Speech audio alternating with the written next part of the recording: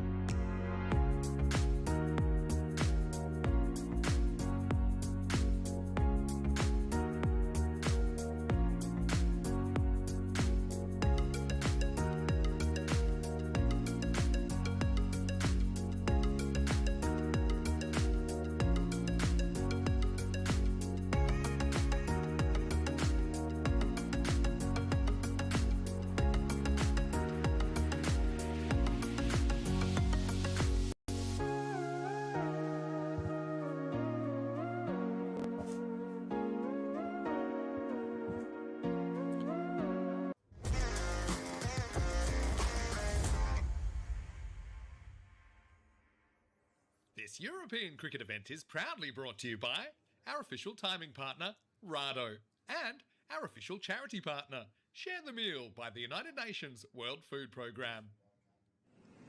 Good morning to you wherever you're watching from around the world. Welcome to another huge day in European cricket. It is finals day here in the Challenger division of this European Cricket Series in Czechia. Vinny Sander here, Mr. Maximo Filci with me. Hey, really great to be with you here this morning. Happy Peacock Friday, happy Finals Friday, and a warm welcome to all of our viewers. It's going to be a really, really exciting game, isn't it? Saffron Strikers taking Moravians in the Eliminator, and the news from the toss is that Strikers won the toss. They will have a bat, no surprises there. Later in the day, not too much later, but in a couple of hours, we'll have the Qualifier 1 between the Spartans and the Barbarians.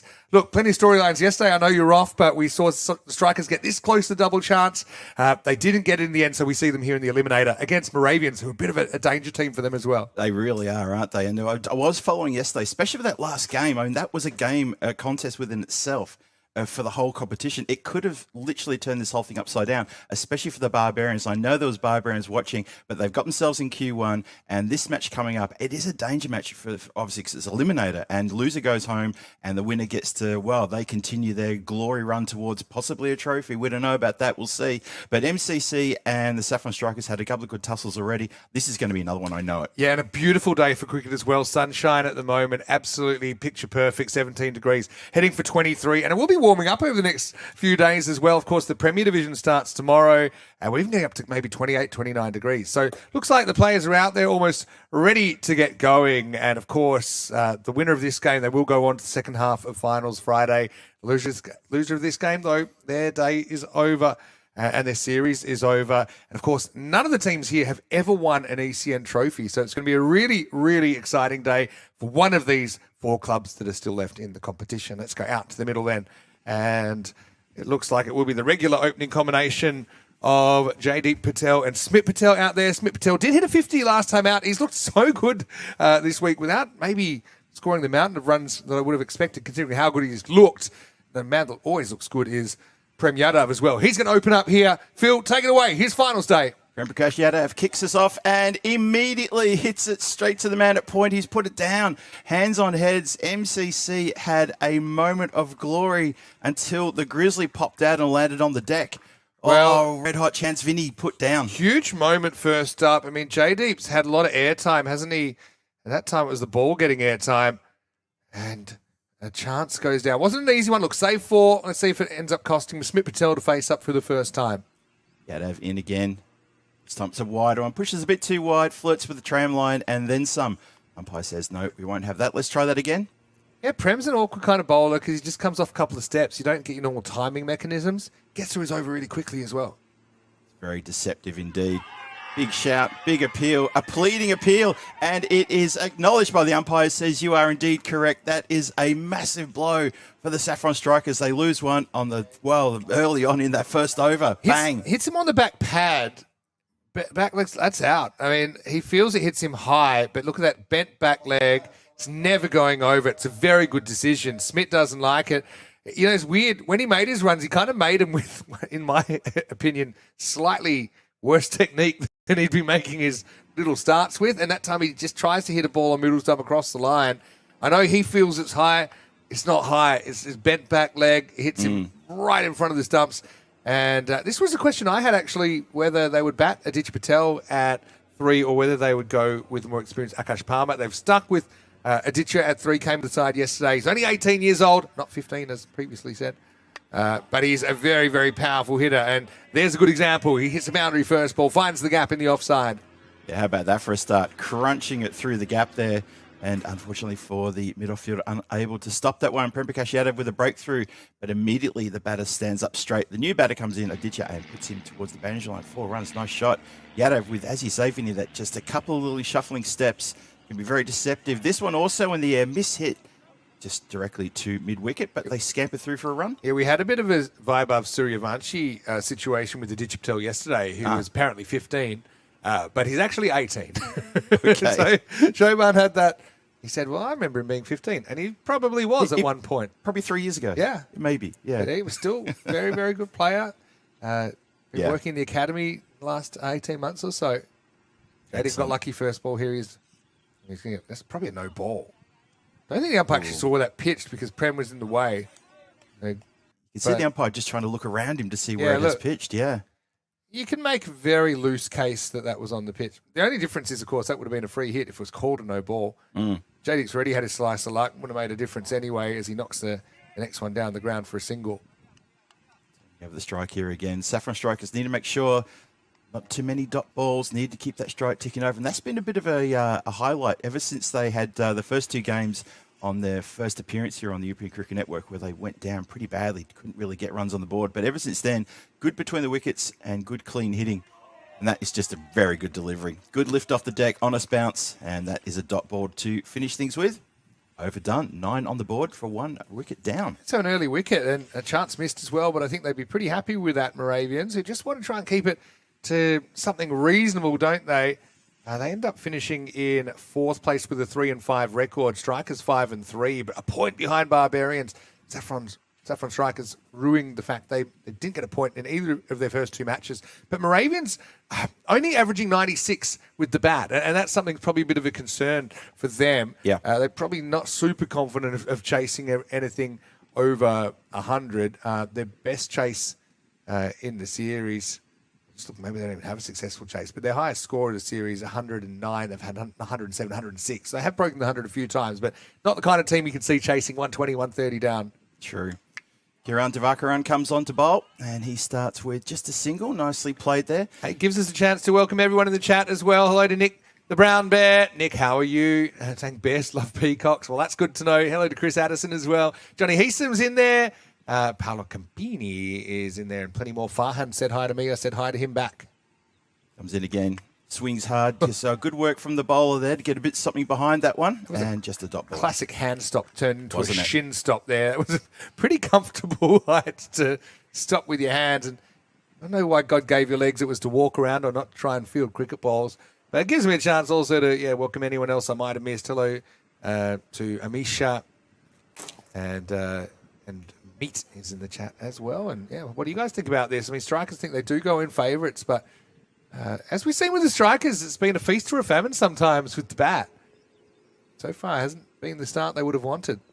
Indeed. Oh, the moon ball comes out, and it's not been collected immediately with success. Just miss-hit. Oh, where are you going? Is that a no ball? It was coming down, but was it coming down quick enough? There's no signal. Let's have a look. No signal. I just think this is high. Look. Where's that come down? Oh. Okay, but he's out of his. To be fair, he's out of his crease there a little bit, and it was a proper moon job, wasn't it? Yeah, so, it was. And we'll give the umpire at square leg benefit of the doubt there. It probably was coming down. We're dipping down on quite an angle. Yeah, you're right. It's probably a good half a step, maybe one step out. Oh, Pavel slower ball. Oh, this has been popped up in the air. It's going to fall short though, as the backward square leg just was right back on the circle and couldn't hustle in to make an effect there. Lucky to get away with that. Gets a leading edge, trying to turn it around off the pads, and another single. So doing the singles here, that's all they can do because MCC they're getting on top here early on. Early on, yeah. And remember, we're over halfway through the power play. Ditcher was a little bit slow to get going in his last innings out. Won't have to worry about anything here. It's an absolute shocker from Divakaran. And a bowl it into the Prague vortex. And that's going to be 5 for free. I might just be trying a bit too much. Completely lost the release point there. And the other thing with that slower ball, your perfect slower ball is maybe 10, max 20% less than your stock delivery. Because once you get too much of a differential, it actually comes, you have given the batter more time to pick it and smack it. True. So, yeah. Anyway, that was a bit of a howler. Yeah, an unearned 5 runs, put it that way, for the strikers. Tries that one again. This time leans into this one and has crunched that one really, really well. Every bit of that, Vinny, and that goes downtown for the first 6 of the innings. Yeah, again, it's that slower ball. That was a better one, to be honest, but batter obviously picked it no problem, and with the long on up in the circle, just gets the distance. The old 51-metre job. It's funny, just when we got to the ground, had a quick chat with Om Sharma, the captain of Moravian Cricket Club, and again, like all the teams are suffering, there are certain players who are not available during the week, and they're really missing Kritin Gurma, who is their run machine. He's the person for MCC who over the last 4 or 5 years in a row has been their top run scorer. He's been an award winner at the Czech Awards as well. And they're missing him, unfortunately, just unavailable. As that one is swatted beautifully over the top of backward square leg for 4 runs. What a delightful shot that was. It's funny, sometimes big minimo can really, in a sense, make the batter feel more confident because you just think, this guy doesn't know where he's putting it. And so the next one was a slow ball, it was okay. Yeah. Next one was a bit of a Gundy ball outside the leg stump, and Ditcham smashes it sideways, so he's off to the races. And that minimo really has changed the feeling of this power play. Now 2 overs in, and strikers going okay, 27 for 1. It's funny how that happens. You're right. Even as a player, I remember what if a bowler bowls a wide, a couple of wides in a row, suddenly it gets in my head that, he's not as good a bowler as maybe I'm as good a batter. And it's just a mental game. It's just right there. It's just purely a mental moment. And you think, I can get on top of this. And you're right. Since that minimo, couple of boundaries. Often as a batter, especially if you're a bit nervous, quite often you will overestimate the bowler's power of course you do. powers. It just makes him seem like a human being again. Yeah. Hello to Akib asking about Aditya Patel's background. Well, I know that he learnt most of his cricket in India, but he's been in Czech Republic for 18 months or so. It's a bit wide down leg side. There's on Sharma, who you just mentioned. Yep. As one of our viewers called him earlier in the week, Ohit Sharma. Nice one. I was having a guess at his first name. It's a nice comparison. I saw Rob Thompson in the chat too. Good morning to you, Rob. Hey, Rob. He's decided to call me the one and only Phil from now on. Good. I like that. Another wide ball. Getting a few wides here. Moravians and as well as Ostrav are probably guilty of being just way too many extras in their bowling attack, especially early on in the day. They just seem to just not have rolled out of bed in the right direction, and maybe that breakfast is not agreeing with them. Yeah, maybe. But when they've got it right, they've had good results. When they haven't, it's been awful. It's been awful, yep. This one down the leg side now. Now, might have got a little tickle on that one because it's going to run away again. Watch the umpire. Oh, leg by, so it comes off the, I think, high up on the leg. It might be a bit high. I can't believe there's not a huge shout here, though. Look at that. It's worth a shout. You can see most of the No stumps. one really had. He gave a little. Yeah. Look, it may have been going over, but he was a long way across. Yeah. I suppose the only thing you think is the height. But as we know, this pitch, there's not a lot of bounce in it. Not this week. cut and just over the outstretched hand of the fielder at point there, and it goes for 4 runs. Well, that's just what happens, isn't it? A little bit of luck runs your way, then you capitalise it. And the Moravian Cricket Club players, just a few of them don't drop the head too early. It's finals day. This is finals Friday. They need to be up and about, need to be chirpy in the field and keep the energy up. Don't let those couple of deliveries that haven't gone your way get you down. Still a long way to go in this match. We've only just kicked it off. Got Naeem Lala in the chat as well. Hey, Naeem, hope you're well. Hello, Naeem. How nice to hear from you. Batter walks away. It gives us a chance to say hello to Naeem, because Naeem played for Prague CC in the ECL, famously. And I know he's also played for Tigers in the ECS. I'm just started bowling, tried to run through the umpire's arm there. It's good to know he wants to keep getting on with the game. Yeah. So hello to Naeem. And we're talking about Poland there. That's typically where Naeem lives. We've got 2 tournaments coming up that we'll be showing from Poland. Our first cricket that we'll be showing. Yes. And it's actually the week after this tournament finishes. So the week coming up, we have the Premier Division. The following week, starting on Thursday, the 4th of June, Rico will be doing the first ever ECN cricket in Poland, 4-day T10. And I'll be there in July for a 3-day T20 tour. Meanwhile, Jaydeep, he's going to smack it. He's going to take that off for length. Fraction short from Sharma. Might have been slightly pace off, but Jaydeep got all of it. And remember, he was dropped very first ball of finals day. And Jaydeep's trying to make him pay. Maximal. So they are internationals, but because Poland, not yet, hopefully one day soon, there'll be international T20 status. I heard Iceland will be there. Naeem, do you know who else is coming to the Polish T20 Euro Cup in July? Let us know, because I'm commentating it. I'm super excited. I've never actually been to Poland, except for the airport, which I don't think counts. That probably doesn't quite count. I don't think it's the best of it. No. I'm looking forward to being there. And Naeem, will you be playing? And also, what's the eligibility? Because they're not ICC T20s. Exactly. Anyone that's living there. That's Is that right. how it works? Or? It's this one down towards, looks like that's Yadav, who just moved into the mid-off position. Decided against the run in the end. I have seen on social media, the Polish women's team have toured, and it seemed completely native Polish. So I'm excited to learn more about cricket in Poland, which is a neighbour of Czechia. Meanwhile, Little Edge is going to get over the top. Good effort in the circle, but it's going to run down into the fields of Yor. And Om Sharma, he'll feel a little bit hard done by here. It's not a bad ball at all. Gets the edge, but just a bit too much juice for the fielder. Great effort there. Athletic stuff, but ends up having to pick it out of the long grass. And one thing I say about Polish cricket, and I'm looking forward to seeing ECN in Poland too, is that for the Central Europe Cup, which is obviously our showcase tournament here in Prague, we had Poland coming to the first 3 of those, 14, 15, 16. They won back-to-back, I think, the inaugural CE Cup, and they were common visitors to Prague to play that. What happened was, though, that we changed it to international T20s, and because they didn't have the status, we couldn't invite them anymore. Exactly, yeah. But now that looks like their status is going to be put back in place. Everyone's quite hopeful. And they say I'm very hopeful. In the 2019 era, they've never actually attained that status. And, it can be a bit tricky for some countries to fit the criteria. Also depends kind of what mood the guy at the ICC feels on that day when he lands on his desk or her desk. Gets past the keeper, that one. Good throw back, though. Has him in a bit of trouble. And he's umpire given. concurs. He says yes, raises the finger and says, you're a bit slow out of the blocks. You're on your way. I got a feeling it's a good decision. Just going on hunch-based commentary. Let's have a look here, because he just pulls up. Actually, look, have a look. Does he get the bat down? And also, that bat might have plugged. You see, it might have plugged short of the line. I think it has. It's plugged, I think it's a good decision. Yep. Jaydeep can't believe it, but you might as well blame the ground, not the umpire, because it didn't get a good extension. He ran really wide as well. Had some luck, ran out of luck. Jaydeep out for 18. 47 for 2. New batter, Akash Palmer. So, we are expecting Poland to get some good news. The last I heard, speaking to the Polish Federation, was they thought there was going to be a meeting in August, or end of July, start of August, where that was going to happen.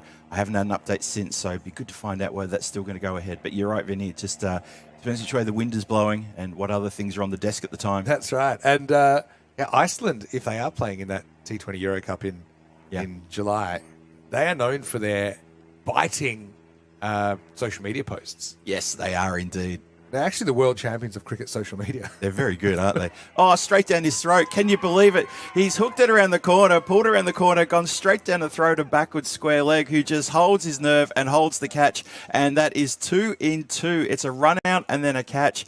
Team hat trick coming up. It is uploading as we speak. Let's see what happens. What a blow that is. Wow. That is a big one. It's golden duck for the in-form Akash Palmer. And, yeah, well, it says it all, doesn't it? It's going to be Harsh Mehta to come and replace him. But, yeah, just it was there for the hitting, wasn't it? But he just, new batter, you're not quite with the pace, but, yeah, slight miss hit, doesn't get away with it. JD, he was lucky first ball. Akash wasn't. Mehta's been through the ringer a bit. Took the last game off with the gloves yesterday, but still played as a bat. Oh, wow. He must have grizzly marks all over his body from the game before when he was keeping. He's coming out, and it's a hat-trick ball. Team hat-trick ball. Gets played away towards the point boundary. Boundary rider has a bit of a spill. It won't get to the boundary, though. Hey, he still can't pick it up. He still hasn't picked it up. Now he's picked it up. Sorry, Vinny. It's all right. Shoban is out of bed. Hello, Shoban, saying good morning, Vinny and Phil. Wishing you a great day behind the mic. Looking forward to join you guys again. And yesterday was super fun. He did have a great time yesterday, Shoban. I know you listened a little bit, and I even joined us at the Down Under. I was there for a couple of rounds before my Spanish squad commitments. Fair enough. For the quiz. Hussein continues. Good delivery. That doesn't really get up too high and just defensively prodded there. Yeah, I heard there was a good night at the Down Under at the quiz. Do you know how the team went? We finished 7th. But out of quite a lot of teams, I guess. There normally are quite a lot of teams. And Danny gives a prize for 7th, doesn't he? Just a little bit of candy or something?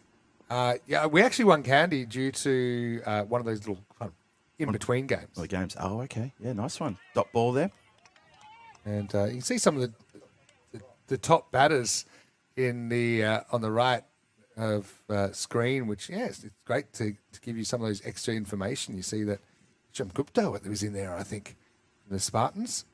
Nuggets of trivia there for you. Speaking of quizzes, bit of the cricket trivia there. Surely Sonic Kumar might have been on there as well, but went and came and went pretty quickly. But it's good to have those extra bits of information coming up and enhancing the broadcast. Right now, the 50's up, and strikers 51 for 3 after 4. Thing is, their run rate's actually fine. It's just those 3 big wickets. We talked about, if you like, the big 4, the top 4, which they expect to do the heavy lifting. Well, 3 of them are out. You've got Aditya Patel, who's still a teenager, who now kind of takes that lead batter role.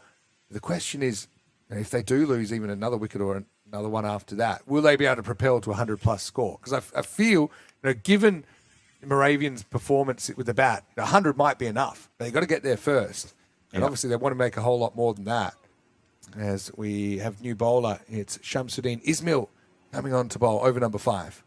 Ismail steaming in and starts us off with a dot. Nicely done there. I think it's a good call. He actually stayed leg side and he actually backed away slightly.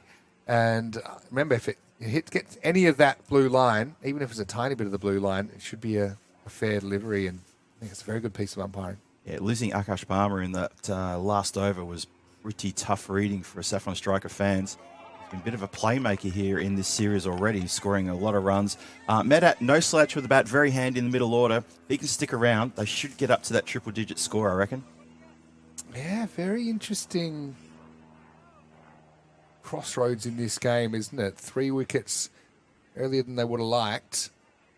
Now if the supercomputer's woken up or not, because I'm curious what the supercomputer thinks about this. Haven't seen the bar, though, yet. Bowler in again. Swings hard out towards cow corner. A couple of players are going to rush in, going to raffle it. It's going to end up being the long on who picks up and a good throw back to the keeper. Nicely done, just a single. Yeah, and events in progress. Of course, we've got this event right here, but also, we are working very hard to bring you the Portugal Domestic League, hopefully next month. So the wheels are in motion there. Of course, that competition is already underway. Bowler in again. Ismail, this is. Bangs it in. He tries to bang it in short, and you can see there he bends the back, and it just gets above waist high. This pitch is playing a little bit more sluggish than it has over the last couple of years. Playing with a bit of fire, though, when you're bowling short outside the off stump, because if there's any bat on it, it's probably going to fly away for 4. Easily. But you're just hoping for a miss. Some of the top bowlers there. Here's Ahmed, took a hat-trick. He's top of the list there. Again. Well, this has gone straight up in the air. It's going to bring down some rain as well. Amir Hussain wants it, and he juggles it. He had the boundary rope right underneath his feet, which is why he's done the leap, and he has spilled it. But that was a tough chance. Boundary rope, ball coming down. Boundary rope, ball coming down. He had his eye on both, and in the end, he spills it across the line. So it's a life again for the Saffron Strikers. See the replay there, how awkward it was for the fielder to get around and try to manufacture something out of that. Let's go down. Again, good Yorker length. A good comeback from the bowler. Tries to shy the stumps. Tell you what, if he'd had a hit, could have been something on there. Good work from Akshay behind the stumps to stop any overthrows, because there's nobody behind him to back that up. So that'll take us to the end of the over, and it will be 58 for 3 after 5. Hey, let's welcome you into the commentary box. Great to have your company wherever you're watching from around the world. Vinny Sander here, Mr. Maximo. Got Phil G with me. And look, right now, Strikers kind of shades of the first day where things weren't going to plan. They've had their downs, they've had their ups. Ravens have kind of been maybe consistently underwhelming, with the exception of one pretty dramatic win. But right now, it's anybody's game here after 5 overs. You mentioned before about number crunching Boffins. If they were going to be crunching numbers, I reckon we'd be looking at a Goldilocks zone situation right now. I feel this is really nicely balanced on a knife edge.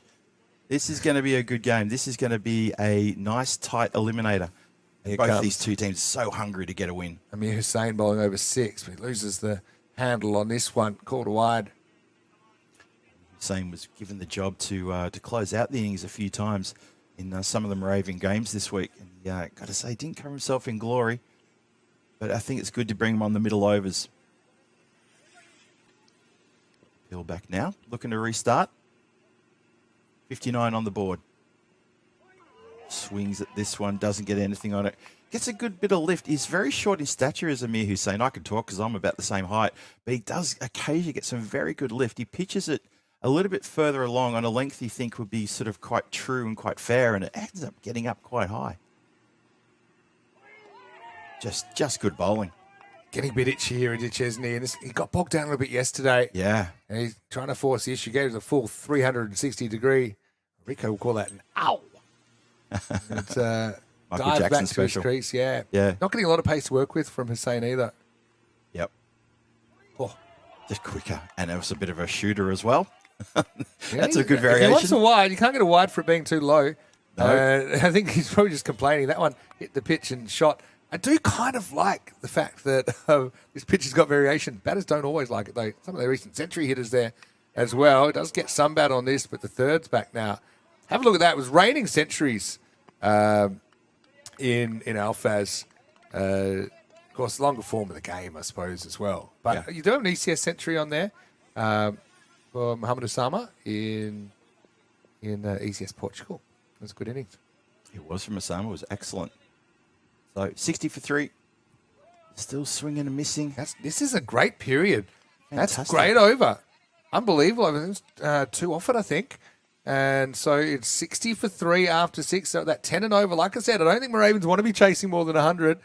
And Patel just bogged down.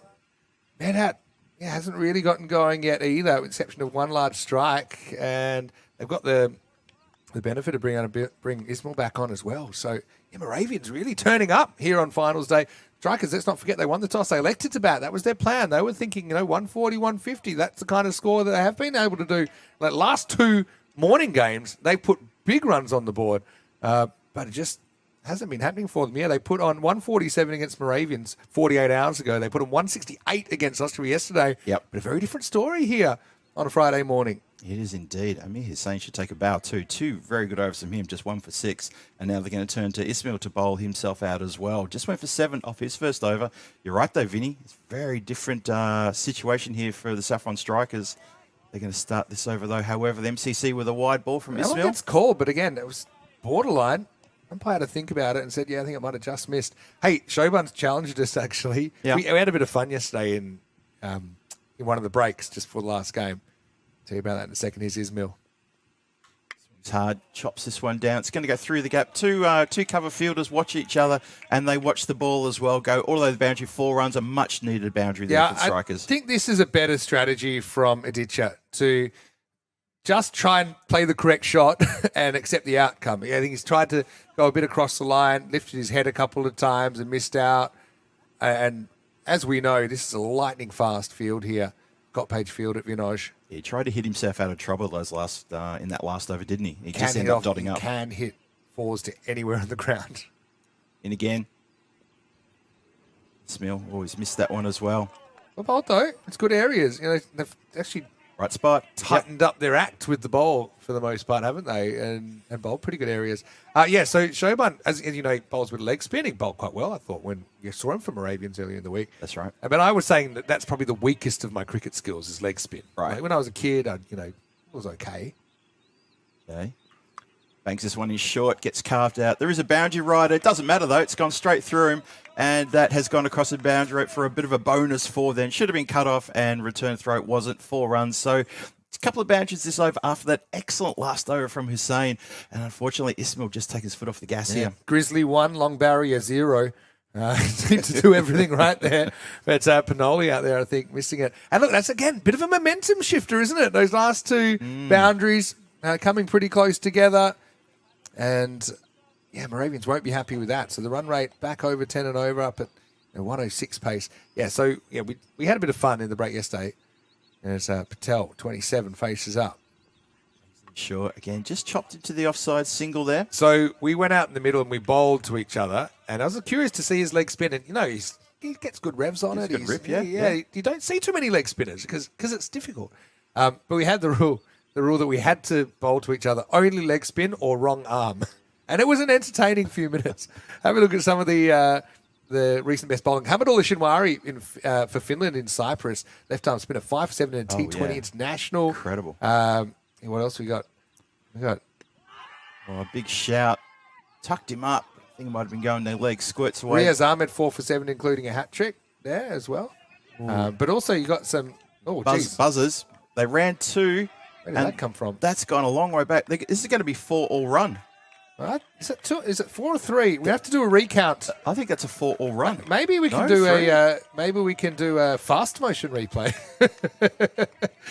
Well, Paolo's just lost it. I don't think so. That's it. If he can slow it down, he must be able to speed it up. Here we go. Or is that normal speed? Faster. 1. There's 2. There's the second. Here comes the throw. I think was it a 4? I think it was. It was 4-leg bias. It was. All run. Yep. Yikes. Have that in the bingo card. Exactly right. Right. Anyway. End of the over. 3 4s, including 1 that was legged out. End of the 7th over, it's 74 for 3 after the ball hit the leg. So that was quite fun. We got a few to go, but also, Shoban has challenged us to do the same thing today. Okay. Leg spin, wrong arm bowling only. Now, that is something that if we could put on the stream. I haven't bowled from left arm since I was probably 17 years old, trying to figure out whether I was a left arm or a right arm. I started channeling my inner Mitchell Johnson and was running in, but it was, square leg umpire would have been in trouble. Were your arms a bunch of windmills? And I just thought all the players must have been watching, going, "Oh, I thought he was better than this."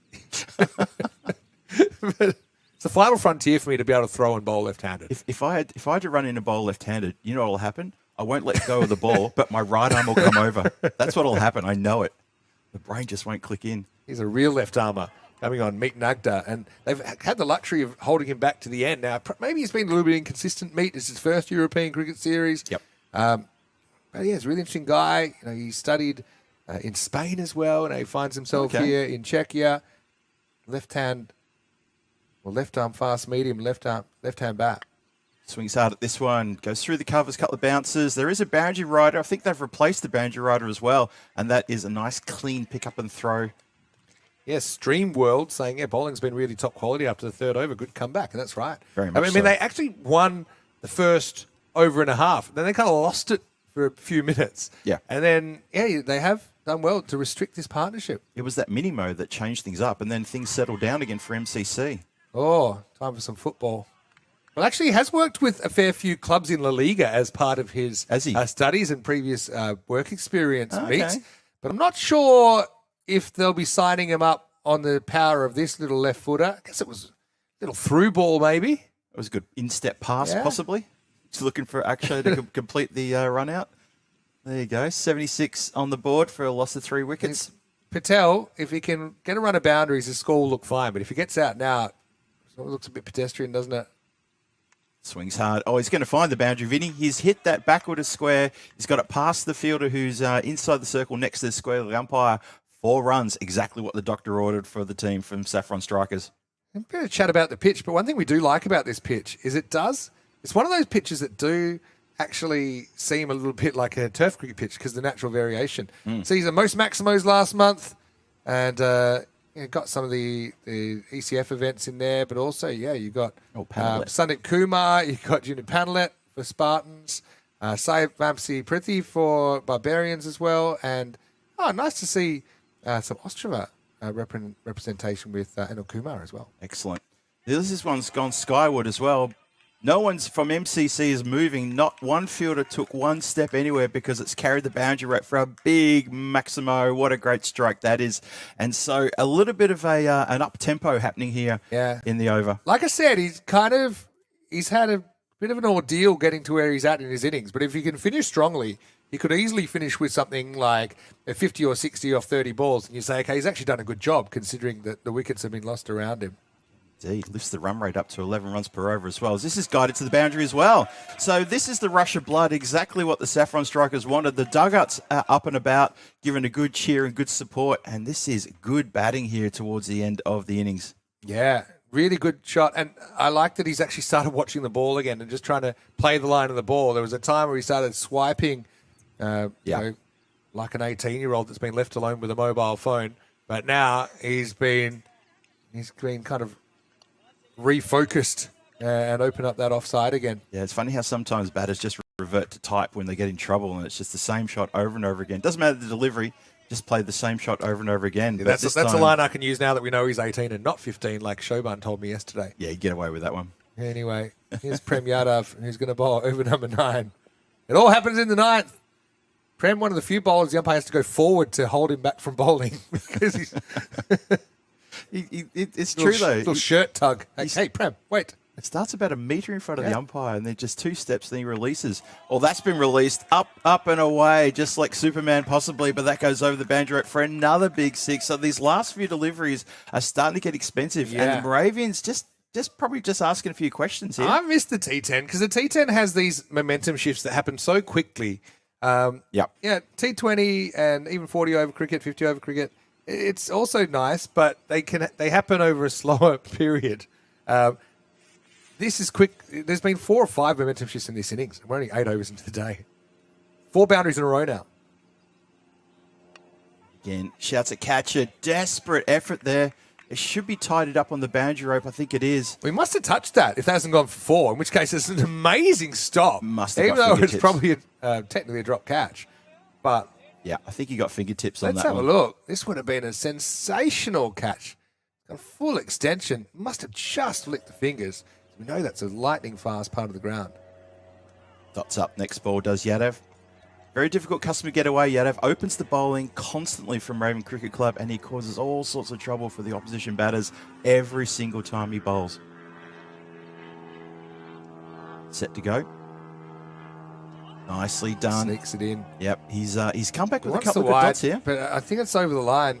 That's one thing I would say about Patel is he doesn't really get too much of a back and across with his back foot. He's trying to sneak across now, so he's gone to off-stump guard. It's quite smart. But bottom edge there. Here's the thing. If he really wants to go leg side, he needs to commit and maybe even take a big step outside off stump and get his head closer to the ball. Because at the moment, he's kind of just using kind of full arm extension. It's a tough shot to play. Once in a while, we get it. Otherwise, if you're going to stay there, go over the offside. Right now, he's going to be out, caught behind. There you go. So Prem Yadav, credit to him. And some of his Moravian bowling teammates as well. They've kept it in good channels. See what I mean? See, he's probably not even quite sure where he's trying to hit that because he swivels as if he wants to go long on. But in the end, I think you've got to give credit to the bowlers. They've been pretty disciplined here. And Yadav finishes with pretty good figures of 2 for 16. Patel, well, I think he shouldered the load pretty well. He'll go for 43, his top scorer of the series. And with 1 over remaining, the strikers are 97 for 4. Yeah, just on that replay, you can see very clearly where he's standing, exactly to your point, Vinny, which is he's standing leg stump or just outside leg, and he's swinging for something that's a good, 8-10 inches outside the off. So he's got to use the levers. There's a slight lack of control when he's doing that as well. I think there's, I'm not going to be all too purist to say, look, if you really want to go for that mid-wicket long on, but then you got to commit to the plan. You get it right across, get your pads outside the line, maybe risk getting bowled around your legs if it's actually on the stumps, and then you'll be in a better position to hit that shot. But it's like his body's sending mixed signals. You know, he's not really set up for it. But he also played some beautiful shots through the offside. So, hey, well done to Aditya. Here's Medat facing 10th overtime. Path Baladia has joined him, and Panoli has been asked to bowl the 10th over. But the Moravians, if they can keep this to, let's say, 110. It'll be their top score of the series if they could do it. But they're certainly in the game, aren't they? Very much in the game at 97 for 4. Just one delivery into the 10th. There's the second one. It's on the full, though, and that is not a good delivery. It's been put away towards the boundary. 1 bounce, 4 runs, 100 up for the Saffron Strikers in the 10th. 4 legal deliveries to come in this innings. Yeah, thigh high, and that one wafted away with the wind behind square leg. Medat moves to 20. He's been pretty important as well. Panoli, he's got a big role to play here because big shoes to fill, really, because his bowling unit has done a good job. His first one was spot on. Second one wasn't. Maybe an attempted Yorker gone wrong. See what he comes back with now. It's a better one from Panoli. Much better. Exactly what they wanted. What did Meatloaf say again? 2 out of 3 ain't bad. He also said, I love you, I need you. Well, no, he said no. I don't want it like that. I want you, I need you, but there ain't no way I'm ever going to love you. No, I won't do that.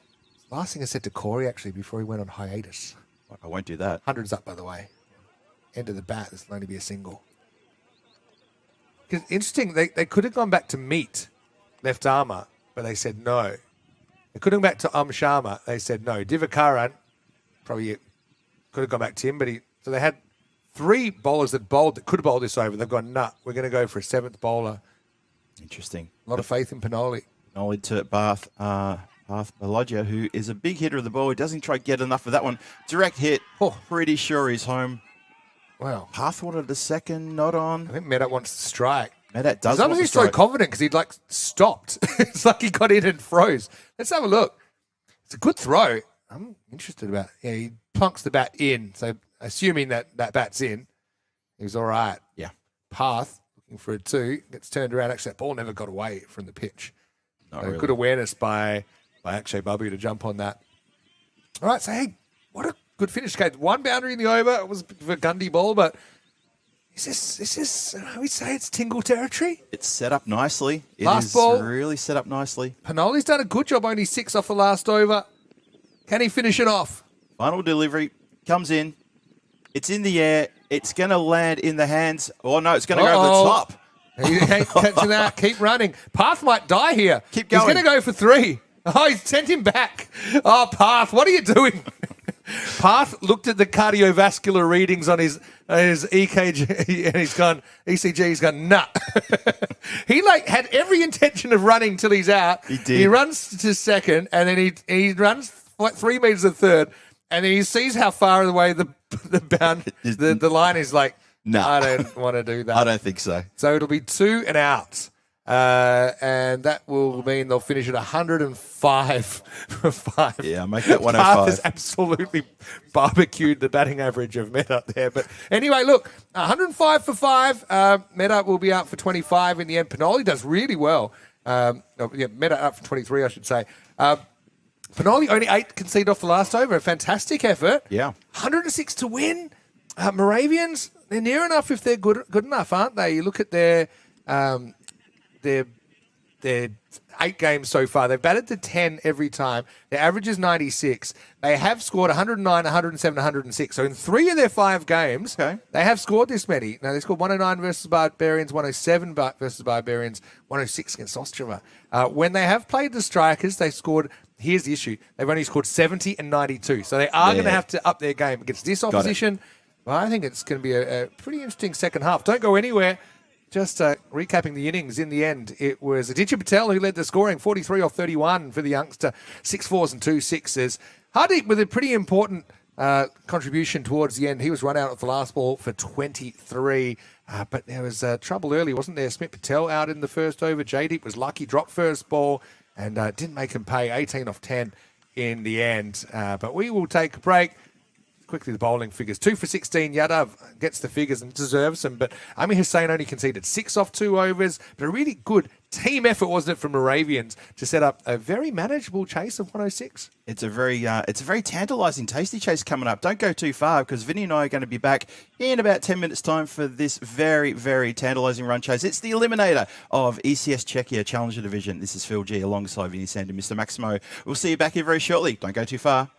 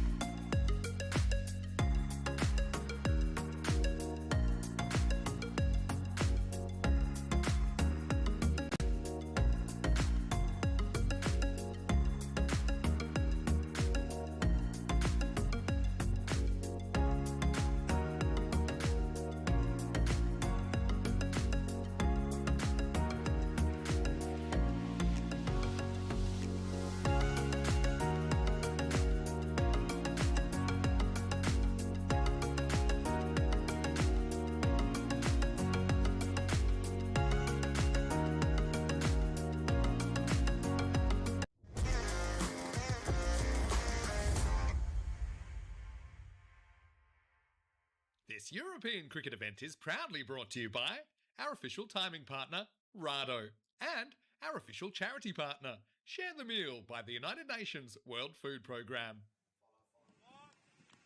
Welcome back, everybody, to the resumption of this Eliminator. Here we are in Czechia ECS 2026 edition. It's the Challenger Division, and the score is on the board. 105 for 5 is what was scored by the Saffron Strikers.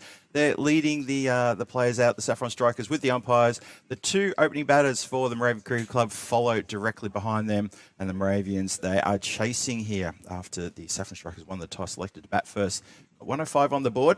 Interesting to note, just had a little bit of a look at what happened last year. We may see this happen again. You never know. MCC, they were chasing last year against the Prague Dominators. In this game, the Eliminator last year, they chased a modest score of only 95. They got 95, needed only 94.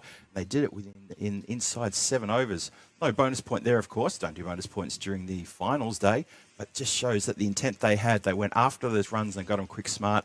Interesting to see how they approached this one. As Vinny was talking about during just towards the end of that previous innings, the kind of scores that the Moravian Cricket Club have been notching up have been pretty good. Around about that 100 mark. The best scores sort of just around 110, 105, between 105 and 110. 3 occasions they scored that. Against the Saffron Strikers, though, they've struggled to get to triple digits. So this is going to be a real challenge for Moravians to just do something different here, try to score a few more runs. But that's why we like to keep track of the stats, because that's there to be broken. Saffron Strikers are out the centre. Umpire's got his hand held aloft. There's a new pill in the hand. Looks like Surveyor who's got the ball. We're almost set to go. Vinny joins me back in the comms. Vinny, this is an exciting, tasty little run chase. Yeah, middle of the road kind of target, isn't it? Let's go with Surveyor. Surveyor starts us off with just a gentle push. No run, immediately says no run. It goes straight to the cover field, and not even looking for a quick cheeky single there. We start with a dot. Strikers have prided themselves. You know, they're a new team. They've come together. They've all chosen this path, and they really have this infectious energy within their team, and they're going to need to call on it right now because their tournament's in the balance. Moravians, they'd love to just do this easily, wouldn't they, and have a big power play. But indeed. Saw something he liked there. The batter goes for a big, massive swing, trying to manufacture there, Akshay. Right off the end of the bat. It was. He's looking at the toe of the bat. He's saying, what on earth are you doing down there? I didn't want you to hit the ball. He just mistimed that one completely. Threw it too quickly, wasn't he? And actually, last night, Surveyor in the wind had a bit of a shocker trying to control the ball. And he was swinging all over the place, but just couldn't get it where he wanted it. Let's see if he can get it right here. He is a new ball bowler. That's his role in the team. He's got to get it right. Steaming in again from the southern end here in Vinoj. This one is clipped away nicely. It's going to go past the fielder who's in close. Oh, great diving work, though, from the third. The throw is excellent. The throw to the bowler's end is on as well. It's all happening. Well, Jaswal was shocking there, to be honest, with the running, because just have a look. Babu immediately thinks 2, but he gets the big don't argue from Jaswal at the striker's end. And I think he was already almost there. He went about 3/4 and had to go back. I can understand they don't want to run out early, but yeah, poor running. Jaswal's on strike now. Got to find the runs, don't they? That's been pushing the covers. Now he wants to run. Oh no, that could be curtains. Oh, umpire says I'm okay. He's okay. You got a guy who just completely blanked you on a run, and then, to be honest, Babu wasn't really backing up at all. It's good pick up and throw. And I think he does just get in, gets that bat over the line. But, yeah, exciting early. And Aditya Patel has kept the gloves, I noticed, in this game as well. So Medat, who was a bit banged up in that position, gave up the gloves last game, and he'll be playing as a fielder here. But, yeah, so far, good movement from Surveyor. He's really getting that ball to swing left to right. Not a lot of breeze yet, just a slight breeze. But it is going that way. He's got a brand new Grizzly in his hand. Great start here to the match, exactly as we thought it would be. Exciting right from the very start. And this is going to get through to the boundary rider at the deep mid-wicket position. Just gives a gentle underarm back to his bowler. That allows that single. No problem. Singles won't hurt. Everyone loves an eliminator as well. Two teams show one has to go. And Jaswal and Babu have a big responsibility at the top. One of them, and ideally both of them, be wanting to score a 50 and get this done. They will indeed. Get after it quickly. It's a full delivery. It's wide, though. That's the one I think he tries to bowl either an outie or one that holds its line. Yeah. But I think, if you've got a stock ball going and it is actually moving, I don't think you necessarily have to try the variation here. He tried to go full Jimmy Anderson yesterday and go in, out. The out one went to about third slip. So I think it doesn't have the luxury of chopping and changing too much, Savaya. Slows Better. this one down much better, wasn't If you it? bowl 6 of those, it's fine. You know, you're not getting hurt with that. But anyway, pretty good first over from Pritesh. He only goes for 4, and it's 4 without loss after 1. Yeah, cracking good start, that one from Pritesh Savaya there. And as Vinny said, as you can see as you're watching on the stream here, that little bit of movement he gets through the air, and it can be suddenly quite aggressive too. He slowed down that last one. I thought that was a much better delivery as well. Just had to get a bit of sensibility back into the bowling here. The Saffron Strikers, they don't have a huge score to defend. It's a 106 for the win. So they need to be careful here. They can't afford to have too many big overs. For the Moravians, they have chased successfully in the eliminator. They played their first and only ECS finals, and that was last year, where they had won 1 and lost 1. Also interesting that they go for Smith Patel back in the second over. They tried Dipan Kumar when he came into the side, didn't quite get it right. They go with Smitty. Smitty does very well. First ball right on the money, and can only be blocked away there by Babu, being very watchful. He wants to stick around as long as he can and guide the team home for sure. And Jaswell swinger. slouch as well. Just looking at the batting to come. Om Sharma listed at 3. Said Hussain at 4, actually. So Smith in again. Oh, it's a short ball. Gets a top edge, flows over the top of the keeper. Doesn't go very far at all. And they're just going to get the one. Bit of luck running away there. no boundaries yet. And we're 8 balls into this power play. I would say that the batting, it probably shows up with their scores in the series, but they don't really have necessarily the depth of some of the other sides in the competition. So there's a bit more of a responsibility on this opening combination. You can see they're a little bit shy to get out, which I can totally understand, but also you don't want to see that 10 and over balloon out to 12 or more and over required. So true. Smith in again. Lofted down the ground. That is going to be over the rope for the 6. There it is. There's the Maximo, the first Maximo of the innings, and the first boundary of the innings as well, and needed and wanted and delivered. Really good shot. Technically a really good shot, because Was. he's played it with a straight bat. It was darting into him significantly. Another kind of in-swing over here from Smith Patel. I think it's a classic case of the batters are just kind of playing what's bowled to them. They're not going looking for trouble. They're not being too proactive.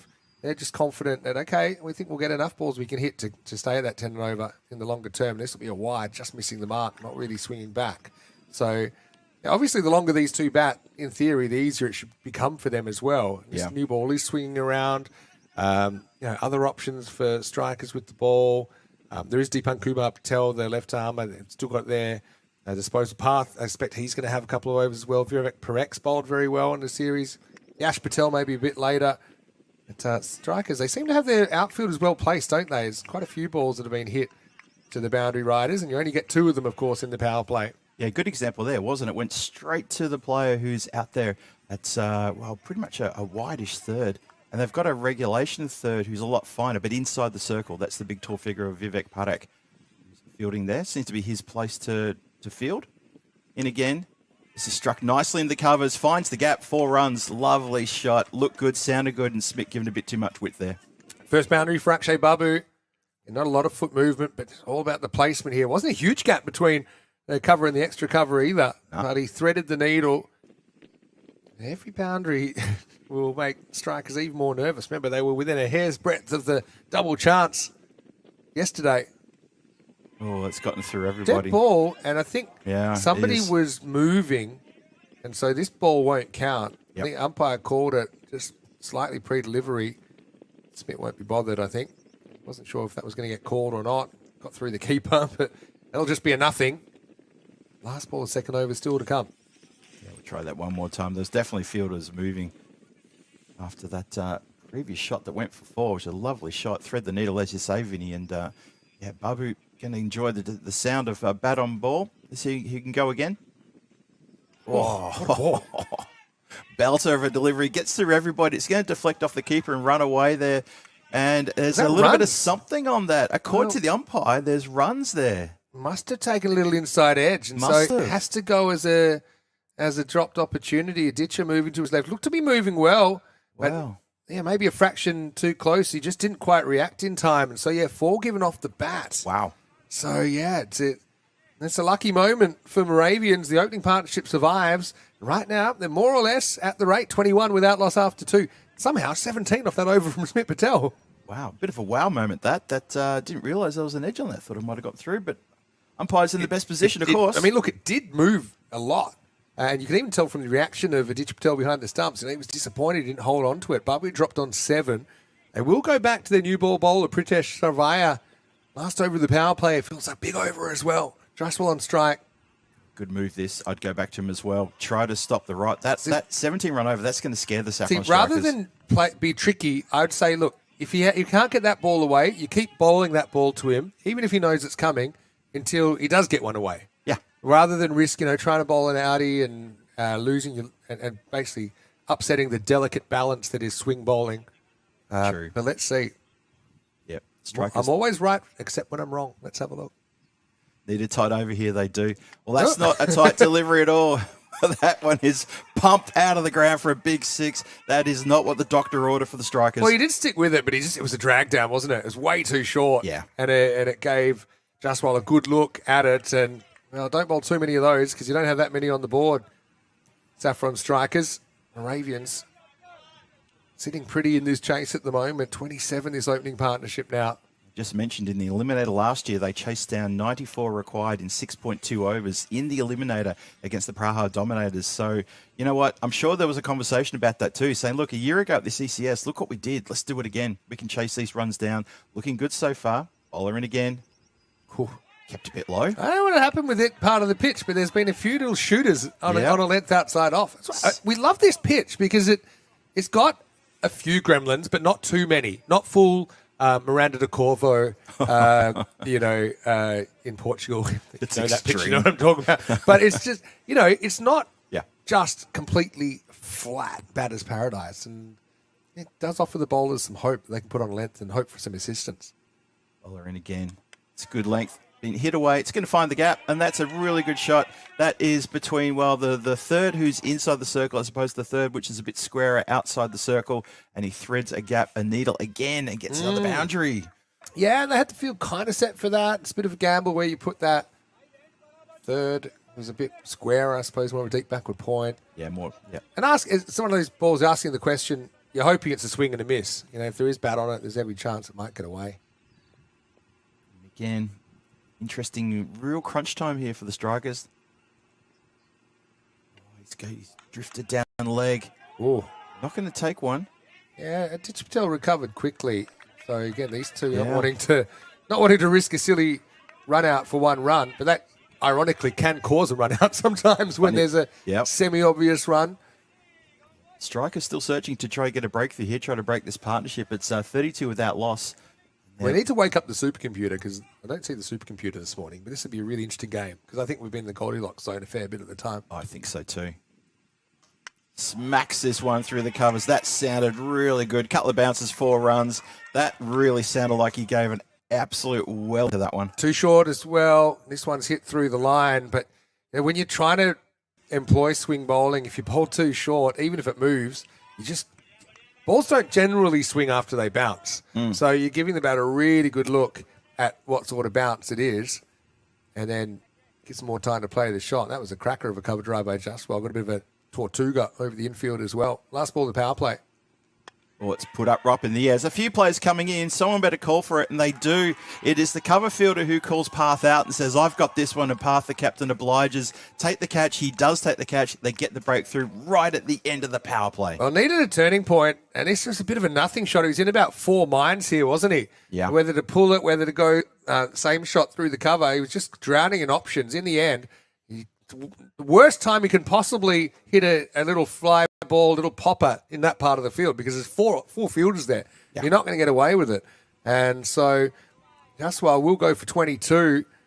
And, big moment in this game because it does break the opening partnership. Moravians 36 for 1. New batter coming out there is Srivadiraja Ramamurthy. So he gets the number 3 spot. Interesting as well. And he has been brought in for this game. We haven't seen him since earlier in the week. Yeah, he was here, I think, maybe the first couple of matches, or maybe second and third day, matches. I think, that they played. Yeah. But he won't be facing. It'll be actually Babu facing. So they are going at 12 and over. Required rate, basically 10. Right? They need 70 off 7 overs. Parth Baladia is going to come on. He bowled really well yesterday. But we kind of said this.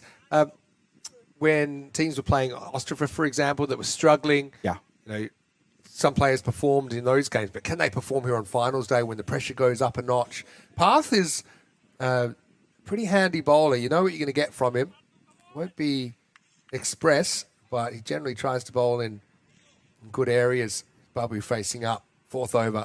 Path coming in. No, bit of a false start there. Path, I usually seen coming in a bowl about the 6th over, which is interesting. He's gone quite early, yeah. Is this coming on an over or too early here? So pretty hard to lose your run when it's only 4 steps, but he managed that first time.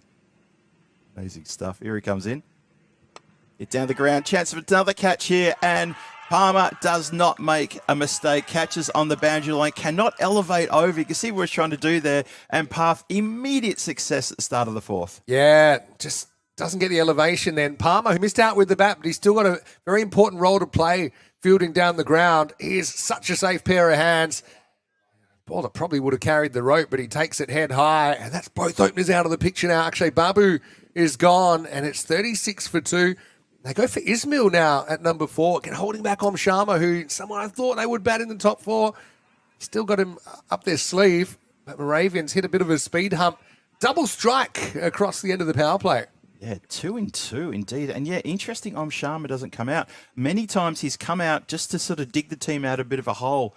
And, you know, maybe he's hoping someone else will do that because they know that if they win this, they do have to go the long way around and get another win under the belts before they can try and get a finals berth, which is still a long way away. So maybe is holding himself for the middle order. Just keep it together in case Ramamurthy and Ismail can't fire up.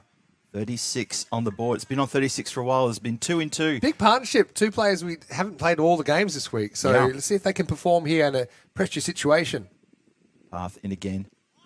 Swings at this one. Doesn't get anything on it. Good delivery. So Path, so far, a wicket and a dot. Captain leading very well here. He must be very proud of his team to play their first ECS, and they've already got finals action.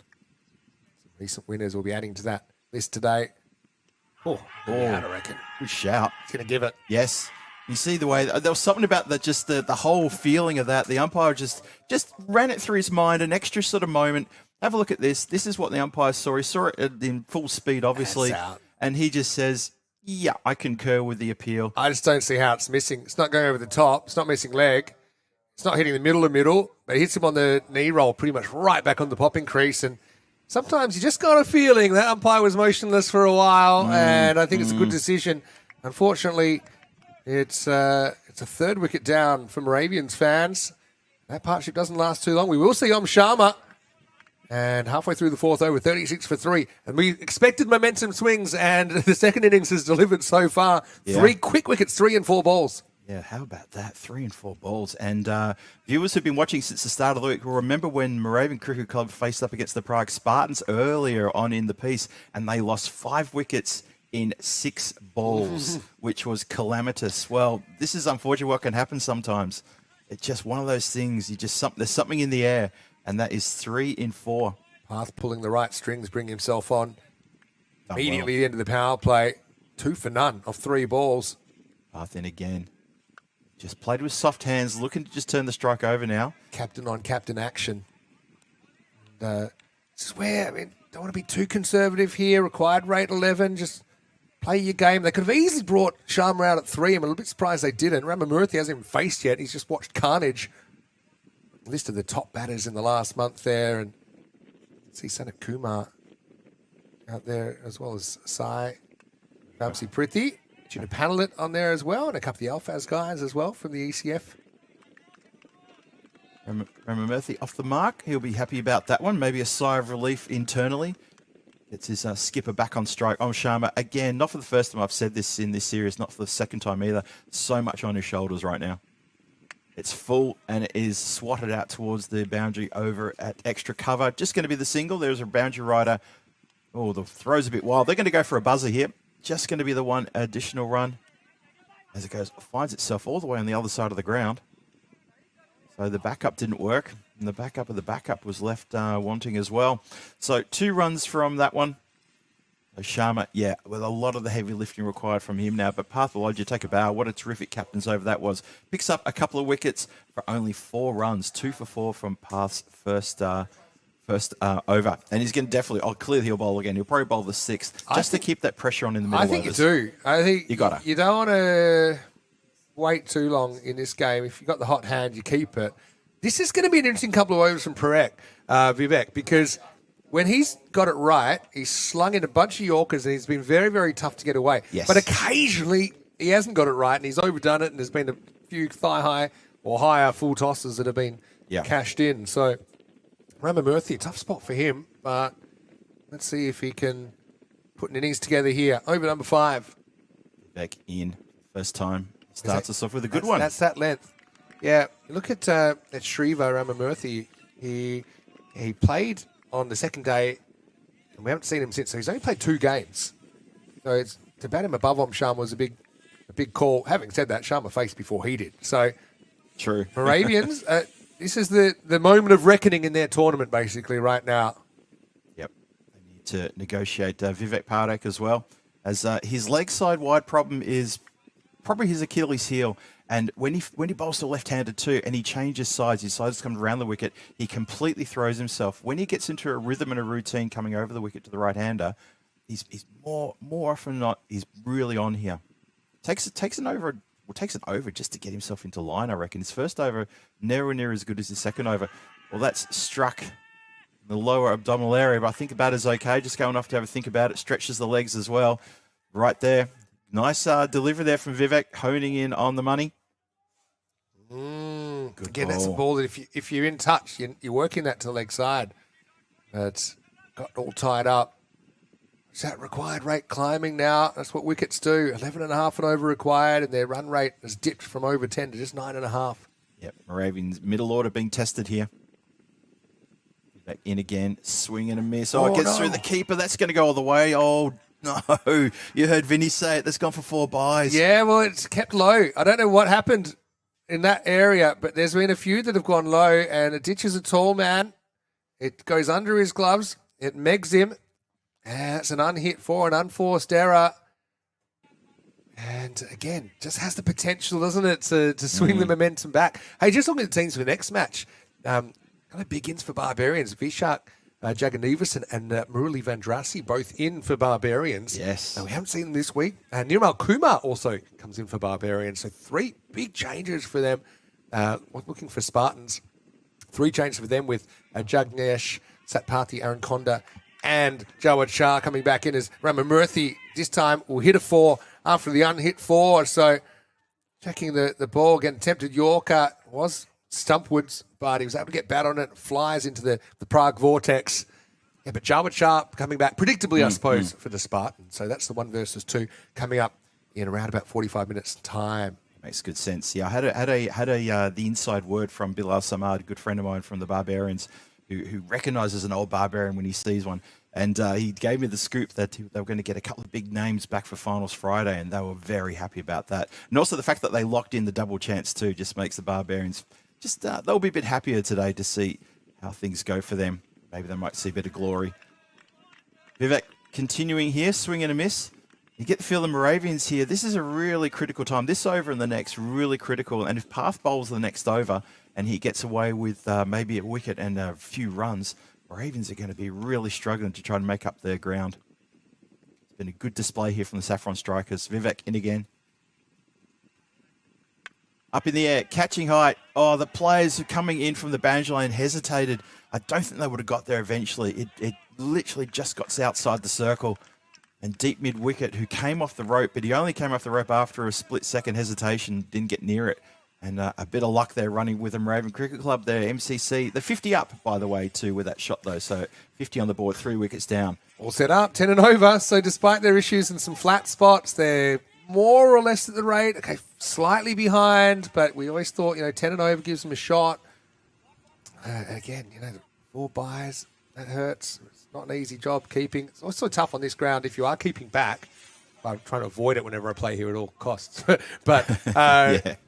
because you want to get it before the second bounce, but that does mean that sometimes you're closer than you want to be for when there's deflections. Yes. We've already saw an inside edge, which didn't look like a big one, but obviously probably bigger in real life, get past the ditcher, and then as he's taken a step back, a couple have gotten under him. So anyway, his path back for his second over. Nice start there for Path. well inside the tram line. Big swing, nowhere near that one. No foot movement, planted on the crease, and expects the bat to do all the hard work. Ramamurthy 6 off 8. Got to do something, doesn't he? Sure. He's up a few rocks already. I'm sure who MCC have got in the shed that they could possibly bring in next. It's going to be tough.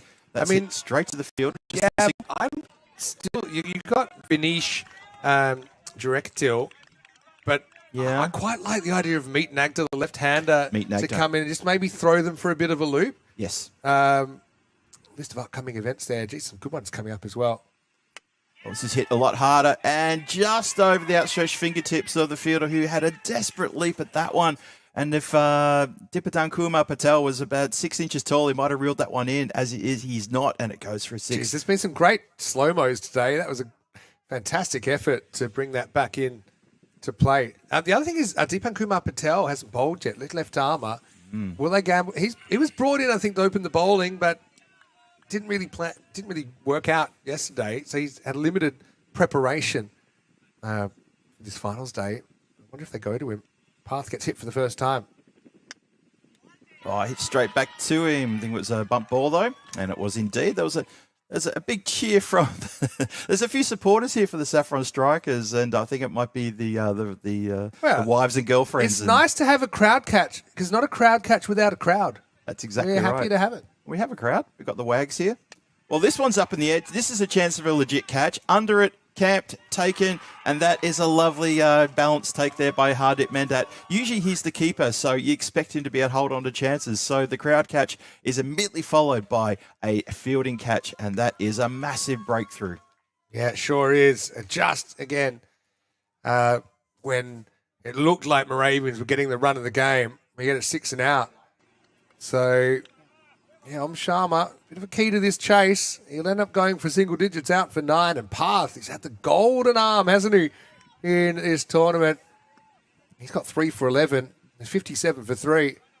You know what, Vinny? They're listening to us because it is Meet Nagda who goes out there. And I Yeah. think that's a good move. Meat probably hasn't hit that many in the middle of the bat, but just the fact that he's left-handed, I think, probably gives him some sort of an advantage in that. They have to keep changing the field. The bowlers have to keep changing their line. Yep. It's amazing how quickly the game can change, because that required rate that was kind of sitting around 10 and a half. Now we're looking at maybe 2 a ball. And you've got a brand new batter and a batter who's struggling, not quite going run a ball, and Ramamurthy, who has to step up. Path looks like he's going to go round the wicket, go between the umpire and the stumps. Meat taking his time. Going to be careful not to risk a penalty. Needs to be careful there. It's already happened once in the It in the has. series. Path in again. Pushed out nicely. Going to be just the one. They're coming off the boundary line of the fielders just to keep it to 1. Well done.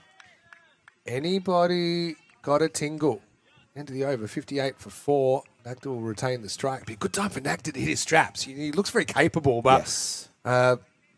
yeah, maybe sometimes he's got a little bit too mid-wicket conscious and he's trying to drag everything bottom-handed, but I think he's a guy that can play through the offside. He's got a reasonable technique. 3 for 12 for Path.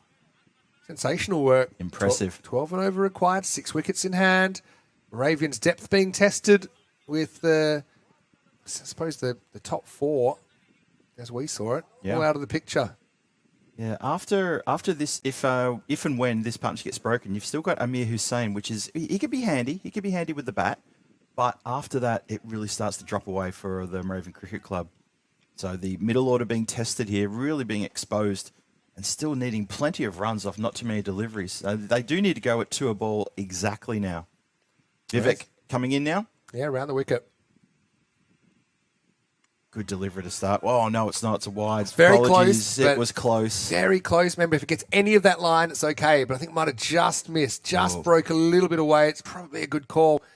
But, I mean, if he called it fine, it probably equally would have been a justifiable call. Not a bad spot, though, if he's going to bowl this angle. Back in again. Better. And it's good to see they've actually got cover in nice and close here. This is a good fielding move here from Path to bring a fielder in, putting himself in there into the covers, but not too deep in the covers either. Hey, Scotty from ECN Supporters Club Australia in the chat. Hey, Scotty, hopefully you're well Scotty. down there, down under. Thanks for joining us, Scotty. Back in again. This time, he's edged this one. It's gone completely 180 degrees in the wrong way that he wanted it to go, but it's still going to score exactly what he wanted, which is a boundary. So take the runs in the eliminator any way you can get it. I can understand he's trying to be semi-sensible, but also you can't score boundaries generally unless you swing the bat. So you just got to accept the outcome. True. Nagda laid on that. And Scotty's got a nickname, Nagda Zubanski, for Meet Nagda. That's a very specific reference to Polish-Australian comedian, Magda Zubanski, who is actually hilarious. She is fantastic. Bowler it again, Vivek. And this time, he has pulled this around the corner. There is protection on the leg side boundary. Well, he goes down on his moneymaker, but he's okay. And successfully fields that one. Magda Zubanski, she grew up actually in my neck of the woods in Melbourne. Yeah, she's very Victorian specific actually as Yeah, well. yeah. But love her work, Kath and Kim. Yeah. Going right back to fast forward days. Fast forward, yes, that's Hello right. to all the Aussie viewers that are out there. You know what we're talking about. And- But look her up. And she cut her teeth with the D-Generation pre-late show. Yeah, She true, was true. early D-Gen with Mark Downey. Also very funny. Yeah. Vivek coming in again. Here we go. Bowls to the right-hander. Bang! That is out of the park. Capital Gorne.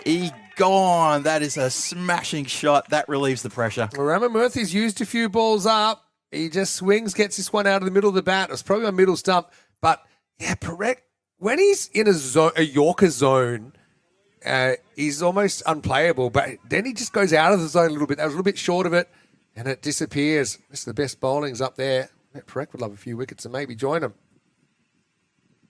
Swings hard at this one. It's a chase on. Fielder's not going to get that. It goes for 4. Yeah, dragged it into the gap. You know, funny thing is if you hit that off the middle, it's probably just one, but it comes off the kind of inside part of the bat and it takes it away from the fielder, Deepan Kumar Patel. And the result's 4 runs. So the game swings again. They're ahead of the rate at the moment. They're at 10.8. They need 10.1.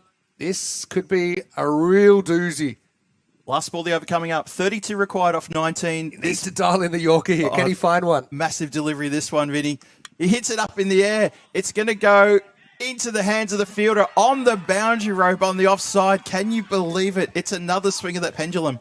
Well, at least he asked a different question. I still don't think this is really where he wanted it. He kind of bowls length. I thought off the bat this was going, and it probably was, if it wasn't for the fielder who was perfectly positioned and takes it with very, very good technique. Smit Patel down there, I think, has taken the catch. And so it's the end of Ramamurthy for 17. It does, I suppose, come goodish towards the end of his innings, but time for him to step aside. Looks cool in the sunny, so. End of 7 overs, 74 for 5. Wow, amazing stuff. That Smit Patel does hold on to the catch. Probably one of the best fielders out there at the moment, along with probably along there with Akash Palmer. Two of the probably the better fielders currently in the country right now. Dylan Stain, you put him in that mob as well. But in terms of this competition, the Challenger Division, that's one thing Saffron Strikers have got. They got two of the best fielders going in this Challenger Division, and Smit holds on to a very good catch there. He's been pretty handy in the field. Akash Palmer's held on to a catch in this innings as well. And as we said before, what is it? 32 required off 3 overs now. 32 off 3. Do you think that the cricket gods are looking after us and we're waiting for us to finally call a game together to give us a golden ball? I hope so. I hope so. Anyway, Nagda faces up, 8th over. Slams this one towards the cover boundary. Good work on the fielding on the boundary there. Gets around and keeps it to just 1. Funny thing is this week, we haven't had that many close games as far as results have gone. So it's not that players are primed for this. That all week there's probably been a bit of a semi-relaxed feel about it. You know, the situations in the game. Now it's basically 3 overs, do or die in a 50-50 game. Both these teams. Yep, this is on a knife edge now. Really proper knife edge. 31 from 17 is what we're looking at. All right, Hussain. He's had a truckload of work this week as well. Played pretty much every game. Faces up. Ash Patel gets a fingertipper on it, and probably a vital fingertip as well. I think he saves 3 runs there. I reckon he has, you know. Might have lost 3 fingers, but it's a very good reaction from Yash. I don't think there's any way this is actually ever getting caught because he went as quick as he could. It was barely the end of the fingers that were on it. So I suppose that goes down as a good stop.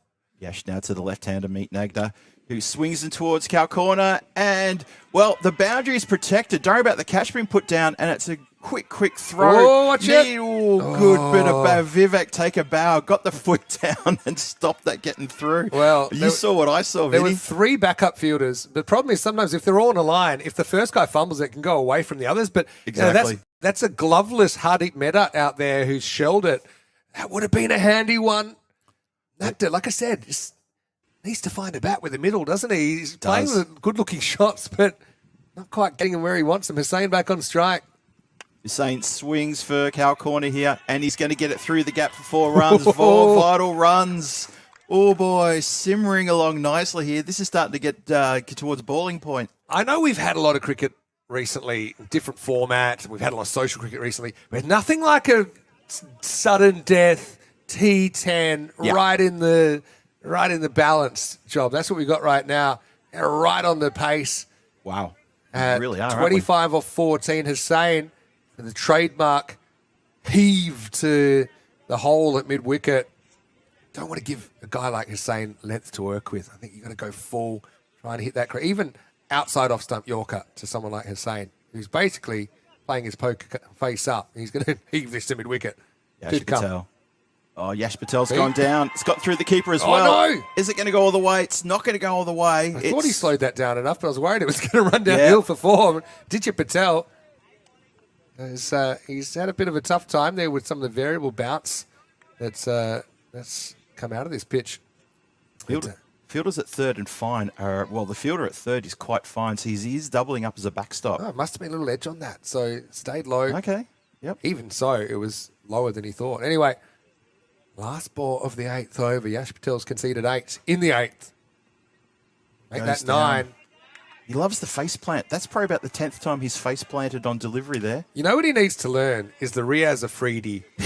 You know how he gets up, jumps off his chest? I can't really describe it or do it. But if you know, you know. Yeah, it's quite astonishing. He kind of he's able to get up off his abs, to jump off his abs. The strongly built fellas, Riaz Afridi. Last ball, take 2 of the 8th. Swings this one. This is going to find the gap as well. The race is on. The ball's going to win that race. 4 valuable runs at the end of the 8th over. Oh, boy. MCC now, they're marching. Saffron Strikers just not finding the right line and length, and they need to find a breakthrough here. Too short and right into the zone where, to be honest, you can hit it outside the middle of the bat and still get 4 there. Using the pace, you're going a bit more sideways. 19 required off 2 overs now. Hussain faces up. He's got a role to play. Yeah, dot balls are a killer now if you're Moravian, but they do have the momentum, you feel. Just look at bowling options. Who can they go to here? I mean, they bowled out Parth Baladia earlier. Do they want to go for Deepan? He hasn't bowled yet. Do they trust him? Or you go a bit more of a sure option here with Smith Patel. And then you got the 10th over, cross that bridge when you come to it. But it's a very, very interesting point in the game. You've still got Yash to potentially bowl the 10th, unless you want to go Deepan. This is the biggest over of the tournament so far for both these two teams. Easily, yep.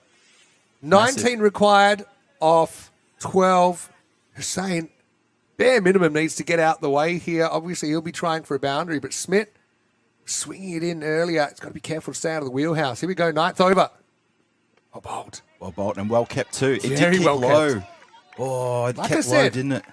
You can bet on death taxes and Hussain trying to swipe balls to mid-wicket. And so Smith Patel's just trying to, that's a nice looking shot, but I don't think it's a shot he's going to play when the ball's bowled. He's practicing the cover drive. That's one This delivery is done. a great game. It's a cracking one, isn't it? It's absolutely sensational. It's another dot. It's a good ball. ball. And the maths is pretty straightforward, Vinny, isn't it? Whatever you get in this over, you don't ever get in the last Exactly. over. It's And as simple as that. Look at this cut back over the line. It's a very good call from the umpire. Great delivery. It cuts back off the pitch, and Hussain needs to find an answer to that kind of delivery. 19 off 10. Couple of dots. Strike 3. It's another one. Oh, dear. Oh, boy. Yeah, semi-teapot time. I had a feeling that he might get a run of dots here. That's like I said, bare minimum needs to get out of the way. Now he's kind of almost more... He should at least stand further over that way because you know where it's going to be. He finally connects with one, and it bounces just inside the rope for 4 runs. What a shot. Crunches it. Did not see this coming. Look at this. 360 degrees of rotation from Amir Hussain. He just threw the kitchen sink and everything below it at that. He did And it's like a indeed. full body dry heave. Not one for the purists, but it gets the result, gets him out of a bit of a hole. 15 off 8 now. Cracking shot that against the run of play. Gave him length to work with. Still think, Yeah. you can afford to be a bit fuller to him if you're bowling outside the off stump. Smith Patel, how do you come back against that? Next two deliveries are huge. It's short. He tries it again. This time he goes straight to the fielder. There's no run on there. Ooh, Meat with a quick turnaround. And credit to Amir Hussain. He turned quickly for a big man. Got back in. So still, this is a great over from Smith Patel. 4 off 5 balls. 15 required. 7 balls left. Huge ball coming up. It's still the issue of who's going to bowl the last over. Yeah. Yep. Smith Patel Assume just they'll go for Yash. organising the field here. This is a massive delivery, as you say, Vinny. Here we go. Last ball of the ninth coming up. Massive delivery. He swings and misses. It's misses. a wide. He's just missed the line. So close. So close.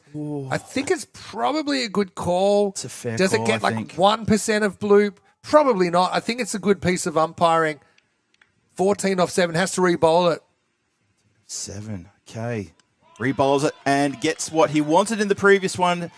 Wicketkeeper's appealing for a catch behind. Nothing doing there. It's a dot ball. It's a good dot ball. We knew it when we saw this target that it's right in the Goldilocks zone for a very good game. And it's been a really good game. They need 14 to win. Last over, 13 to tie. We're right in the golden ball tingle zone. It's been 170 matches since the golden ball.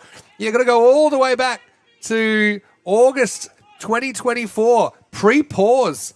And it was the Rijeka Marquards who were able to win golden ball 82 back then. Were you over there? That was against Zagreb Assassins? Yeah. And there was a proper choke job as well. I was there for that. They needed yes. 5 off the last, or 3 off the last over. I think they got 2, but they were buys. Like they just couldn't hit the ball. That was all right, Yash does get the responsibility. Meet Nagda. Make a name for yourself. Yash will be trying to defend 14. Winner through to the second half of the day. Loser out of the tournament. European Cricket Series is back, baby. We've been waiting for this. Fielders going everywhere. I would say that the heart rates are going crazy out there for these players. But here we go. Sit back and enjoy it. Yash Patel. Huge final over coming up. Yash Patel with the duties. It's been smashed up in the air. The catch is spilled. Akash Palmer had to make up a lot of ground to catch that one. He can't get everything on that one. And I think, has that... Well, there's only just one. the one. Here's the thing. You can't ball watch here. I know he was concerned. Yeah. But you maybe you could have got 2, maybe not. But you've got a slightly underconfident Hussain now. Although he did hit 1 boundary last over. Not quite sure how he did that, actually. Look at that shot. But 13 off 5. Maybe there was a chance to get 2 on the drop. You're saying should have maybe sacrificed himself there to get that second run. As it is, he's facing... Or he can be the hero. Or he can be the hero indeed. We'll see. Patel in again. Swings hard at this one. Goes out towards cow corner. The player comes around. Fielder got that. Oh, they no, want he's to. never gonna They're make it. hesitating. There's going to be a run out. It's going to be a simple run out. And it's a run out at the striker's end, Vinny. That is probably the worst possible outcome. Maybe we can see this just the main camera because they're running between the wickets. They weren't on the same page here. He's saying he liked the idea of it, but then he stops again, and then he never even makes it. He just turns around, walks back. Meet saying, hey, what about 2? And Hussain said, well, it's probably never going to make it, but I still think if he'd made up his mind and he'd gone straight away, at least would have forced a play. In the end, it's pretty easy. Easy run out. Panoli is put into the hot seat. It'll be 1 and done. Hussain is entertaining, not one way or another. And it's 94 for 6. So 12 off 4 now. Really, 2 boundaries. That gives them a chance. It's got a brand new batter on strike, and that's never easy. So meet Nagda at the non-strikers end. He has a word in the ear of the incoming batter. What's the word? Tap it for a single. Turn the strike over. I still think you got to swing, but you might maybe even consider the sacrifice if he misses just to hold your crease and get Meat down there. 12 off 4. Patel continues. Swing and a miss. Oh, see that one. That's exactly it. 12 off 3. Well bowled by Yash Patel. He got it in that channel of uncertainty. Pressure on the keeper as well, Adichie. He's had a few grubbers go under him, nutmeg him. So he wants to finish strong as well for Both his teams team. have been pretty good off stump lines. You see the ball map there. Yeah, in it's this true. in this innings. Right, Good now or never concentration. really. Swings, dots up. Can't go anywhere. You wouldn't even want to run him out now. Well, you need to spin the slot machine now and get 6 and 6. Otherwise, it's done. Moravian. Funny, as they won't be laughing, but they're pretty much right on their average runs for the week. Amazing. Isn't it? 96 is their average for There the we week. go. Yep. And it looks like that's where they're heading for. Now or never, Maximo or bust for Moravians. Panoli, he swings, he doesn't get anything there. Yash goes down on his face. It doesn't matter. The effort is there because they've managed to get just the one leg by, and barring anything crazy happening off the last ball, the Saffron Strikers are going to win this eliminator. I know the Pope kisses the ground. I don't know what Yash Patel's doing. He's kissing the Vinosh pitch right now, but it's going to be a win. Barring incident here, something crazy like a 7-up, and Moravians again. It's been the story of their tournament, really. Not quite enough runs when it's counted. They've had some bright spots, but this is going to be the end of their journey in ECS 2026. Here's the last ball. Meet Nagdo faces the final delivery. He caresses it down the ground. He says, don't bother taking a run. Conceded before the last ball was even bowled, I reckon. The Saffron Strikers get the win in the eliminator. They knock out the Moravians in the eliminator of this Challenger division. Saffron Strikers in their first ECS. They keep going. The dream is still alive. What a great game, though. You got to feel for Moravians. They gave it a good fight, didn't they? I mean, they've done a great job. Many of them have travelled a long way to be here this week. Yep. They really made a game of that.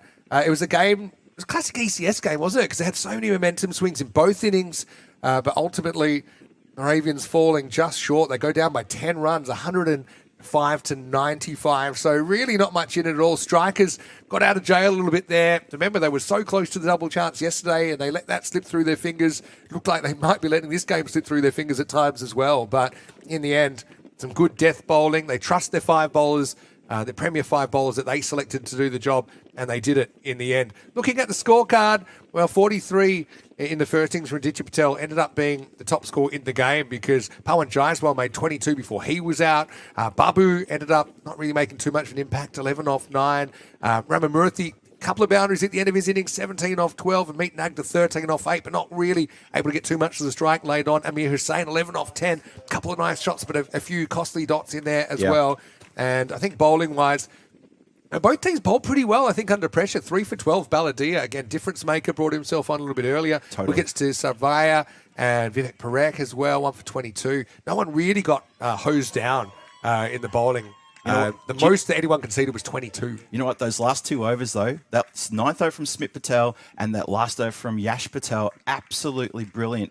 Just kept their nerve when the game was in the balance. Only had really, 12 runs required, whenever it was, and they kept their nerve. And those 2 really did well, and they delivered a really big win to the Saffron Strikers. Look, I just want to say on the back of what you said too about the Moravians. Yeah, it's tough for them. They don't have their full high-powered squad simply because of availability. Every team has to go through that during an ECS because it's obviously weekdays. People have got work commitments, but they brought a team up here. They've got a few players here at the ground. Sorry, here in Prague as well. And you know what? We thank them so much for the competition they brought to this. It was a close, classic ECS eliminator game, and I really enjoyed it. I know you did as well, Vinny. That was a great one. They really deserve a big hand. Yeah, great call as well. And it continues the trend of teams batting first, having success in this European Cricket Series. 15 to 6 now, teams batting first. So right? Most captains are saying, yeah, we want to have a bat.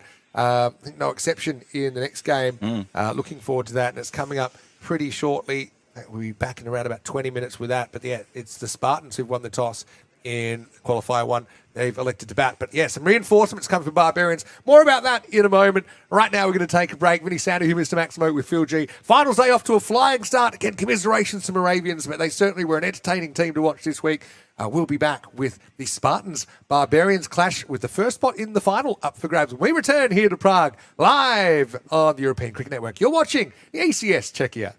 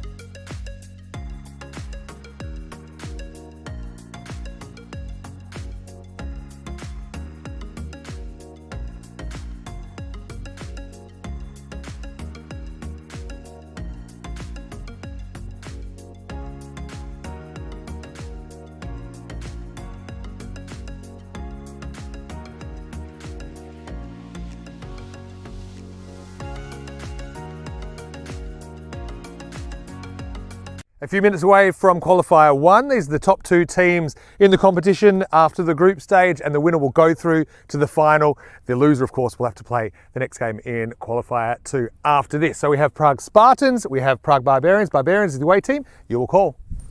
Head. Heads is the call. And it is tails. What would you like to do? Like the Prague Spartans have won the toss here in Qualifier 1. They will have a bat.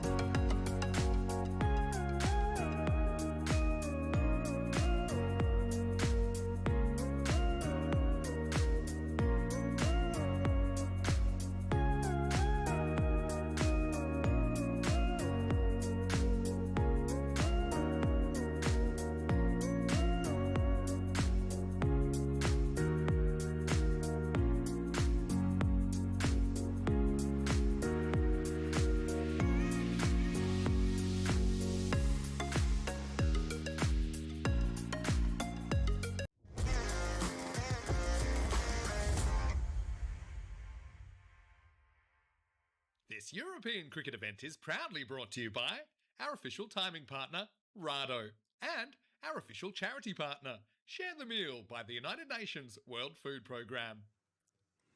Hello, cricket lovers, and welcome back. Finals day is underway, and a real thriller of a game to get going with the Saffron Strikers holding off Moravian to make their way into the second half of the day, 105 to 95. So the third place side after the group stage, Strikers through to the top 3. And we'll play the loser of this game. It's the 1 versus 2 match between Prague Spartans and Prague Barbarians for the first spot in the final later on today. And it should be a real doozy. We saw these teams split their games in the group stage. Barbarians, though, bring in some reinforcements, and I thought we might see a couple of these players before the week was out. They brought in Vaishak Jagandeeferson, who actually still jointly holds records for the most 4s in an ECN innings. Said a couple of years ago. Murali Daravandrasi, also a very, very handy all-round player, hard-hitting batter and useful spin bowler. Nirmal Kumar as well, pretty experienced in the format, comes in for the Barbarians. For the Spartans, well, they bring back Jawad Shah, a hard-hitting opener and fast bowler. Sat Parthi and Aaron Konta also come into the side. They leave out Vasant Kumar, Swarup Murulinathan and Ruchit Shah.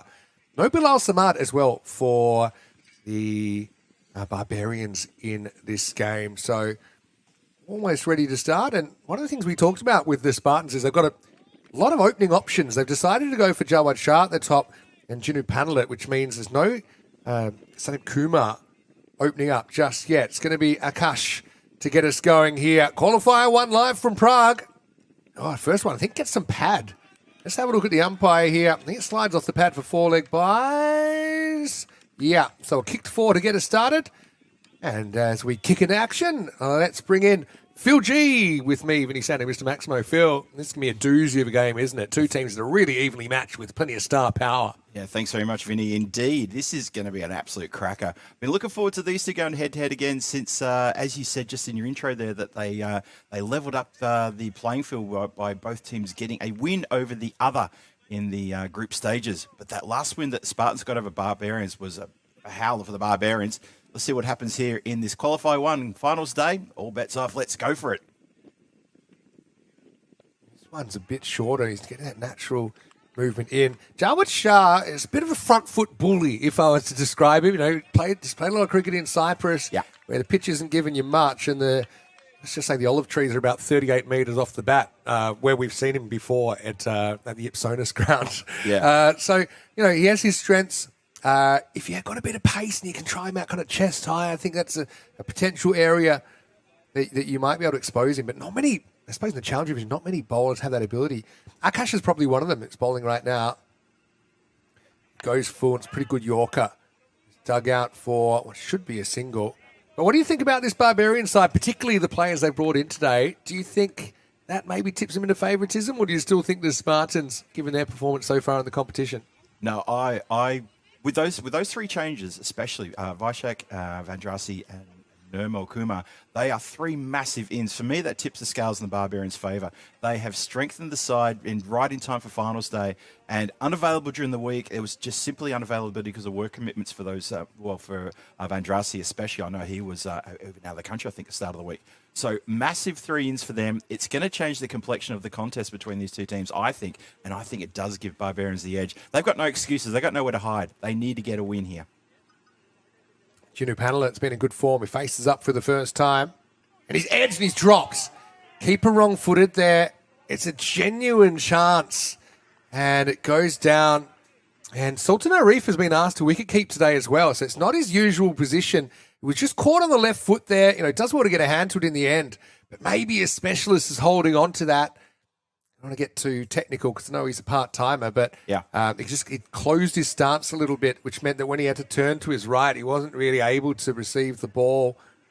And, yeah, like I said, if you've got your regular keeper in there, Jivendra Singh or something, that's probably out. Anyway, this will be out anyway. Well, one door closes, another opens, and you could argue it's a bigger wicket with Jawad Shah. The one batter that really can take an attack apart, you know, amongst a galaxy of stars, I suppose, for the Spartans. But that one was straight down the throat of the mid-on, and it's Nitya Patel that takes the catch. So that doesn't cost him anything at all, does it? As we are right in the Goldilocks zone here early on. It's the end of the hard-hitting Jawad, and Spartans 6 for 1. Yeah, Spartans would expect big things from Shah, pushing him up the order to get him to open the bat. You can see there exactly what's the whole point of putting Shah in at the top order, is you want runs in that power play, and he's come undone. It was just a poorly executed shot. There wasn't too difficult delivery, just couldn't get enough underneath it, and he hit it straight down the throat of Patel there in that mid-on area, and that is a massive blow for Spartans. Not much activity coming from the Spartans dugout there, as they are now one down in the first. Cracking stuff for Barbarians. Going to get their backs up here. Going to be very happy with that. Need to keep going, though. Big game for them. Well, Sanat Kumar, I thought he should have been opening. Effectively he is, and he pumps the first ball over the umpire's hat. Maximo! Well, he's been giving the other teams the red shoes blues, hasn't he, this week? Sanat Kumar, we saw him on our screen as one of the biggest 6 hitters in the last month on ECN, and he starts with a major. End of the over, 12 for 1. Yeah, you're right, though, about Sanat Kumar. Usually he's been opening the batting more often than not in this ECS and this Challenger division, and he's been pretty successful too, getting runs pretty quick, smart. And you can see there the way he's just launched that one out of the ground. Looks so good, so impressive. So the Barbarians, well, they taste 12 runs off their first over, but they do pick up a very important wicket. And this game, again, is, well, it's Q1.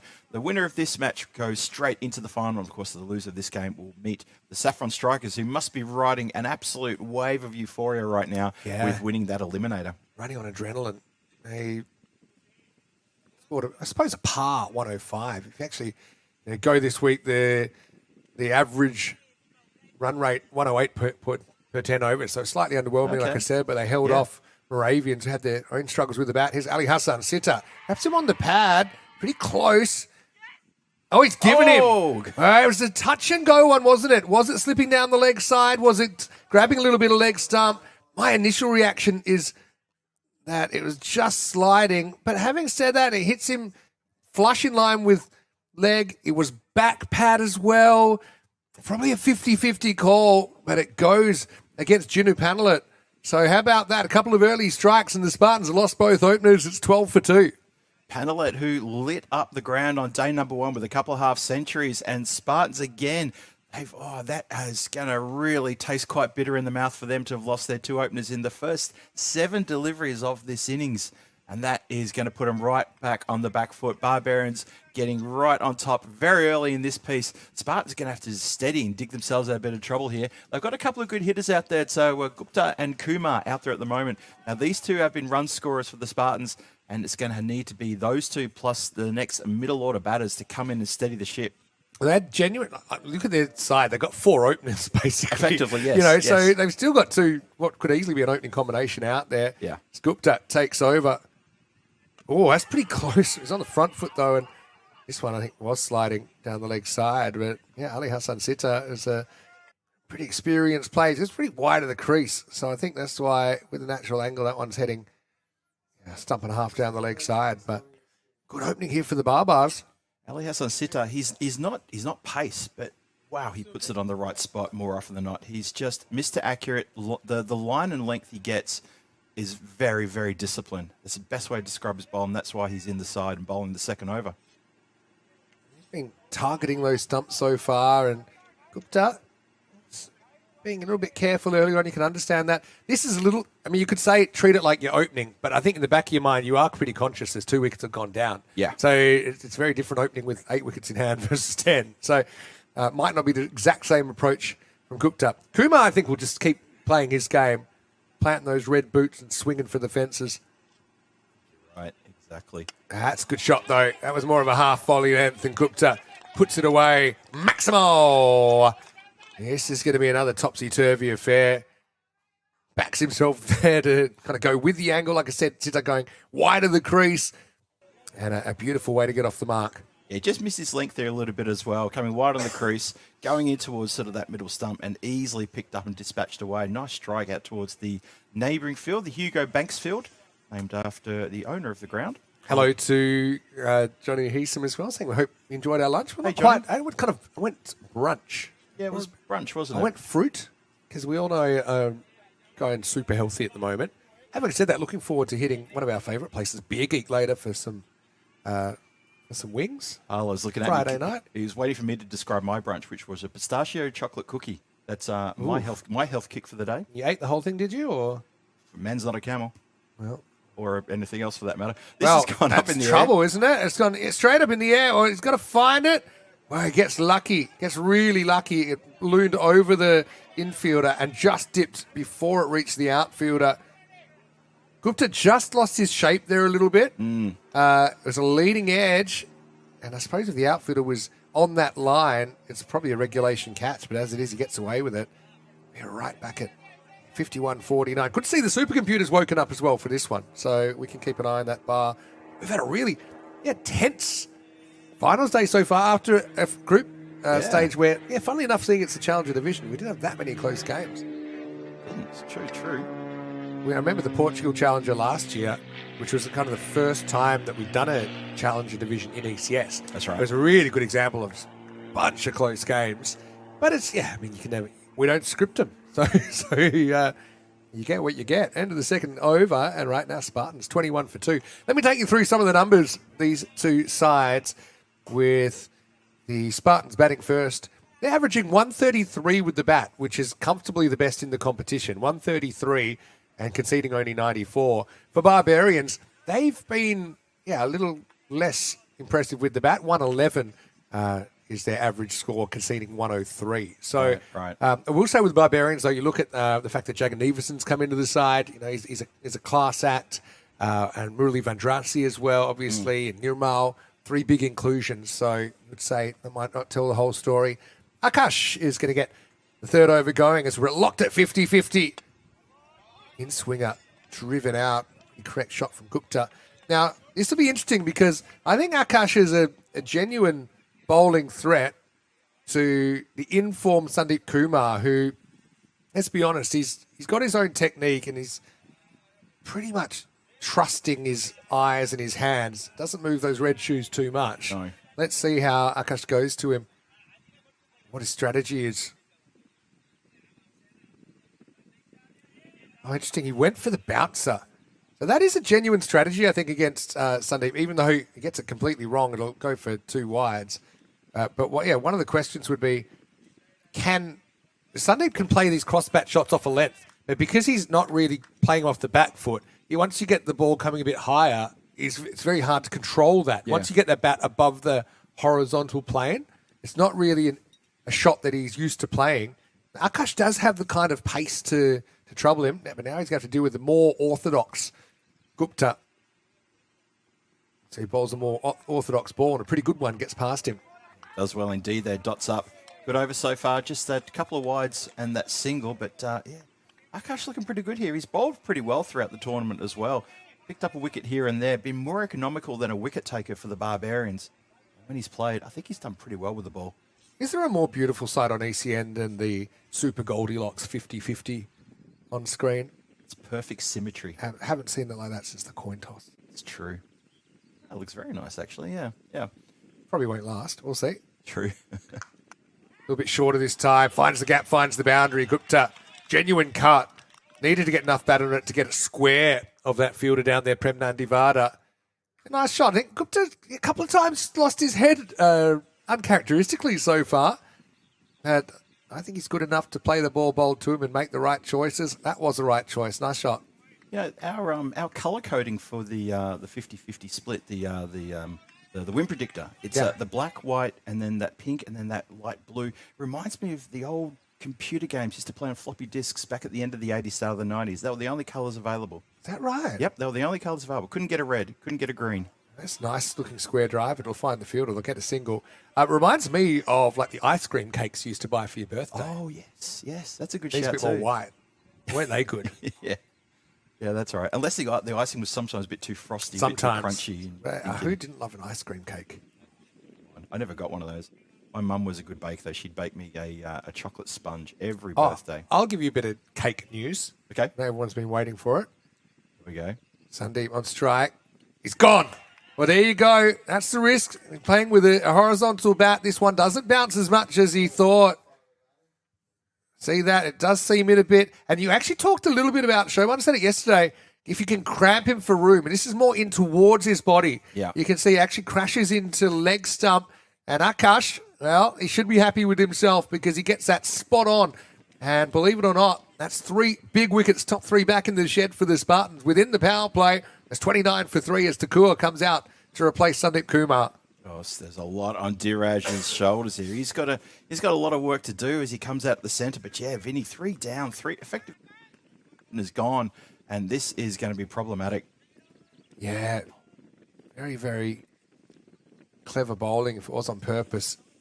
The general school of thought that Shoban said is, because I said, well, how'd you bowl to Sunday? Because he was unstoppable, really. He said, one thing, if you can bowl in towards his body, it cramps him for room a little bit. Okay. Even though you'd think bowling more towards the leg side would feed his leg side game. But actually, he's so used to fetching, that he wasn't equipped to deal with that ball that was on a leg stump line. Here comes D2. Not the band that features Eminem. And Diraj starts well. Gets enough bat on that. Beats the mid on. Finds the boundary. A good start for Diraj. Yeah, great shot, that one. He's a tall fella, stands tall to Diraj, and he has swung those long levers and found the boundary on the first ball. That's a great shot. Back to cake news. So there used to be a magazine called Woman's Weekly in Australia. Even call that anymore? Maybe not. But anyway, it had the big birthday cakes book. It was a separate book. And one was a cricket field. And it was like coconut, like grated coconut with green food colouring for glass. It had picket fence with like chocolate fingers and everything. And one of the fans actually from Victoria sent me a picture. She'd baked it for her kids. And I said, yeah, I had that cake several had times. that. My mum made that when I was young. So look it up. The Australian Women's Weekly cricket ground cake. It had a pitch, obviously. It had a little, maybe tooth or I don't know what the stumps were made of, but it had bats and everything. Maybe biscuits or something like that. Do you know what I'm talking about, or you have no idea? I know exactly what you're talking about. No, we had the Family Circle cake book, and it was a rip-off of the Women's Weekly cake book. So we had the Family Circle one because my parents were a little bit cheaper. And the Family Circle one wasn't bad. It wasn't good as ingredients. But yeah, no, I know exactly what you're talking about, Vinny. The World Series cricket of cakes, apparently the fact that there was a rival cake league. Yeah, that's a good example. If you look it up on, you'll see what we're talking about. Anyway, here's Brenda Kumar. Starts with a wire down the leg side. The link is so long it may not fit in there. But if you... That's a good look, yeah, okay. Maybe I'll do it like this. Is that like a mint frosting on the I think it's coconut. Oh, it's coconut. Okay. Interesting. Do you get a little figurine of Kerry Packer in the stands, nodding and, smoking a big cigar? I'll put what to Google if you're interested. Maybe it's just the cake lover in me talking. Anyway, Birendra bowling at 50-50 once again. Gets this a better line, but pretty well dealt with. They will get the single anyway. So, yeah, we're going to see a bit more Diraj than maybe we've seen earlier in the week, because they have been so successful with their top order. True. He isn't one that they've kind of said, go up and bat it and open. I think the highest we've seen him is 3. He's coming in at 5 today. But because they haven't lost a lot of wickets in this series, haven't really had to use him too often. He has made some good contributions. He steps across and works this off middle stump for 4. That's a very good shot. You've got to time that just right. Yeah, because if you look at wickets lost, right, in the per 10 overs, Prague Spartans have lost the fewest wickets on average. On average, they've only lost 3.4 wickets per 10 overs. Now, the average for this is 5.5 in this tournament, and that's a typical average for ECN cricket. Whereas you look at the Barbarians, they've lost 5.3, Moravians 6, Ostrava 6.8, Strikers 5.7. So on average, they're using 2 batters less per innings, which means that I suppose they're having to rely on their middle order this game more than they've had to all week. Yeah. The Spartans. Let's see how they respond. It's true. The numbers say exactly that. The middle order hasn't had as much run of it. See, we will add another team on the right of screen there to the ECN winners list. It's going to be exciting for one of these teams here today. One of 3 teams now that we've lost the Moravian Cricket Club: Strikers, Spartans and Barbarians. One of them's going to hold the trophy for the first time. No disrespect to Moravians because they gave us some moments, but we are down to, I think, the 3 best performing teams in the competition. Yep. And, what's going on here? It's going to be called, it's no ball. It must be for fielders outside. So it was going to be a wide, but now it's a no ball, and it means this is going to be a free hit. That's the only difference. It's actually clever by Takua. Takua likes to walk across his stumps. It's a double-edged sword because probably not as much of an issue to the bowler around the wicket, but if he misses a straight one, he's a good chance to be LBW. So Tiraj saying, I implore you, let me face the free hit. Here it is. Pretty good ball, though. Pretty good ball. Slight change of pace from Birendra. Beats the bat and he gets out of jail. I think if I saw that correctly, I think it was Third who was back and he was the 6th player out because he did shuffle in. Yeah. And he's the only. And I'm just looking around the field. I think that's where the infringement occurred. Oh, hello to Terry, who's watching. Diraj, grumpy. He's not happy. There's too much noise walking in. He's a bit upset, isn't he? He's not. Yeah, it's the second time in a few moments he's just sort of said something to the umpire and he's holding his hands out to say, come on, fair play, guys. Average is 23.8 when grumpy compared to his career average of 16. So there you maybe go. he's channeling that here in Qualifier 1. Well, we want grumpy Diraj. Well, bowler will be grumpy after that. He's actually off the pitch. Oh, his captain will be even more grumpy, So I reckon. Diraj will get another free hit. Birendra just gets this complete. Actually, you know what? That's not a no ball, is it? Oh, has it bounced twice? Give me the second bounce. Yeah, it's bounced once there and bounces there. I don't think that's actually. But that's past the I line. actually think though. that's just a wide, but it was so wide. The umpire was like, "It's got to be a no ball, isn't it?" We're saying I've had enough of this. I think they're going to change it. Watch. So it's the rare double change. We had a wide change to no ball. Now we'll get a no ball change to wide, or we won't. Watching the umpire here. Wait for it. He's putting something away. All right. Well, they get that right in the end. Yep. I totally understand why the umpire thought if he would have been probably still looking at the bowler's foot at the moment the ball had bounced, because it bounced so short. We don't have a pitch map wide enough to show that one. Anyway, not a free hit. Diraj plays a pretty good looking on drive, but just a single. Terry is in the chat. I was trying to say, Terry O'Connor. Hi, Terry, saying, hi, Vinny and Phil. My mum made me that cake one year. As soon as you mentioned the chocolate fingers, I knew it was the same one. How are you, Terry? So good to see you. We miss you here, as always. Yeah. And it's great to know you're still following along. Really missed it, Terry. Good to see you, mate. That's hit very nicely. He's chipped that off the feet. That's going to run for a tantalising chase for the fielder, who comes all the way around from deep mid-wicket. These are the little things in a tournament, and I've loved this average run rate of about 10.5 in the tournament. I just think it's a good balance between bat and ball. But, yeah, these little stops, turning a 4 into a 2, turning a 2 into a 1, and these boundary stops are so important, because they can be the difference. Yeah, Terry's obviously been really involved in Czech cricket in the past, including organising European Cricket Series here. So, yeah, we love you, Terry. We miss you.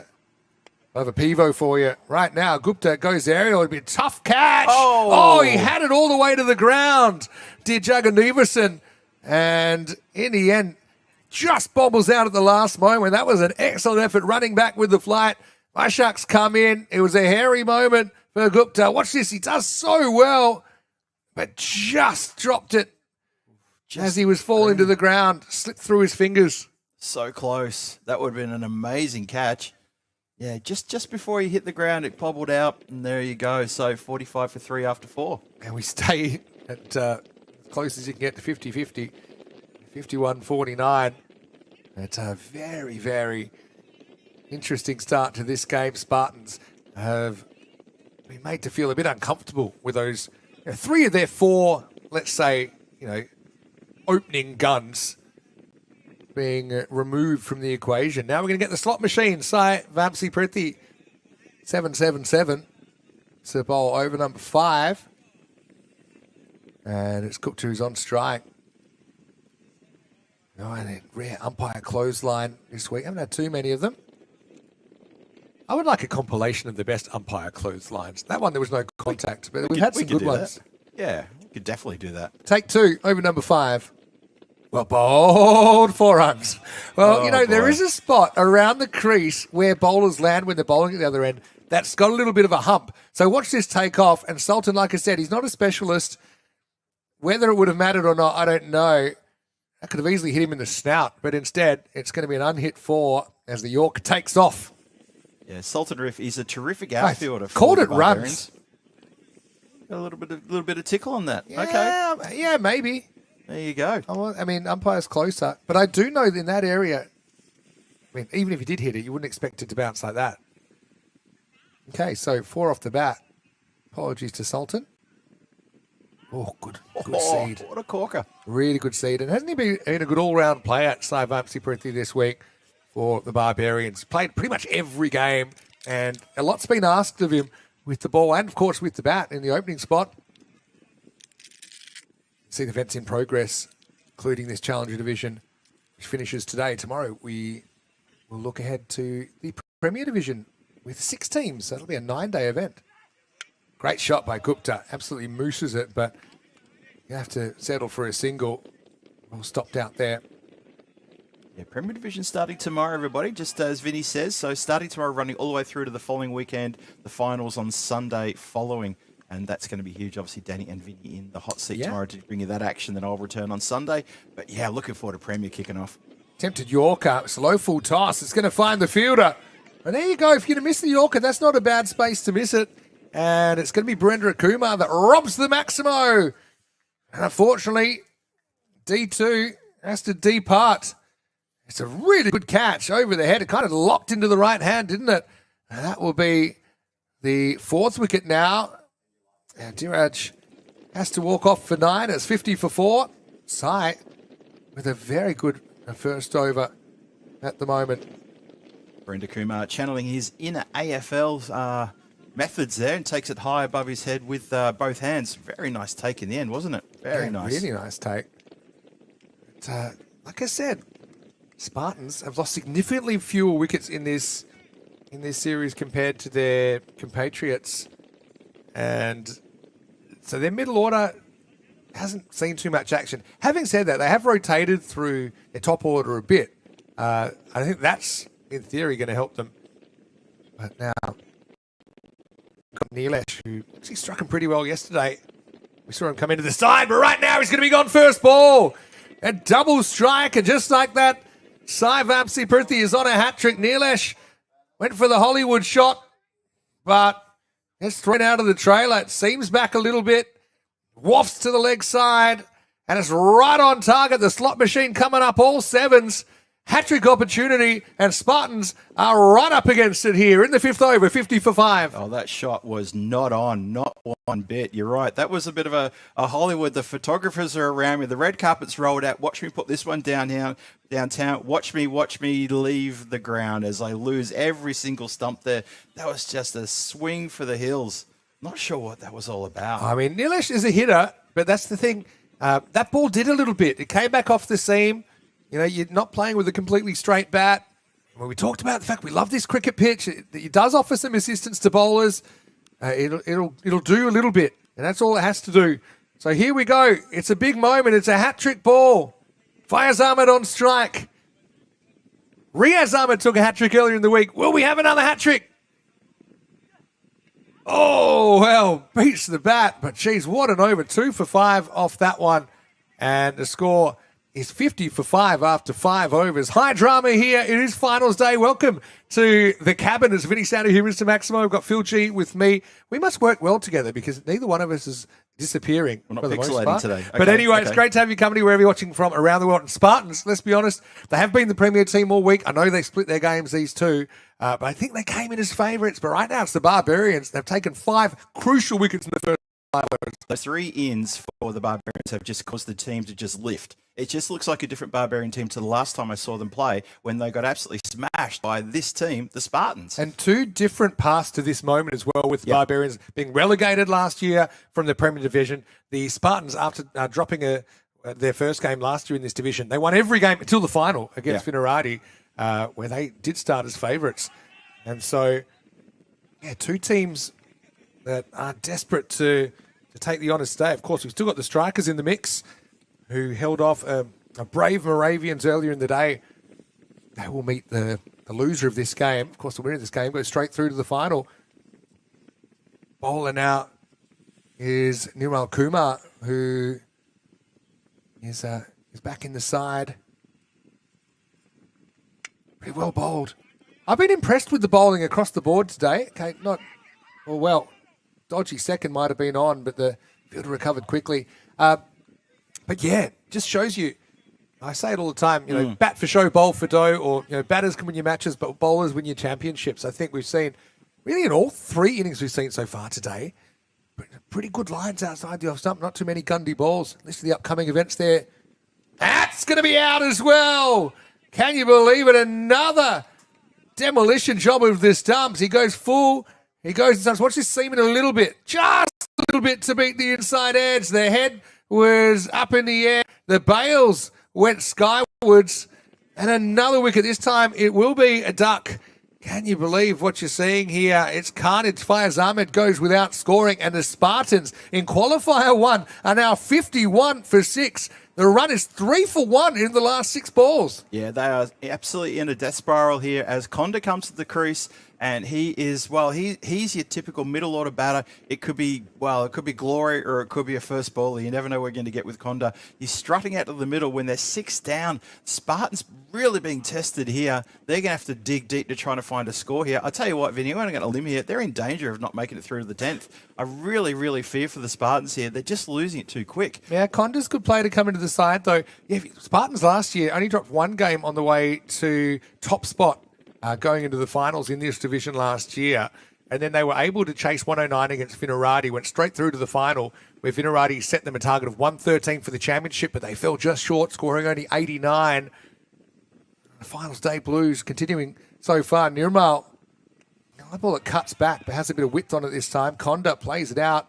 AK-47 on his back. And he'll be hoping to shoot a few Grizzlies out of the park. We'll have a look at the win predictor. We're well and truly in favour of the Barbarians in the middle of your screen there towards the bottom. Underneath that score that says 51 for 6.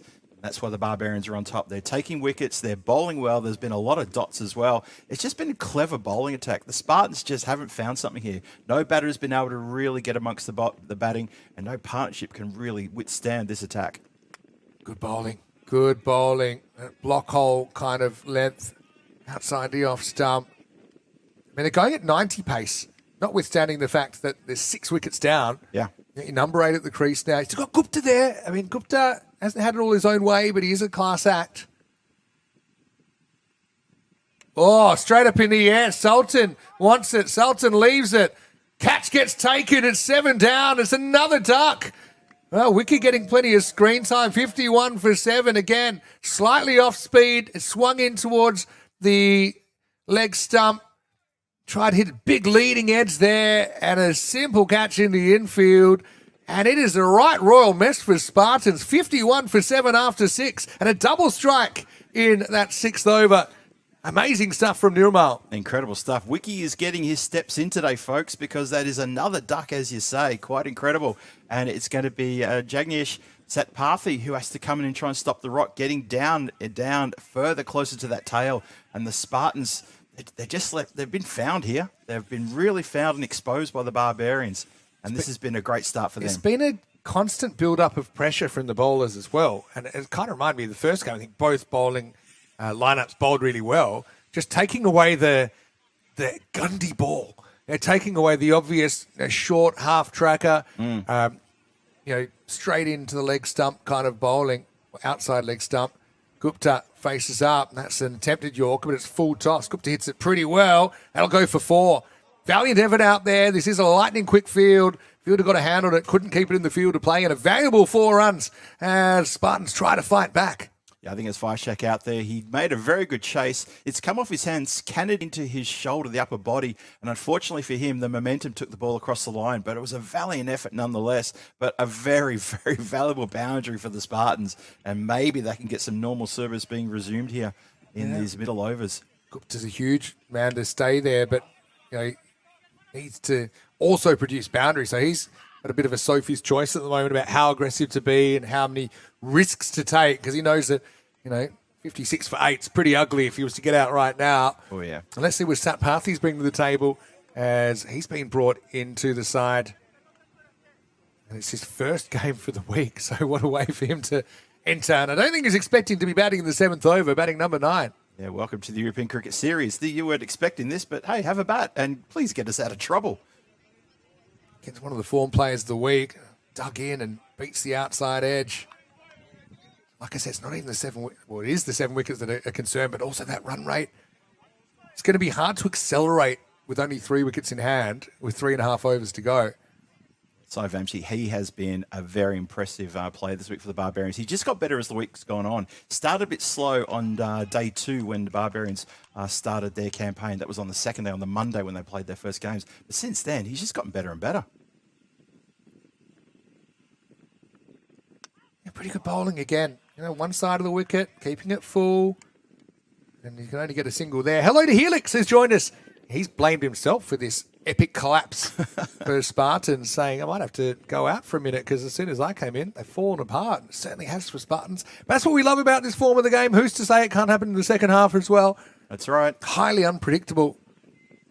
What happens to one team can happen to the other easily. Well, it's hit down the ground. And it will be handled by Birendra. Took that amazing catch. Semi-one-handed, really, moments ago. Remember, there's no bonus points or anything up for grabs. It's strictly who gets the win here. Whoever does gets straight through to the final. See some of the best bowling performances over the last month as well. A couple of 5s in there. Shinwari for Finland. Boy, tell you what, if you didn't hear that, that was really close. He was down on his haunches. I'd be curious to see this one again, actually. But no real appeal.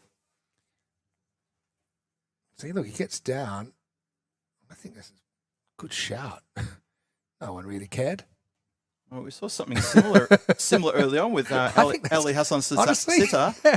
right? I think it was crashing on top of leg stump. Maybe it's What do you think? Anyway, umpire's call. 58. Umpire didn't have to make a call. End of the 7th over. It's 58 for 7. There you go. And right on cue, I mentioned the man's name, Ali Hassan Sitar, and there he is. Bringing him back now for his second over. He's going to bowl, was it the 8th? You get to this situation now, you say, what's your best case scenario? Let's say they go 15 and over from here. It's 103. Yeah. Still under par. Interesting. So I think if you're Gupta now, I think, Ali Hassan Sitar is a good bowler, but I think you almost got to gamble to get to a good score. Even if you collapse and you're all out for 70, you're probably not going to win anyway. But you're probably not going to win with 85 or 90 either. Well, down leg side, that'll help. That'll be a wide. Having said that, Barbarians have had their issues a couple of times chasing as well. They couldn't chase 110 against Moravians in match 14. They were out for 96. They couldn't chase 98 against the Saffron Strikers. Only made 75. Okay, they've got ins, but those ins have come in cold. True. You never know. Yep, never know. Speaking of ins, Murali hasn't had a bowl yet. Yeah, haven't needed him really. Yeah. Pace is doing the job. Gupta get one here. There is Murali. Keeps it to 1. But yeah, he's a very useful player to bring in. And some national team experience as well. I think he's the kind of guy could have and could play more national team cricket for Czechia. He's I like to see that. Interesting skill set. Yeah, I like to see that. Really would. Sitar. On the walk is Satpathy trying to make something happen.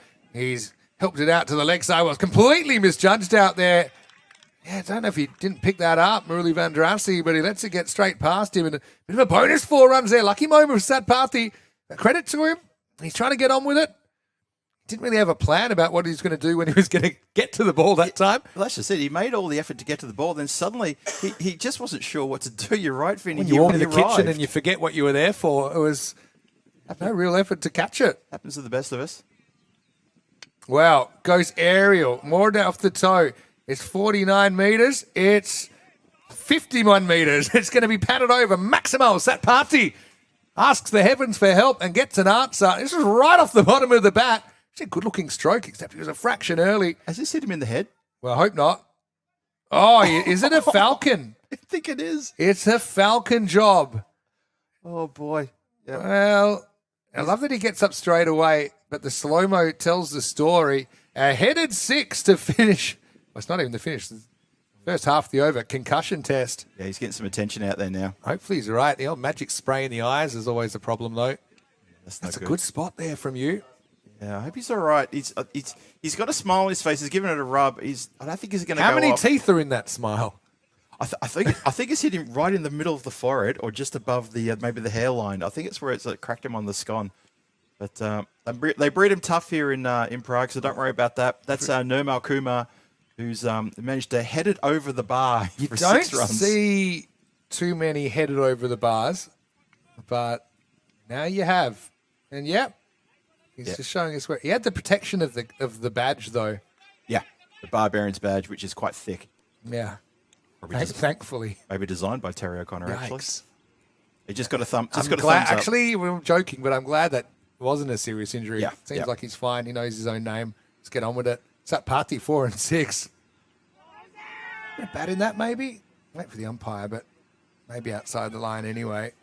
Umpire says leg by, and we'll get 1. And yes, Satpathy's done well. Trying to be proactive. They've still got a couple of batters to come. Trying to take the pressure off Gupta, having to do all the heavy lifting. I think Gupta's got to just treat it like they've got 2 out, not 7 out here. Like I said, I think it's worth gambling to try and get that maybe 110 or something like that. Yeah, they need a rush of blood, don't they? He's gone. Oh, once again, this pitch has been a little bit temperamental today. This is a fraction short. Doesn't really get up. Goes under the bat of Gupta. And, credit to the Barbarians bowlers. I think they've been spot on. Timber is disturbed, not for the first time in this innings. That will be the 8th wicket down, 71 for 8, and a big one. The last recognised batter is out of the picture. Yeah, just when these two started to, find the boundary a couple of times and, pick up a few runs here and there, and we thought that, okay, well, this is going to give themselves a platform over the last 2 overs, and then the wicket tumbles, and that's devastating. Riaz Ahmed comes in now. Not a bad number 10, though, Riaz. He's a handy number 10. Yeah, we've seen him batting in the top order. Like I said, one bonus, I suppose, for the Spartans, even though they haven't lost a lot of wickets in this series, is that they have given a few different guys opportunities in the top order. Yeah. As far as, listen to this. I'll go through wickets lost in the series to this point. All teams are playing the same amount of games, but Moravians and Ostrava 54, 51 to Strikers, 41 Barbarians, only 23 wickets lost for Spartans. Incredible. They've made up for it here because they've lost 8. So, trying to catch up with the pack, obviously. yeah, still a couple of overs. Oh, they're going to get an overthrow here. Oh, that's a bit slack. That is lazy. Really lazy. Aliasson Sitar just watches the ball dribble away from him with no pace, and they run a single. And even the keeper runs over Sultan Arif to say, come on, now I'll field that, even though you were 2 steps away from the ball. That's just not clever. All right, end of the 8th over then, 73 for 8. But Ali Hassan Sitar with 2 crucial wickets, 2 for 23, his figures. And we go into the 9th. Still can get that 100. I mean, they're going to have to bat very well. What are you saying? 15, 103, and then hope for early wickets yourself. Hope there's some of those experienced bats coming in can, maybe be found a little bit short of recent experience. I know they've been playing probably in the league and playing on the weekends, but a European cricket series is strange because you're asked to play shots very quickly and be aggressive. And sometimes it can take new players a bit of time to get in the swing of the tournament. Indeed.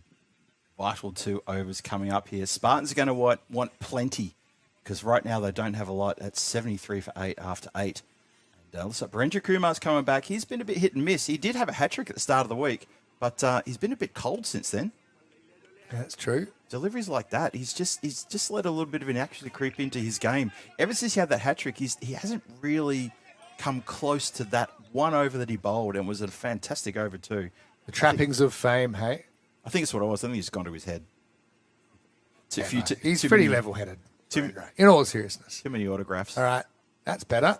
Not a bad-looking shot. Satpathy's got a nice swing of the bat. Yeah. Only get 2 here though.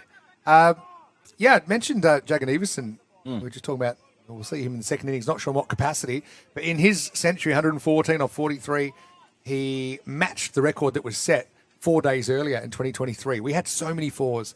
But he hit 17 4s in that innings, which is still a record held with Mohamed Ratul of Brno and also Shams Ulamin in Spain, Barcelona. 17 4s in an innings. That's incredible. Is a record for one batter. Well bowled full and just okay. Good umpiring there. And that's in an ECS 100 we're talking about. We're talking about ECN T10 cricket. ECN T10 cricket. ECN T10 cricket. Yep. 17 4. Because you tend to think sixes, but this ground is set up for 4s. Oh, yeah. Until it rains. Then it's a different story. Yeah. And Then actually, it's playing a bit truer now than it was a couple of years ago. Or 3 years ago, I guess. Oh, bold. This is really good from Barendra. Great delivery. Can't do too much with that. And you are kind of back of your mind conscious of losing that 9th wicket with so many deliveries remaining. You do limit your ability to be aggressive in the last stanza. Wouldn't want to get all out and leave unbowled deliveries on the table on finals day. They would not want to do that. He's had enough, though. Big swing. Bowler took some convincing, and the umpire also. I think the keeper was convinced here, Sultan. But for me, there's a bit of daylight between bat and ball. You can always tell by the bowler's reaction. He wasn't appealing. He was like, hey, how about it then? And then he kind of turns around and acts like, yeah, obviously it's out. Don't think you thought it was out. 75 for 8. True. 8 balls to come in the innings. Well done to the umpires, by the way. I think they're under a lot of pressure as well. They are. Out there, umpires call standing now. Well across. He's gone. Once again, a ball that keeps down. Riaz got well across. All the air taken out of the ball here really by Barendra. A slightly slower ball. Watch it bite back a little bit. Crashed in the middle and off, I reckon, in the end. Bang. The middle stump pretty much in the wash-up. But Riaz becomes the 9th to fall, and they are down to their last batter. This is what's so great about ECS cricket, because you can have the group games. Spartans, I don't know. Let me have a look. The most wickets they'd lost in any game was 5. 5. Before this. Yeah. And they have lost 9. And with all the talk of the Barbarians, the batting options coming in, it's actually their bowlers that have stepped up to the plate. They have indeed, haven't they? Yeah. In the replay, Riaz missed that by a mile. Just did not expect it to. We expected it to a little bit more life in the pitch. Hard than to that cross delivery. bat when there's variable bounce, hey? There A lot you of kept go. low here. Right, Prolu. Oh, That's not a shot. bad shot for a guy batting 11. He's no slouch with the bat either. He gets them up to 79. Again, wouldn't want to miss that one, but he didn't. He didn't overswing. I suppose now you're not going to be going crazy cowboy tactics, knowing you're 9 out. You don't want to just hit one straight up in the air and be all out. Yep. Corey would say keep the ball on the ground, but that's not something that number 11s generally want to do. And of the 9th over, it is 79 for 9. I think number 11s really sort of understand the instruction. They'll probably say, look, if I hit it in the air, it's going to end up on the ground. So Yeah. isn't that what you mean, Skip? They'll be saying, yeah, I'll get it'll land on the ground, it'll the land other on the side ground. of the other side of the rope. That's it. What goes up must come down. You just asked me to Here's do that. Nirmal, who headbutted a ball over the boundary moments ago, but obviously he's got his wits about him and he's ready to bowl over number 10. Yeah, he had his bell run a few moments ago, but the guys who were giving close attendance gave me a thumbs up when they were running back to the dugout, so everything was fine with him. So let's see and let's hope everything's fine. 6 deliveries to go in the innings. All right. Maybe. We'll see. All right. Oh. Bit of a top edge, and that will go. And Wynn slightly assisting it, and that's a good shot. Sat Patti scoring runs, 9 down, up into the 80s. Can they make a serviceable score out of this? Like we said earlier, we have seen double digits winning a couple of times this week. Well done by Sat Patti, who's come into the side, and his 18 runs off 8 balls have been super, super helpful for his side. Yeah, nice bit of defiance here by the Spartan tail. Swinging hard, and look, they've only got 5 deliveries to go. If they can muscle their way into triple digits, then you'd have to say Barbarians have just let things slip a little bit. This one bites back, keeps on the ground. I suppose, as far as 9th or 10th wicket partnerships go, these are 2 pretty decent players. Yeah. But it's like you're walking the tightrope without a safety net now. Prolu, I think they just play kind of normal cricket here. 4 to come, 86 for 9. Charges, hits it pretty well. Finds the field though. Boys, good work. Yeah, it was pretty well done by Virendra. And it's good boundary stop. Had a good view of Barendra as he left his position at a very straight, long off position. And I'm sure the word out of his mouth was, oh no, because he thought he wasn't going to get to that. Yeah. Good dive, good save. One more, they got a target in the 90s. There's that one. So, a couple to come. Now you can pretty much treat it like Carte the blanche. last ball or 2, yeah. Yep. You don't mind leaving one on the table. Yep. Sat Patti, it's been a really good little cameo. It's almost like, he's in an antique store and it's burning down and he's just trying to catch the plates as they're falling off the shelves. Anyway, 2 to go and straight up in the air, but it's a bit of a chase. Will it get away from Sultan? It does. They'll get 2. Oh, Sultan went full cricket zombie and it just curved late on him. So remember that, because if he caught that, they would have only needed to chase 90. They'll have to chase at least a couple more. He's almost got in position, hasn't he? It's Look at it, this just last goes moment. a bit right to left on him. Hits the left glove, I think. Yeah, just that last moment. Then had another go at it. Ends up flat out. Oh, so they batted the 10, looks like. 91 plus this for Spartans. Shot. That's a really good shot. It's going to be 1. They look tired. They might as well go for 2. Throws really wide. They'll get 2. And that's all they'll get. So, hey, late runs. They were in all sorts of trouble. They still, you could argue, are well behind in the game. But the tail wagging a little bit. The tip of the tail as well. They'll finish 93 for 9. Handy late runs from Sat Patti and Raya Prolu. Gets them to a score that might be defendable, but certainly leaves them a long way behind in the contest. Fascinating and slightly unexpected start to Qualifier 1, Phil. That's very nice. I think they put together, about 16, 18 runs in this last over and a bit. So well done to the 10th wicket stand to stand tall. And they're going to get, I'm sure they're going to have a bit of a get around when they get off the field, because the Spartans dugout are out of their feet. On their feet, they're out of their seats, and 94 is going to be the target. Look, that's probably more than what the Barbarians thought they might have had him at, because they had him pinned on the rope for almost the entire match. And Spartans, just little fits and starts, and not quite enough, unfortunately. Yeah, but I mean, obviously, other side of the coin, you said to Barbarians that you'd be chasing 94. They would have licked their lips and said, yes, please.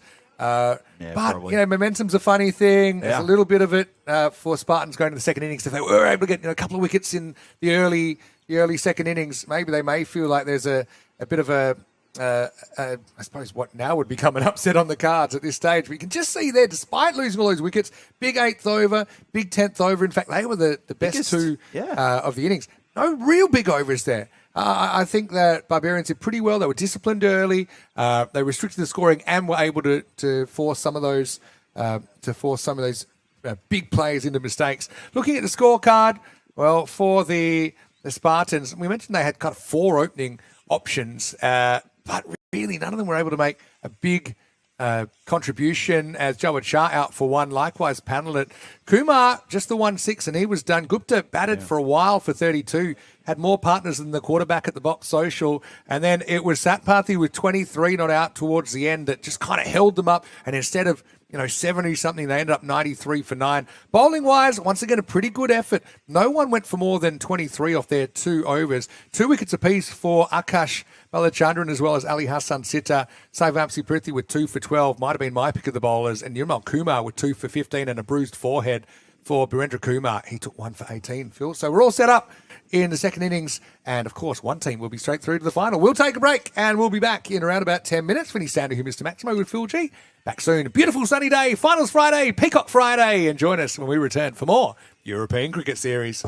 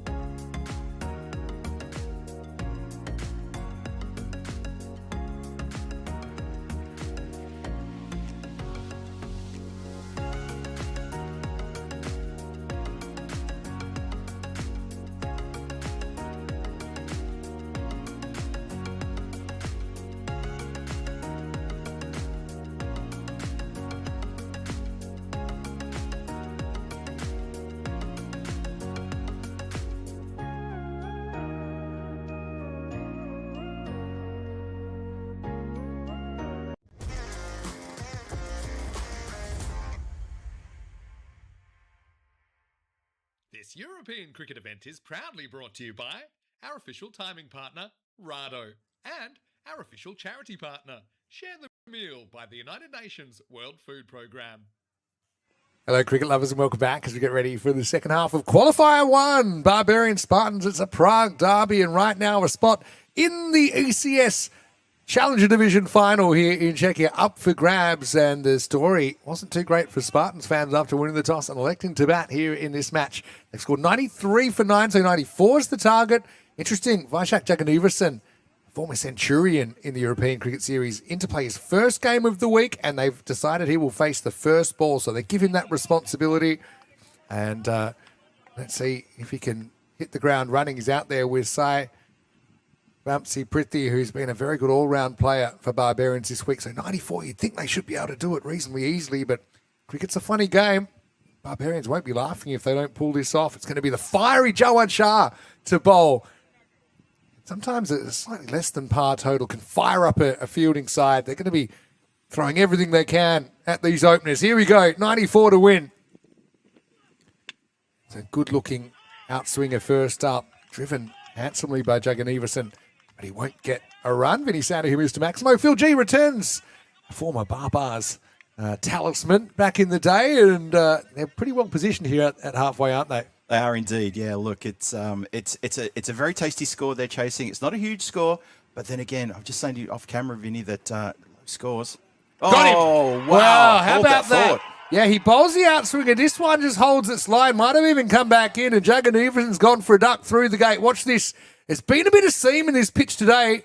Don't know what the groundsman's done, but it hasn't used the heavy roller overnight. Have a look at that. Stumps akimbo. And a huge moment as Vašák, who's a very, very accomplished player, he'll be gone for a 2-ball duck.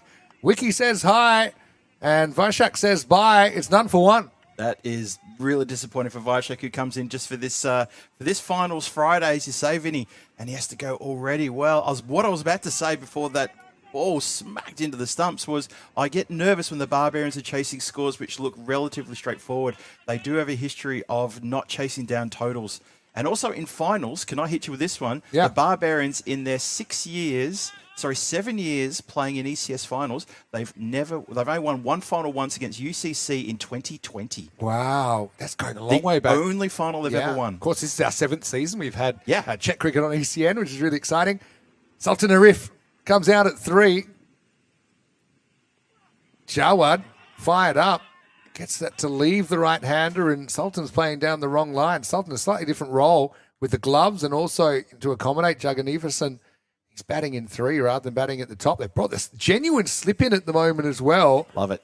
So, hyper-attacking stuff. Hey, Shoban is in the chat with some good background on Satpathy, who we saw making some good late runs in the first innings. One of the rare cricketers coming from Odisha, which is where he comes from, in the east of India. Yes. And, played university cricket for the Indian Institute of Technology. Watch out for his spin, this innings.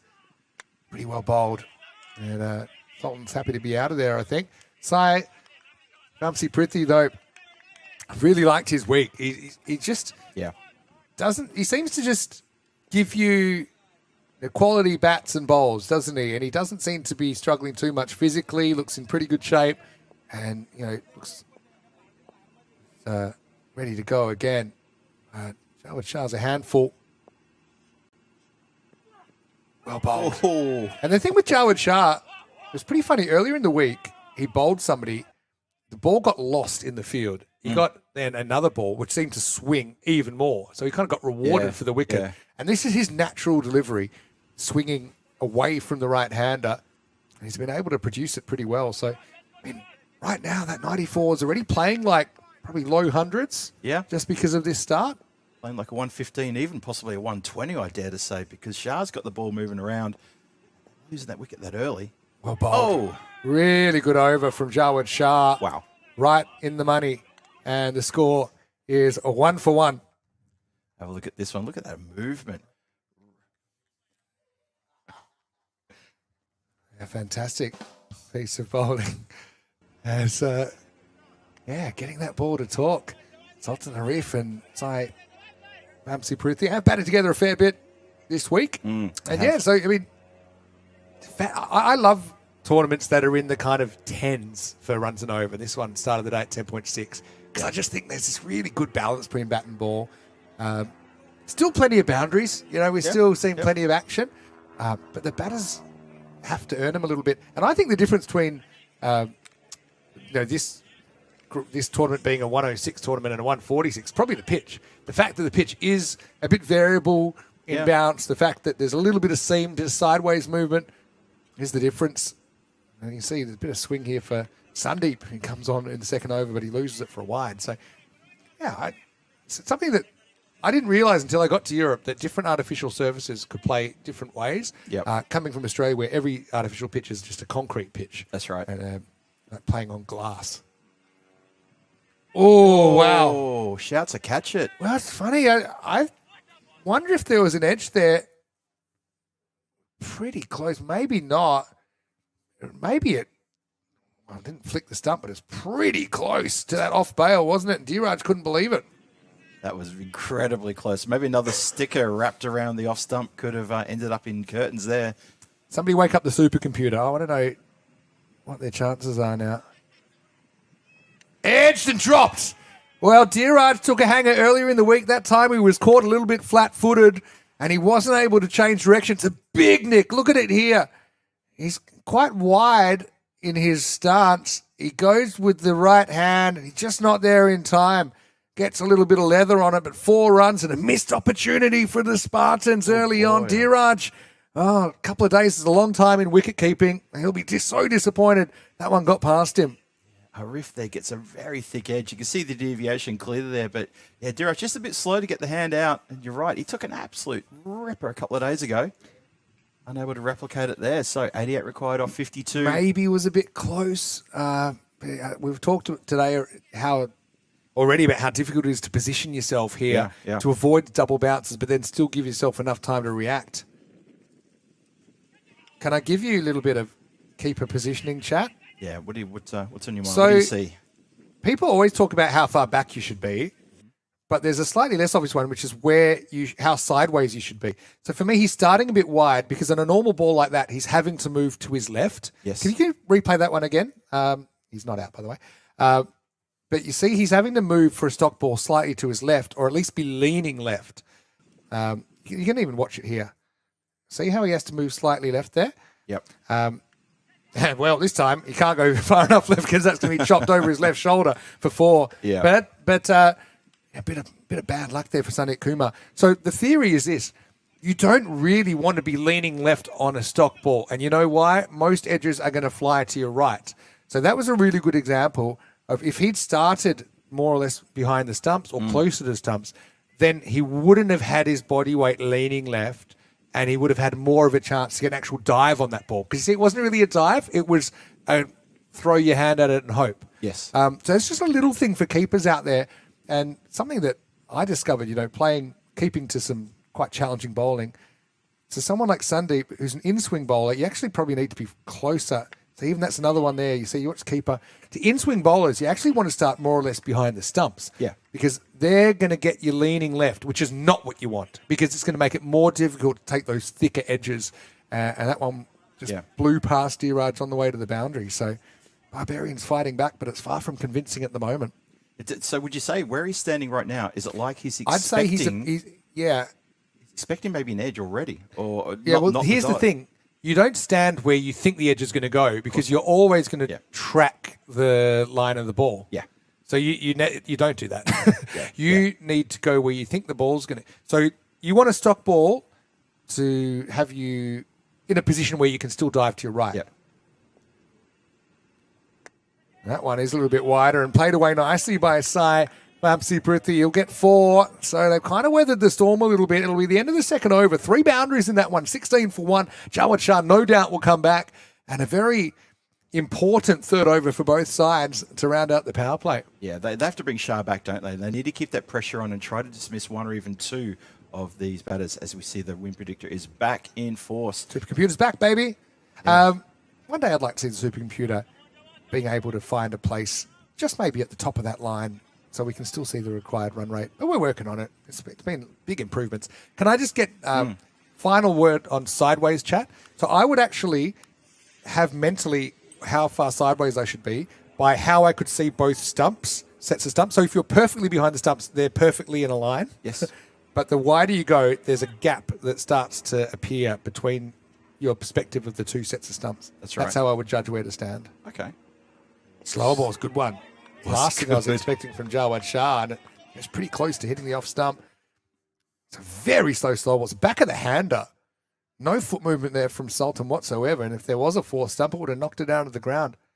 And yeah, for outswing bowlers, you can afford to be more wide because things are always going to your right, and you can then maybe have the slips a bit wider if you have slips. But yeah, little things that you probably don't get talked about much. Oh, geez, that could be trouble. He's gone. Caught on the back pad. It was the double slower ball from Jawad. Expect the unexpected. Just look at this one. Where's the line of it? It's pretty close. I mean, it hits him bang in front of middle, and leg. It's not going over, put it that way. I think it's a good decision. He's completely bamboozled the Sultan. A big swing from Sultan, but unfortunately, he has to trudge off. He's a second to fall, 16 for 2, and Jawad Shah's got 2 for 1 off 8 balls bowled. Going to make all sorts of references to the Dire Straits Sultan of swing because Sultan did get caught by the swing there, didn't he? And done. Shah, we said bring Shah back on, see if he can snatch a wicket or two in his second over. And that's exactly what the Spartans have done. Give him every chance here. Yeah, really wasn't expecting double slow ball. If you can execute it, it's a very good skill to have. But you know, Jawad's been breathing fire, getting that outswinger to talk. But yeah, he basically does what the batter doesn't expect. Murali Vandrasi with his first hit of the series. He's still a genuine guy that could open the batting easily. Hey, hello to Rico Full. He's popped in. Hey, Rico. Hopefully you're well. Happy Peacock Friday to you. We're feeling bright. Batter's having a bit of a torrid time so far on Finals Friday. Aren't they? Murali, probably a good barometer for how this innings is going. Sliding, but not able to get bat on this first one from Jawad Shah.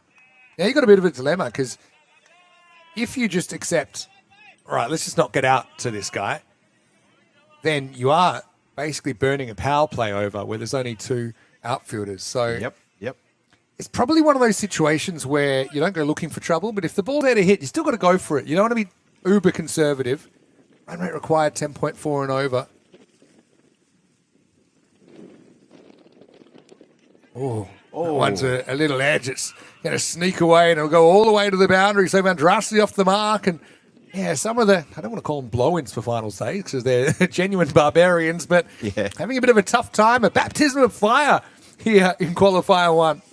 Well, we did see at the top there, Vaishak, who came into the squad only available for today, he came into bat and he left pretty much as fast as he got to the crease.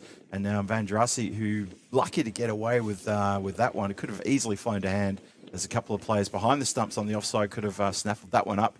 And Shah bowling with proper fire now after a couple of slow deliveries. One of them nets a wicket. Vandrasi facing up against someone that was really on here. Got him. Well, Vandrasi goes, and he was just a long way late on this. It comes in, holds its line, maybe expecting a bit out, so he might have slid off the pad, look at that back pad, and then bang, into middle and off. It's so hard coming in cold. Murali becomes a human backboard there, and can you believe it? Jawad Shah's got 3. Well, the more this game changes, the more it stays the same. It's the 12th wicket in less than 13 overs in Qualifier 1, and Barbarians 20 for 3. Here comes Prem Nandivada. Barbarians are in a world of hurt here. They've got their 2 big names coming to the side, and their 2 big names are done. They're already cooked. They're out of here. They've already lost their wickets in this run chase, and this run chase is getting steep. This is now 74 or 43. We talked about the finish of the Spartans innings, how they were to get those. They got those 9 wickets down runs and that momentum that they could potentially take into the second half of this game if early wickets were taken. And Jawad Shah stepped up to the plate. Here's the hitman, Prem Nandivada. Got him! Oh, Jawad Shah turning it on. He's got 4 for 5. He's on a hat-trick he won't be able to complete, but right now he's off. Prem, he's at 6s and 7s there, trying to work it to the leg side. It's a perfect Yorker that crashes into the off stump, and it's carnage in the power play. Unbelievable stuff.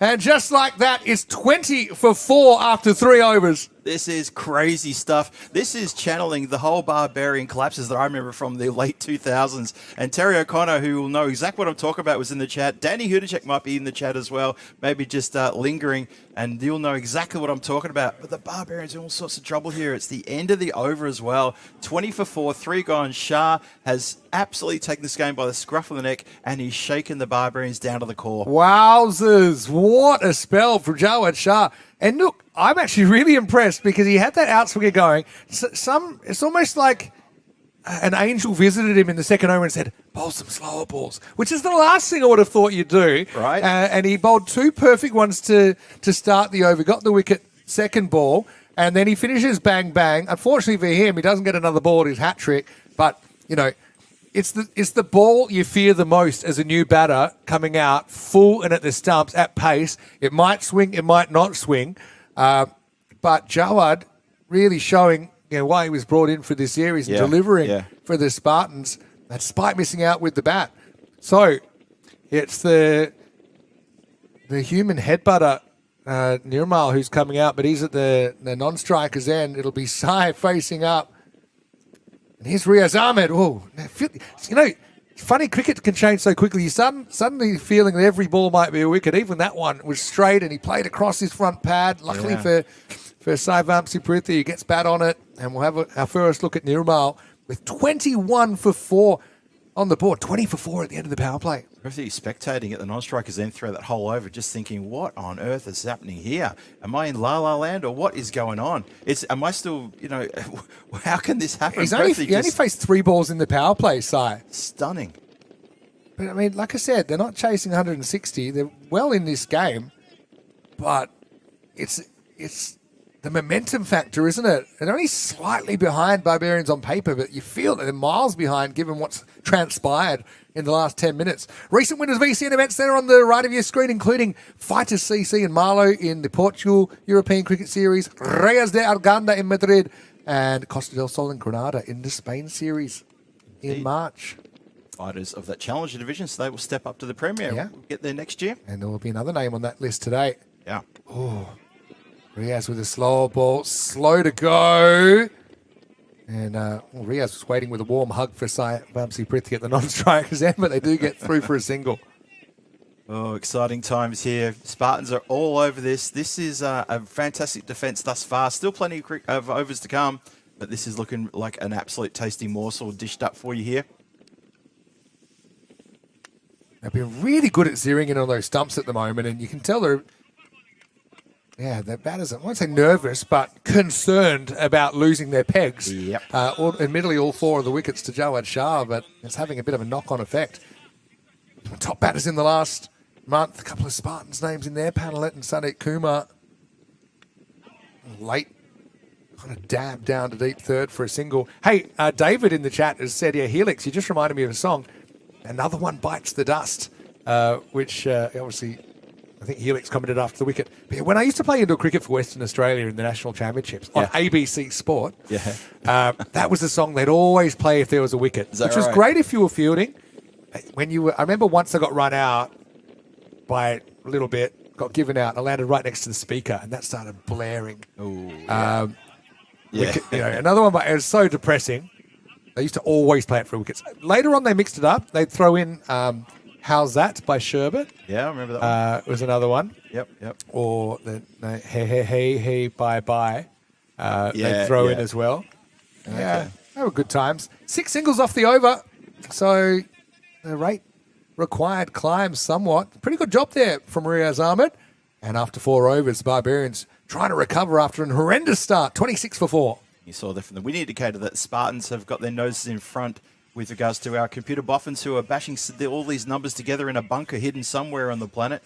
And it's a 60% chance that the Spartans are going to get the win here. That was the last number I saw. And probably fair enough. That's probably indicative of what we've seen just in these first couple of overs, Vinny. They look like they're on top here. There's still plenty of overs to go. Plenty of the Barbarian middle order to stand tall because it's not a massive target. It's not like they need 18 runs and over. Exactly.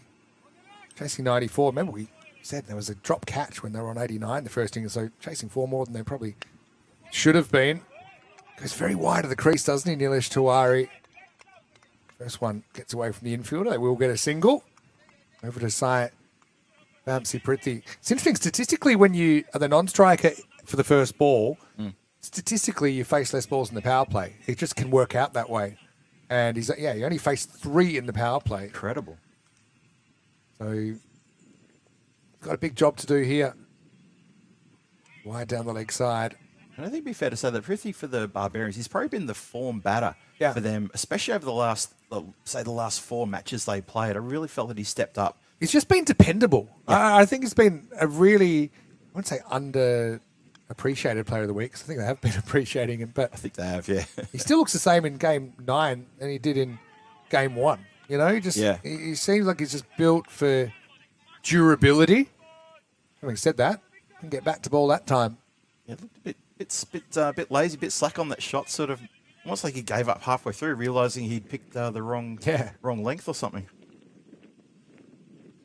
Oh, jeez. Streaky one. That'll be 4. He's trying to turn the face. It ends up coming off the inside edge. I think it's the good old-fashioned draw shot. Yeah. See, it goes behind the back leg, and Neelish is pulling his hair out, but the Barbarians will take the runs. You just feel as well the luck factor, whether it goes one way or the other, might have something to say. That could have easily gone on to the stumps. Yeah, Tuari shouldn't hang his head on that one. He should be thinking, well, I've got the batter not hitting the ball properly. That's something. Right, takes this one on another edge, this time outside edge from Prithi. He'll get a single. Need a rebuild, don't they? If you actually take out the Jawad Shah overs, they're basically 28 for none off 2.4. And you'd be like, hey, going okay. Doing But all it's right, just yeah. like the scars are there of what happened in the power play. Oh, another tramline ball, which is edged. Kumar will get one. So ticking, but only ticking at the moment, Barbarians. Tuari's getting all the edges here, but he's not being able to get a bit of luck on his side. But he keeps one of those edges. He'll get luck eventually, just by process of elimination. Times over equals certainty. This time, more of a deliberate guide, but only a single. So I think the follow-up bowlers have done a good job. Despite not being able to break through, they've been able to keep it to single digits and get that required rate growing for the Barbarians. That's the end of the 5th over, and Barbarians 35 for 4. Going along well. Look, they've recovered here from the shell shock of that second Jawad Shah over, where wickets were tumbling and no runs were coming. So they've managed to sort of right the ship ever so slightly here. They haven't sort of caught up to that required run rate yet, but this could happen now in these middle overs. Tuari goes off having gone for 9 off his over, including that very lucky boundary as well. I was lucky enough to meet the one, the only, the great Henry Blofeld recently in Malta. Yeah.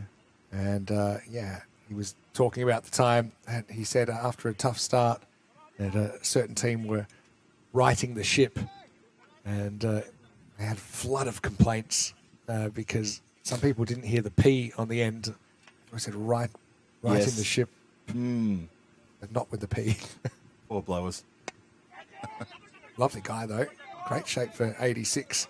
Yeah. Living a pretty active life. And it was a pleasure to commentate with him. Also met Chris Cowdrey over there in Malta, who it couldn't have been nicer as well. Right now, all eyes on the middle of Scott Page Field here, the Vinod Cricket Ground. Ray Prolu, regular opener, but it's a slightly different role here. But I've been really impressed with the bowlers today. They've asked the right questions, and as I said before, they're getting that little bit of assistance from the pitch, a little bit of up and down, a little bit of side to side off the seam. Look at the upcoming events. Okay, we're super excited to be up in Scotland for the Netherlands, Bangladesh, T20 IWs, Poland, and then to Switzerland before a tour of Bulgaria, and of course the CE Cup here, which is an event which has been going all the way since, I think it's 2013, the first CE Cup. Is that right? Go all the way back to... And you've been commentating it since pre-ECN days, am I right? More or less? 2020 was my first time commentating it. Yeah, Terry and pre-ECN broadcasting. Yeah, Terry and Danny were sort of around 2017, 18. Terry heavily involved in that as well. Right, Prolu gets it into the stumps, but this is going to run towards the boundary. Great effort down there to save a couple of runs. We know not much gets pulled back from that part of the ground. So and true, You can yeah. see the desperation there from the Spartans. Don't forget, they had to check into Heartbreak Hotel after last year's Challenger Finals day where they won their way through to the final but lost to Vinos. And they're determined to go one better this time, but they've hit a pretty significant hurdle in Qualifier 1 and this Barbarian side. Raprolu gets hit back over his head. Not great timing. Well done by Jawad Shah to prowl around and keep it to 1. Yeah, so a little bit of trivia I hit with at the start of the match was the Barbarians, in terms of finals day, not just the final, but finals day. The only final they've ever won was in 2020 in an eliminator against UCC. It's the only final they've won, and they have played every ECS for the whole 7 times they've been here. First time here in the Challenge. Crazy. Miss hit, but it should be all right. Gets away with it. Haven't won a finals game in 6 years. Yeah. Well, Australian football fans will know Essendon have a similar streak going. It's 4,000 days or 6,000 days or something like that. Yeah. It's not quite that long for the Barbarians. Probably feels like it. That's Scotty from European Cricket Network Supporters Club of Australia. That's his team, Essendon. He'd be able to tell us. Trust me. They're playing Richmond tonight. Reaches for this one in the air. Oh, good effort. That's Gupta territory over there. He gets the right hand to it. Oh, he got most of that too. He's a very good fielder. Took a one-hander yesterday. Right off the end of the bat. The feet just went slightly away from the ball, but went one-handed. This one didn't stick. And when you're trying to defend double digits, they're the kind of catches you'd want sticking. When we saw one go past Diraj behind the stumps, that one has to go down as a missed opportunity as well. But Barbarians have a lot to do in the last 4 overs. They still need 51. And after 6, they're 43 for 4. Hey, you were talking in the break as well, and you might have mentioned the Barbarians sometimes failing in relatively modest chases, but most notably, for a while, they were on the wrong side of the best ever defence as Prague Tigers on their first day in the European Cricket Series. That's right. Defended 60 in 2022, keeping Barbarians to 34 for 8. Incredible. Now, this isn't that bad, but it'll probably feel just as bad if they don't chase these runs down. Looks like Nilesh Kumatawari to bowl over number 7. 51 required off 4. Now I think you just have to forget about the 4 wickets and really concentrate on trying to win the battle with 13 this over. You don't want that creeping up anymore. Sai just hasn't really had his mojo, has he? He's threw the shot too early. Again, he's probably more of a leg side player. And it's not the first time today we've seen about it slightly struggle against bowlers who are consistently putting it in that offside channel. It just look out of sorts today. And that's the ball he probably should be putting away. He does glance it away to open spaces. And pretty good stop down there. Attempted, but it won't be stopped in the end. So you just squeezed away. Fielder did well to get a play on it, but in the end it will be 4 runs and handy runs for Sai Vamsi Priti. Oh, very handy runs for the Barbarians too. Score goes up to 47 for 4. It's 47, so they're halfway there in terms of the runs, but they're not halfway there in terms of the balls. There's 22 deliveries left. Exactly, over 2 ball required. That one is hit, and it's hit pretty well. Maximo, it's the one he needed really. That's his go-to, isn't it? It's kind of slot. Yes, it's outside off, but it's still a fairly straight swing of the bat. Takes on the fielder and wins. The 50 comes up. Not before time for Prague Barbarians. Oh, they needed that. The understatement of the year. Those last 2 deliveries, the 4 and the 6, and suddenly the Barbarians, all the dugout, they're all standing up. They're all probably just breathing a little bit easier just for those last 2. Okay, this time he turns it away. Probably looking for 2 here as well. It's a bit of a chase. And pretty close to the rope there, but I think he's just okay. I think the batter's asking the question. I think we won't be able to really tell here because of the angle of the camera. Square leg had a good view. You can't really see. There's their rope movement. I think it's pretty inconclusive. He did ask Square Leg, and Square Leg said, no, it's fine. 2 scored. Take that. Well bowled. That's the kind of lead that is troubled. Sai Vamsi Priti is frustrated. You can feel it, even though he was able to go 4-6 earlier in the over. So I talked about, winning the battle with 13. Well, 13 and a half was the rate start of the over. They got 12 off this over. Here's the last ball. Okay. Who wins the over? Well, they should get the 13th here. Yep. Okay. So more or less a draw. Kind of keeps the game where it's at. There's the half. See? There you go. They'll get I knew it was coming. So they will get 14 off the over in the end. It will be a Nirmal to face. And again, we got another thriller here. 7 overs down, 57 for 4, 37 required off the last 3 overs. Yeah, so you probably could say that maybe the Barbarians just take that over with that overthrow that they had to run. It does, as you say, Vinny, it means that Nirmal Kumar has to face the start of the next over. And he'll be looking, I think he'd be looking pretty much for it. If there's a loose delivery, bang. If 7 off 7. So at the moment, they don't need him to do much, but it certainly would be a bonus if he could break out with a boundary of his own. Minimum, get the game back to Pruthi to do the heavy hitting. I like this from Kushal in the chat saying, it's only drama. And that has certainly summed up finals day so far after a dearth of close games, really, in the group stage. Here's Aditya Rai Prolu. Gone. Thanks for coming. Or not. Let's see what the umpire says here. Was there a bit of bat in that? Maybe, because for me, he was looking a classic Shane Watson job. And yep, unmoved. And wait to see how that was scored. But umpire might have felt it was just doing a little bit too much. Channeling is in a 1980s umpire. No leg well, it's by given indicated. runs, okay? Runs. Give the umpire a benefit of the doubt there. He says there was a bit of bat on that. Bit of bat on this as well before bouncing onto the pad of Pruthi. So, yeah, no credit to the umpire there. If he hears a double noise, fair enough. But this is where the rubber hits the road for both these two teams. Everyone loves a low-scoring thriller, don't they? Oh, yeah. It's been a really entertaining day so far. I wonder if we'll see more of this in the Premier Division or if we'll see a bit more of a run fest. You would expect the scores maybe to go up. I would expect maybe 125 par in the Premier, but seems reasonable. It just shows you when bowlers turn up, it's a completely different game on this pitch. Oh, good bowling from Rai Prolu. Kumar, a big swipe and misses. Bit of extra bounce that time. It's a fair way from that too. Just didn't it bounced more than he thought. But again, he's playing a long way away from his eye line there. 13-14 needed it per over. He'd do better than that. This time, I only get one. One's a fine at the moment. That required rate's up to 14. I've loved some of the team bowling performances today. And I know all those 4 wickets went to Jalwat Shah, but the other bowlers, despite not being able to get breakthrough, they have delivered quality overs, haven't they? Yeah. Nothing magical or something like that could kind of cook you in the chase. And he goes down the ground in the air, pitching just short, but again, just a single is fine for Spartans. Spartans will feel a bit bulletproof, I think, after this game if they can defend this underwhelming 93.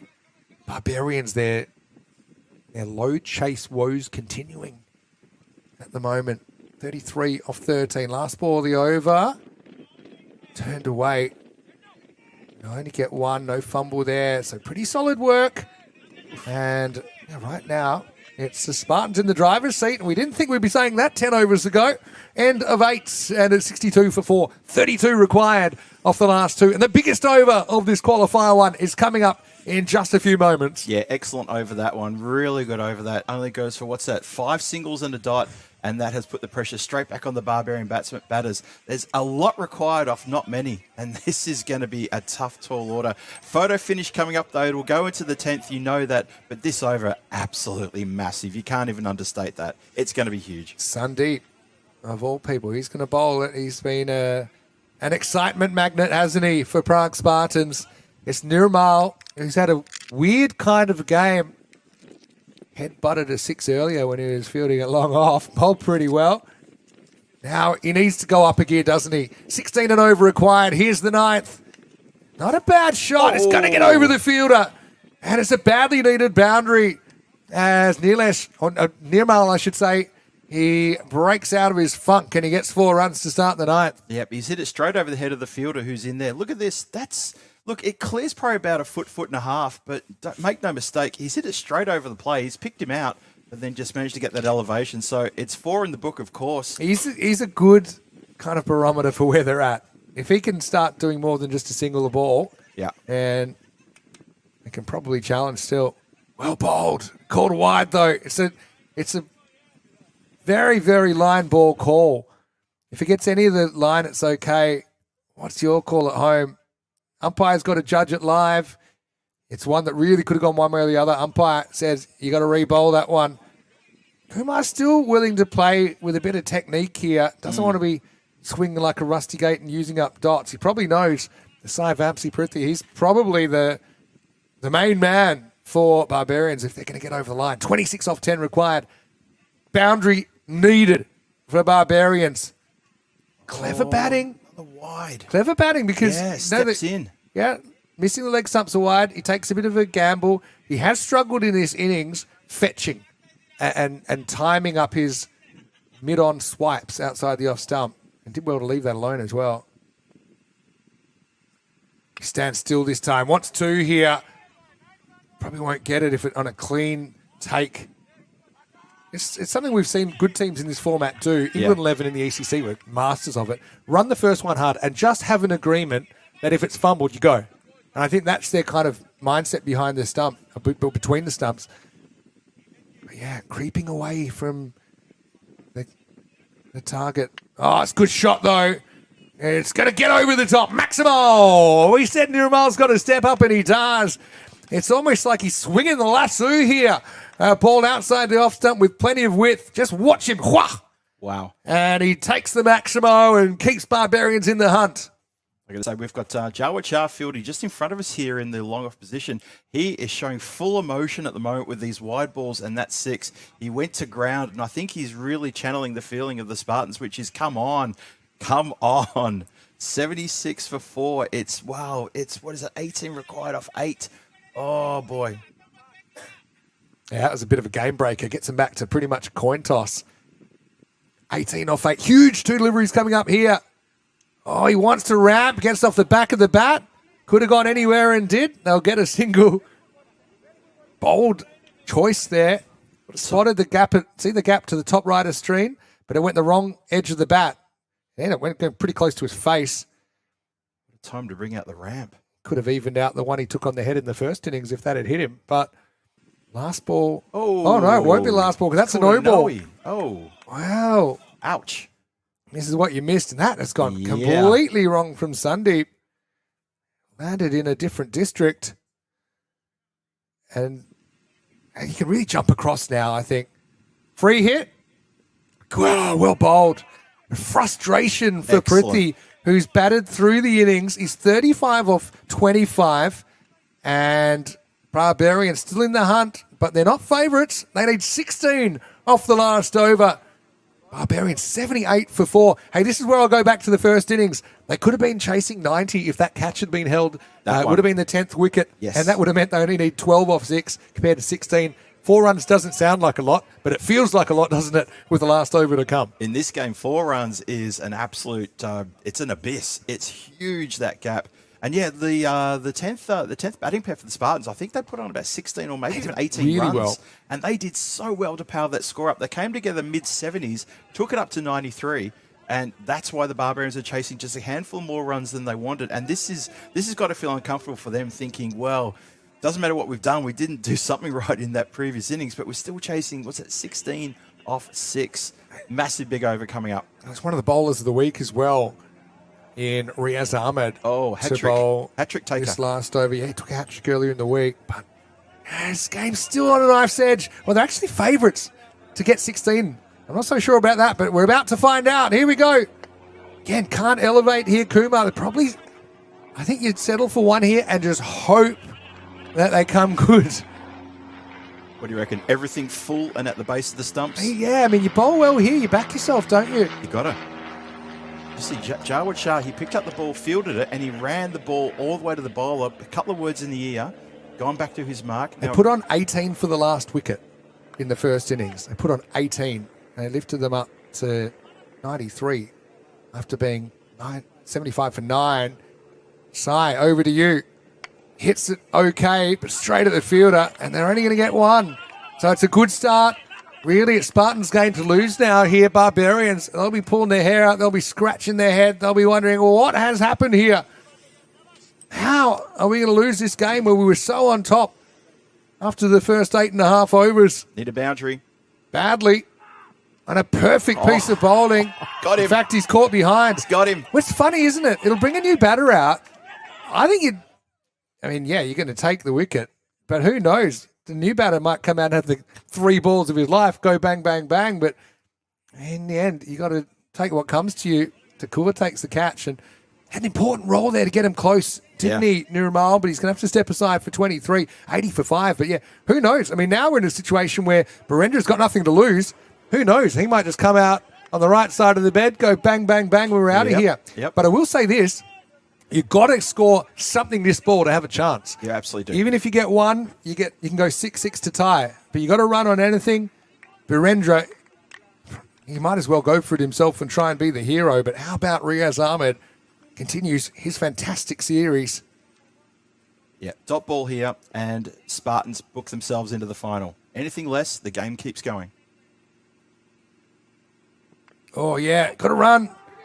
And they'll get one. All right, Okay. well, Sai has just had a bit of one of those innings where he hasn't got out, but he hasn't been able to do damage. And it's as simple as this now. 2 6s, and we have a golden ball. Anything less, and it's the Spartans going through. 13 from 2. There you go. 13 from 2, folks. 2 6s, we go to a golden ball. This doesn't go over the boundary line. It's going to be the Spartans to win, more than likely. Maximo Bast, and he hits it. It's going to the leg side, but he's gone. Didn't have the legs, 10 metres short in size. Going to have to go off the bat. He was willing it over to the side, which is normally wind assisted, but you can see that wasn't even close in the end, and well taken. So can you believe it? The Spartans are going to defend a fairly paltry looking total to go through to the final. And once again, Spartans will win Qualifier 1. Of course, they did this last year, but they weren't able to take the trophy and the promotion. Barbarians, well, their finals drought continues. It's been almost 6 years since they've won a final on finals day. And it's a terrible situation for Nitya Patel to come out because they're basically gone. You need a 7 up and a 6. And Riaz just has to keep it straight. And what about his performance as well? Jawad Shah with the opening 4 wickets, but Riaz has followed up with 2 for 9. And Spartans, they're going to go off like a frog in a sock after this ball because they will be straight through to the final. Last ball coming up. And it's going to be French cut away, probably to the boundary, but it'll be all academic. And can you believe it? They'll end up winning by 8 runs. An amazing defense from this Spartans outfit, and Barbarians for the third time in this series, they fall short in a chase they really were favourites to knock over. But in the end, a really gripping contest. Congratulations to the Spartans, the first team through to the final. Barbarians to face Strikers in a cracking Qualifier 2, which is coming up in just about 25 minutes. So not too long before we have some more action on the network. But yeah, how do you see that one, Phil? Quite a surprising day so far on finals day. Surprising is probably the word I would have said. That's exactly what it is, Vinny. Look, the handshakes all around from the Spartans with the umpire and with the batters, and fair enough too. That's the second final on finals day. The second game of finals day the Spartans have ever won. How about that? The second time they've ever won a final. They won this corresponding match last year against Vinaradi Cricket Club, only to then go down in the final. For the Barbarians, we talked a bit about them, about their bad fortune in finals run. Haven't won a final since 2020. And also, that was almost, I mean, the score on the board was 93, so they defended 93. The lowest score ever defended in a finals day here in Czechia was 90. So it was close to that, almost that record. But and funny enough, it was actually the Spartans who didn't make the score against Brno several years ago now. That was 2021 bronze final when we used to have the bronze final. Yeah. So, look, the Spartans, they're going to be absolutely buoyant. They get a bit of a break now. Barbarians have to go the long way around. They've got to take on a very, very, euphoric, still happy, and very... just very fired up. Saffron Strikers getting that win in the Eliminator. So Barbarians, they've just started the day. They've got a lot of hard work in front of them. And Barbarians, now they've got a bit of a banana peel game against the Strikers because they don't have too long to recover. We don't have long breaks on finals day now. So they've only got about 20 minutes before they're back out there. The toss will happen immediately now. And obviously you can keep an eye on the website and see who won that. But especially if they're out there, well, no matter what they're doing, really, if their head's in a weird space, they're going to face a pretty focused Strikers outfit who've had a couple of hours to rest. and they'll want to pitch this spot in the final. So the final score here, 93 versus 85. The real star, 4 for 5, Jawad Shah. Bowled amazingly well, got the ball to swing, had the variations right on song. Riaz Ahmed following up with 2 for 13. Ray Prolu, pretty important couple of overs as well, only conceding 13. And let's not forget, in the first innings, Spartans lost their 9th wicket at 75. They rallied to get 93, and in the end, Barbarians finished right in the middle at 85 for 6. 36 to Saivanthi Prithvi, but it just wasn't the sort of innings that he'll enjoy watching back. Only 3 fours and a 6 in 27 balls faced. Nirmal Kumar battled for 23. But yeah, an innings that really only saw 2 sixes and 8 fours, but only 2 Maximos. He's not going to win too many games. 2 Maximos. 2 Maximos in the 10 overs. Incredible. Okay, so we'll be back in about 20 minutes to take you through Qualifier 2. Toss news coming shortly. Vinny Sandy, who moves to Maximo with Phil G. Plenty of action still to come on our Peacock Finals Friday. You're at home right here on ECN. You're watching the European Cricket Series.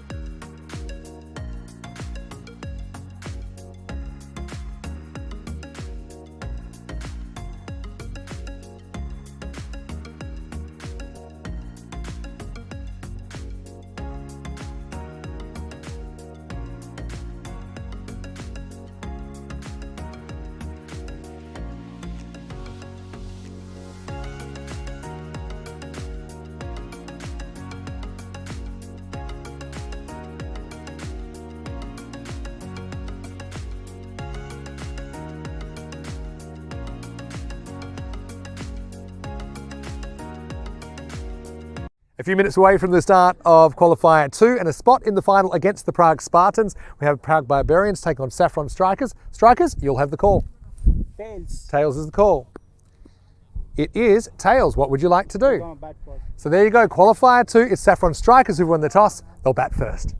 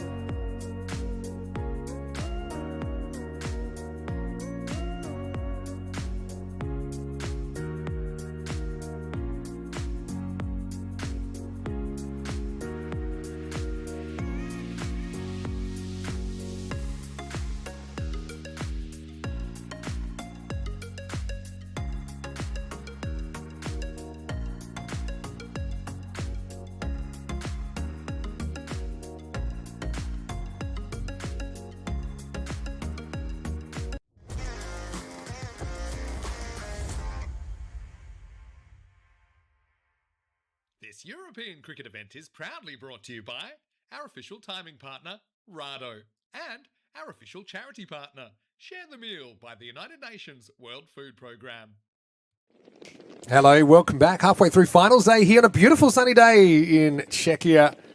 Currently 22 degrees, but the temperature's hotting up for these two teams because only one of them can survive to the final where the Prague Spartans are waiting. It's the Prague Barbarians versus the Saffron Strikers. A few minutes ago, you might have seen the coin toss where the Saffron Strikers won the toss and elected to bat. And there's a little bit of a bias towards teams batting first, winning in the series. It's now 16-6. Teams batting first, defending their totals, and well, it's no exception today so far as two pretty underwhelming totals. 105 was defended in the eliminator by the Saffron Strikers, and the Spartans defended 93 moments ago against the Barbarians, who only managed 85. So 10 runs and 8 runs. Two pretty close games to start the day. The bowlers have had the better of the day, but of course anything's possible this afternoon. Two teams that have varying degrees of experience as teams in the European Cricket Series, with Barbarians playing all the way since 2020. Saffron Strikers, despite having a lot of experienced individuals, this is their first season together as a team, so they're hoping to write some Saffron history this afternoon. Vinny Sanders here, Mr. Maximo. Phil G joins me once again, and we're all set for another doozy, really. Two teams that have had up and down journeys in this European Cricket Series, but there's only room for one of them in the final. There is indeed. Thanks very much, Vinny. Yes, and the Barbarians started absolutely red hot on their first day. Came along on the day number 2, played 3 games, and bang, just took the game and took the competition by the scruff of the neck. seemed to be very opposite then for the Strikers, who started the day after. They played 2 games on day number 3, then they played 3 games and 3 games. So you kind of feel that, well, they had a pretty heavy bit of lifting to do in the second half of the competition, but they are not showing any signs of fatigue, especially that match this morning. They look good. So they've kind of come into this one and just gotten better, whereas the Barbarians started good and they've just started to get a bit of the wobbles in the second half of their campaign. And this morning, well, the game that just finished previously was pretty much put paid to that. Yeah, it's been an interesting tournament. I wouldn't say it's been dominated by bowlers, but batters had to work for their runs. Here's Akash to get us going. And it's JD Patel got dropped off the first ball of finals day, survived for a little bit, gets away with a single here. Smith Patel had a funny old week, has Smith, but he's a very, very talented player, guy with national team experience. I've seen him a lot for Prague CC, but he's a part of this new enterprise, the Saffron Strikers, and I think he's enjoying that leadership role that he's in. But let's see if he can deliver against a pretty good bowler here first up. Smith swings at this one, goes backward a square, just give me the single. Gets off the mark with that one. Yeah, it's a great story, the Strikers. A bunch of friends who've been playing cricket socially together for about the last sort of 8-10 years. And it's taken them a little while to pull it together as a new team here in the domestic scene here in Czech Republic. Now they've got their chance. They've started in Division 3. They've started well too. They've got notched up a first up win in the T20 League. But they've also played a couple of games outside of the country as the Saffron Strikers. Exciting times. Ooh. This pitch has been my player of the day, actually, because it's thrown up a few unpredictable bounces, but not too many. And I just think that if the bowlers can put it in that the corridor of uncertainty, if you want to call it that, occasionally the pitch is helping out. This time it gets low, and Sultan Arifi's been thrown into the keeping duties this afternoon. Not able to deal with the second bounce. Ball gets away for a bye. Yes. Hello to all of our fans, by the way. Welcome back. And get a bit of love for my very accurate coin tossing with good altitude. Good stuff. Been a wide shown there. If you've been following the coin tosses, which wasn't something I was expecting to do much of this week, but I've enjoyed the role. Yeah. I've watched a lot of them from close, so it's nice to be doing a few. I always save the biggest one for the last game of the day, and I'll save the biggest one for the final. So it's a little known fact that there's a word I can use that I won't use, but I'm just to say I'm a very good coin tosser. Very experienced. We'll let that one go through to the keeper. Bang! Out of the park. Just swivels on this one and gets every bit of muscle on that. Indicated 6 by the umpire. Of course it was. Look at this one. Crash. Yeah. It was short enough for him to go leg side. I think Smith's become a little bit too much a RuPaul bottom hand dragger in the last couple of days. Maybe frustrated by the fact that when he was batting well, he wasn't making too many runs. But that's the length that he can let the bottom hand take over. I'd say my advice to him would be don't actively look to go leg side because you'll know when it's time. You'll know because the line of the ball will dictate that you'll play the shot naturally. You'll flick away. But I still think I'd like to see him playing with a straight bat. Those balls outside off stump that are a bit fuller. Comeback ball here for Akash. It goes again. It's a very similar shot, wasn't it? But see this one? Fuller. Straighter. And just have a look at his left shoulder is a good indicator. See, look at the left shoulder here. He's fine, but then just gets a bit lazy. That shoulder turns. And then the head goes up in the air. And that wasn't how he was dealing with that ball earlier in the week. Just a little technical thing. Yeah, he might have gone for a loft or a straight drive through either cover or straight down the ground or somewhere in that arc. Good spot there, Vinny. Bowler continues. Goes again, a bit more leg side. And a couple of fielders holding their hands to each other saying, what's that ball about? As they have to go and chase that boundary. So another 4. Gets away with this time. This time, to be honest, he took a little shuffle step across that got his head a little bit closer to the ball, which meant he had a better chance of hitting it, which he did. And I suppose there are open spaces over there. He's seen only 3 fielders on the leg side, so he's willing to take his chances. Plus, Akash is more of an in-swing kind bowler, so he thinks he's hitting with the movement. But anyway, not a bad first over for the Strikers, 14 without loss. So the Strikers looking to mass a big target here. They won the toss, wanted to have a bat first. No surprises there, really, as now Hassan Sitar comes on. Someone we've seen around the traps here on the European Cricket Network for quite a while. He's been around a couple of clubs. He's now found a new place to nest, and that is with the Barbarians. And he's enjoyed a lot of success on the network. So 14 and over. would get them to 140. I think they'd be pretty happy with that. Barbarians have had their issues chasing. I mentioned earlier that they've brought in the reinforcements. This is Ali Hassan Sitta over number 2. Again, just up on the hips there. He asked the question. There's going to be a big chase here. Wicketkeeper has run all the way. Sultan Arif, I think as he saved it, he's gone face first into the ground in the save. It's a good save. Yeah, you don't often associate the wicketkeeper with boundary stops. Not Sultan, I suppose you would say he's running slightly downhill here. Hits him. He's got gravity. If it did hit his pad, we don't know that actually, but yeah, he carrying the glove, which probably is a bit of extra weight. I think it's a clean stop. Oof, but the landing was... Don't know about when the ball bounced after he threw it, but anyway, I think you give the benefit of the doubt to the fielders there anyway. It was still getting sorted, so I'm going to look at that. But anyway, I think the umpires are empowered to make the decisions. Much as we're improving with the technology and the replays, we're not quite at a situation where replays can be relied on all the time. But we're getting there. We're all set to go then. Was off the pad though, so leg by's called. Ali Hassan Sitta again, just getting ready to set himself. A couple of deliveries, just push in towards the pads. Sometimes you get a little bit of away movement. This time it's just straightening down the line. Should mention both teams unchanged as well from their lineups earlier in the day. Bowler in.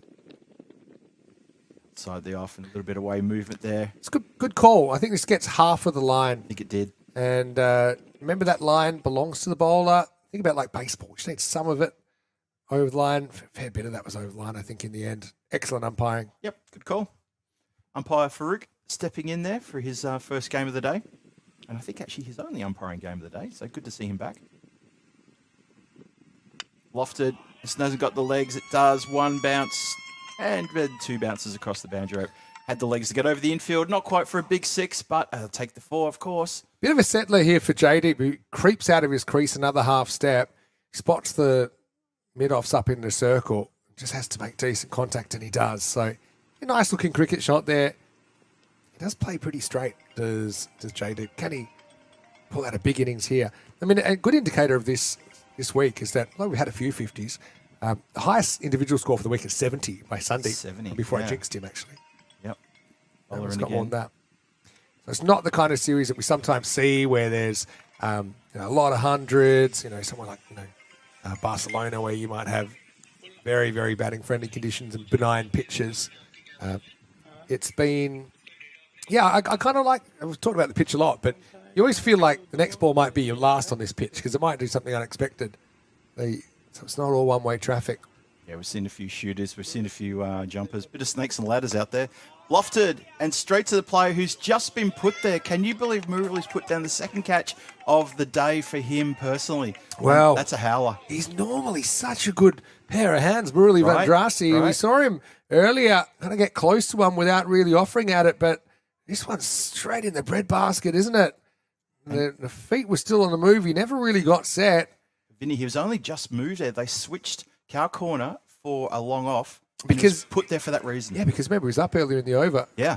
And this one goes out towards cow corner, but then a bit squarer, and no one's getting near that. Square leg watches it, and so does deep mid wicket, who eventually has to run halfway to the car park to fetch it. Big strike that. Yeah, and again, just enough length on that for Smith to get away with the turn and the flick. So he probably also thinks in the power play, there's open spaces out there. It's worth they're trying to chance his arm and go fetch from outside the off stump, put it over the leg side. End of the second over, 27 without loss after 2. Yeah, good signs for the strikers early here with these two picking up a couple of boundaries. The Barbarians, okay, that drop catch from Murali, very un-Murali-like. But as I said, it's the second catch he's dropped today. And again, straight into the breadbasket, straight back out again. That time it was strange because his right foot was in the air. It shows you he hadn't really set his feet and made position, even though it wasn't too far from him. So he just didn't really prepare with the catch. That's Murali Vandrasi, who's a very good player. I'm still a bit surprised I haven't seen him with the ball. But again, this is the issue coming in finals day. Okay, he's a Barbarian. There's nothing wrong with him coming in for finals day, but it's not so easy to hit the ground running. Here's Akash coming back for over number 3. Last over the power play. Delivery right in the block hole. It just chips it down the ground. Quick single is on. It's a good run. Watch out.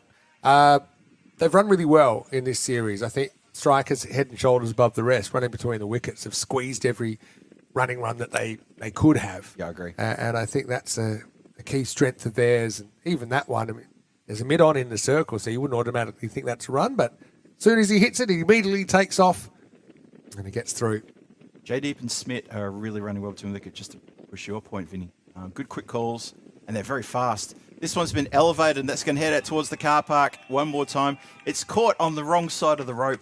So nice little bit of tracking there from the player at deep square leg, but it's all in vain as that goes for a big Maximo. Again, straight enough and with enough length for Smith to really let that bottom hand take over.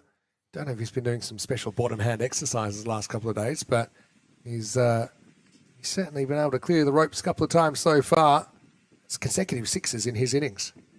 Nicely struck. Really good stuff, that. So 34 for no loss. Barbarians need to break this partnership. They're running well between the wickets, and they're starting to strike the ball beautifully. That's another one. That's going to be a couple of bounces out towards that area at the deep mid-wicket, and the square boundary rider's got no look at that one as he has to watch it and then chase it over the line. 4 runs. Yeah, Akash has just decided to go a bit straighter to Smith, maybe getting a bit greedy, stump hunting, and I don't think that's necessarily the best tactics at the moment. Okay, you can wait for him to miss one, but Smith's got a pretty good eye, and even though they put the fielder back at backward square leg, he's able to get it in front of the umpire. Akash is going to have a change of tack and go around the wicket now to Smith Patel, who opens up his stance accordingly. Oh, Chandra needs to try something here. Try to do that. Just skews off in a bit of an edge, so resulting is no boundary, but instead they just sneak through for another very quick single. Yeah. Well run, good calling. Off the leg there, just cramped him for room, and Yep. Smith couldn't free his hands. I think he'll go back to plan A against J-Deep. He's got a shoelace issue, but that gives us a chance to say hello to everyone in the chat. Hello to Chris Addison, good to see you, and Paolo Campini, Johnny Heesum as well. Paolo calling that a car park catch last over. Hopefully everyone's well. Good call. And Crushmaster liked that tactic of angling into the body against Smith Patel. But it's been a pretty bowler-friendly day so far. Barbarians batted in the first game. If the Saffron Strikers get 120 plus here, I think they'll feel like they're in pretty good shape. I think so too. Yeah, the Barbarians didn't really show us enough grit and determination in that match against the Spartans. That's why they're here playing this qualified 2 and hoping that they can just resurrect their campaign and get into that final to take on the Spartans one more time today. That's just been dropped down. Nice easy single. Again, just another good example of quick running here. If the ball's not there, if they can't get under that delivery, they're just tapping it for ones and reducing those number of dot balls, which is exactly what you want to do in this competition. Good running. Really good running. Yeah, 40 love in the power play. Akash, bit of a mixed bag to say the least. One more chance to try and grab a wicket here in qualifier 2. Kashin, swing and a miss. And there's going to finish with a dot. And that's going to also finish there as well. So 40 for no loss after 3. That's power play done. Good power play for the Strikers. Yeah, I think they'd be reasonably happy with that. I'm trying to think what a par power play would be. I'd say probably 35. Yeah, 35 for 1 or 2 would be a par power play. So there are a few above that. In Barbarians, and we talked about some of their woes with the bat when chasing, but let's not forget they put some big scores on the board as well. In fact, against the Saffron Strikers in match 10 on Tuesday, they scored 143. Barbarians also scored 139 against the Spartans the match before that, match 9. And also on their first day in the competition on Monday, they scored 121, 124. So very capable. And of course, let's think about who's come in to their side today as well, as he drags this one. J-Deep, again, bit of length on that. New bowler coming in, Kumar, gets sent to the fence. 4 runs. Yeah, it was a nice shot, that one. Just as you say, Vinny, dragged it. Didn't really get too much control, but there was no one down there. Once you get into an area where the nearest fielder is 40 metres away, you feel pretty good about that. And that is the fastest part of the field. We've said that many times here at Vinage. That's slightly downhill in that direction, and it's very, very quick across the field there, across the deck.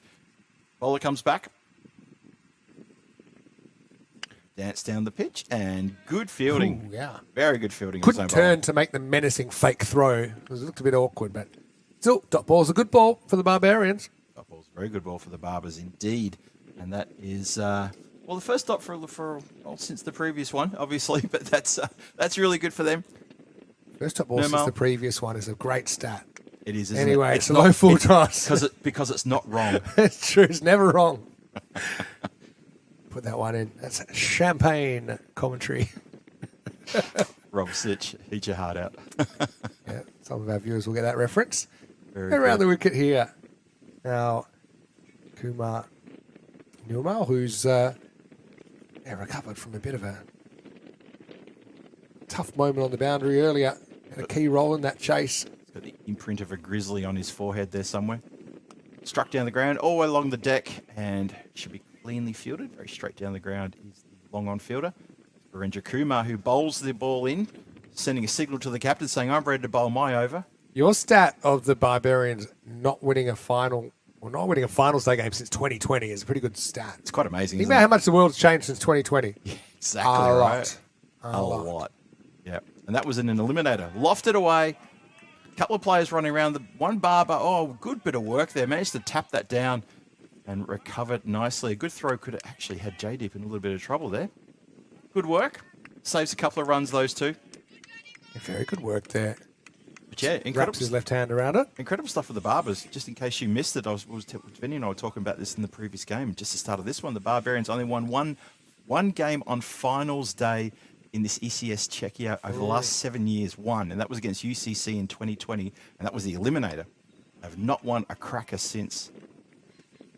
Fortunately for them, they find themselves in the Challenger division and still haven't notched up a win. So they need to basically break that losing streak that they've got in order to then get into the final. And the Saffron Strikers, they would love to get into the final for their first ever campaign on the European Cricket Network. So there's a lot of firsts that are going to be happening here and a lot of records to be broken. Yeah, definitely. End of the over then, 49 without loss after 4. Not a bad over there from Niramal. He goes for 9. Anytime you're going single digits, you're doing a pretty good job in this format. Also, still wonder if we're going to see some Van Drassi with the ball. I wonder if he's a kind of a slide-on spinner, kind of how to describe him. He's kind of a leg spinner, Kumble style kind of spinner, slightly faster through the air. I find him quite a handy bowler, but sticking with the bowl's got him this far, I suppose. Using him more as a bat. Now Nevada. I am surprised. Now Nevada's going to bowl over number 5. Now Nevada's been handy, but I think you've got Murali in the team. Probably want to. I'd be asking him, barring any fitness situation, I'd be asking him to throw the arm over. And he's actually fielding in front of us, and just then I think he just got spooked by an insect because he suddenly flinched when I said his name. Start off with a wide from Prem. And that is going to be the 50 up for the Strikers. This is a terrific opening stand too. I mean, 50 without loss now. So the Saffron Strikers must be really riding on cloud 9. They must be so happy with the start. Especially against a Barbarian team. It can be hot and cold. Charge, misses that one. This is, look, Prem's not express. I mean, as a wicketkeeper, would you be tempted to put the helmet on and get up to the stumps? I think he's actually just indicated to the dugout that he wants to put the helmet on. Probably wants to, but yeah, he hasn't come prepared with the protection. He's just yelled out to his skipper. It's been hit towards Murali, who's fielding just down in front of us. He's got yips a bit in the field, doesn't he? Oh, the throw is wide. It's not cleanly taken either. It's very good running from the Strikers. Smith took off as soon as he saw the ball spill away from Murali. And Murali had to take about 1.5 steps to get the ball. He just took off and got home. Good running. Yeah. And they decide to go on the fumble. Smith is lightning on a cricket pitch, isn't he? He just saw that Murali had to get a bit further to get the ball. This has been swatted straight out towards the deep point boundary. Just going to be the one this time. Cleaned up nicely. That's Vaishak fielding down there. He'll be keen to get into the runs on this occasion in this innings, considering that he went for, was it a first ball or a second baller, I think, in the previous games against the Spartans. And he's been brought in today for the first time in the competition. He would love to get a chance. Wow. Crash. That's a pretty flat 6, and that is a lovely strike. Yeah, 6. over pitch time, wasn't it? Yeah. It's an attempted Yorker gone wrong, and he goes and basically baseballs it out of the ground. Not bottom hand in that, but and a very effective shot from Smith Patel. He's really liked that area. He's got the hot hand going to the leg side. I think what's happening here, I'm just watching Prithi. It went well over, didn't it? I want to see that again. Yeah, I absolutely. think Arsenal's at 4, but I think it went comfortably over. So I can tell you now that the Barbarians have they've gone to get the helmet to give to the keeper. They can't bring it out to the end of the over though. Yeah, well, that's no good to them now, is it? Just sitting on the edge of the boundary. They literally ran off. It's like maybe they thought it was the end of the over. Always carry protection. You never know when you might need to use it. That's right. Not just in cricket. That's been high in the air, and two fielders basically paper, scissors, rocks over who's going to actually get it. And even the throw to the bowler is a little bit lax. There's a Barbarian sitting on the ground as well. I'm not sure what's going on here. That's Prithvi sitting on the ground. He should have been backing up the stumps. Barber's just taking everything in their stride at the moment. Yeah, the old sit-down protest. What is that? Channeling the hippie era. It's a sit-in. How bizarre. Last ball of the over coming up. Prem Nandava pulled away all the way along the deck. Deep mid wicket grabs that. Yeah, it'll take us to the end of the over. So it is 61 without loss after 5 overs. Hey, let's welcome you into the commentary box. When you sound here, Mr. Max, I've got Phil G. It is Peacock Friday. I'm here, I'm not. I'm here, I'm not. I don't mind moving around. Hopefully you've got your best and brightest on as well. Got the Peacock Friday. I'm trying to remember where I bought this. Somewhere in Spain, I think. But this has got some interesting shapes. It's got a bit going on there, It's hasn't got it? kind of a beehive feel if you look close up. Yeah, it's Now Phil's hexagons. disappearing. But no, great to be here. It's been a really interesting finals day so far. Spartans are waiting. They got out of jail, didn't they, in that big first time. qualifier Big to hold time. on by just 8 runs. And yeah, welcome. And guess what? This might be finishing in the Challenger Division. We're back tomorrow with the Premier Division with 9 days of cricket. And there's a bit of a tradition, isn't there, with the Premier Division? Bit of history. Yeah. Prague CC always kind of around the mark, but they haven't won the last 2 editions. They'll be right. keen, but also a few player movements since last year as well. This is going to be leading edge up in the air, just short of Sai, and he'll be able to keep it to 1. But Tiger's very strong. They've recruited well in the off season. You've got right. Vinarati, of course, trying to make them up. Vinarati, former finalists in the European Cricket Series top division as well. True. So yeah, plenty to look forward to. Bohemians, former winners as well. Wow, absolutely smacked out of the park. That is an emphatic strike. Got every chunk of that they could possibly muster. What a terrific shot. Watch this. Well, not even a step, just all in the arms. yeah, this one really connects. Always keeps the head down a little bit longer. But if this ball was a machine, it'd be a slot machine because that's where it was. It was that kind of length. Yep. Smith cashes in, ching, ching. This is what's coming up. Premier Division starting tomorrow and running all the way to the 31st of May. So that's a 9-day series. And then, yeah, be in Scotland, Poland, Switzerland, Bulgaria coming up as well. Coming up again is the ball, but this time not quite as well. But still good enough for Smit Patel. Maximo and Smitty races to 47 in qualifier 2 for the Strikers. These two look absolutely unstoppable right now. And I don't think the Barbarians have got an answer. Barendra Kumar is getting put to the sword. Tilak Kumar, captain, he's just wandering over trying to get in the ear of his bowler. I'm not sure what he could possibly say apart from, bowl better, please. But it's just the message isn't getting through. This slot Don't delivery. give him length to work with. He's been punishing you off that length. Yeah. Length's more important than line, although missed from Smith. But even this kind of unforced error, isn't it? Salting behind the stumps. Yeah. Seems surprised that the ball wasn't hit out of the park and they just bounces off his gloves for a bye. Maybe they're happy to see Smith off strike the way things are going. You look at his strike rate. Maybe you are happier bowling to Jaydeep, who's 21 off 19. Maybe like the old intentional walk in baseball. Yeah. That's See exactly how it what works is. out for him. 75 for no loss. Continue. Jaydeep gets this one past the gap. Couple of bounces, 4 runs. He gets it over the top of the infield. It pierces the gap as well. So the placement was absolutely pinpoint. No danger there. Crash right there. Yeah, maybe not. Better bowling at Jaydeep. He throws the hands at this. Feet didn't really move. He's got a good eye. He's one guy that is prepared to keep his shape and prepared to hit through the offside. It's a feature of his game. And he found the gap that time. Captain Tilak for the Barbarians needs to think about what his next bowling change is going to be because nothing's worked so far. He hasn't managed to break this partnership, and the Saffron Strikers are completely all over the Barbarians right now. If anything, the Barbarians are probably thinking, we're probably lucky the score isn't higher, to be honest. Last ball to 6th. Slows this one down and Finally. nicely delivered. Finally, a Yorker. It's been a while coming. End of the 6th, 79 without loss. We foreshadowed it, didn't we? It was only basically an hour ago. where we had the first qualifier finish, and we said Barbarians are potentially going to be caught on the hop a little bit coming out of that demotivating fail chase in the first qualifier. And this first half of this qualifier 2 was a little bit of a potential down spot for him, and it's kind of worked out that way. 79 on 130's pace here. And let's be honest, Strikers, despite not taking a single point out of their first 2 games, they are a real danger team. One of those games was actually against the Barbarians, where the Barbarians kind of did this to the Strikers, making 143, keeping the Strikers to 89 and taking all the points back in match 10. That was the Strikers' first match in the competition. That's right. He's interesting player, Sai Vamsi Pruthi, who just had a bit of an off game with the bat, despite pretty much batting through the innings earlier. Now he's got a job to do with the ball. He's over number 7. Comes in a bowl now.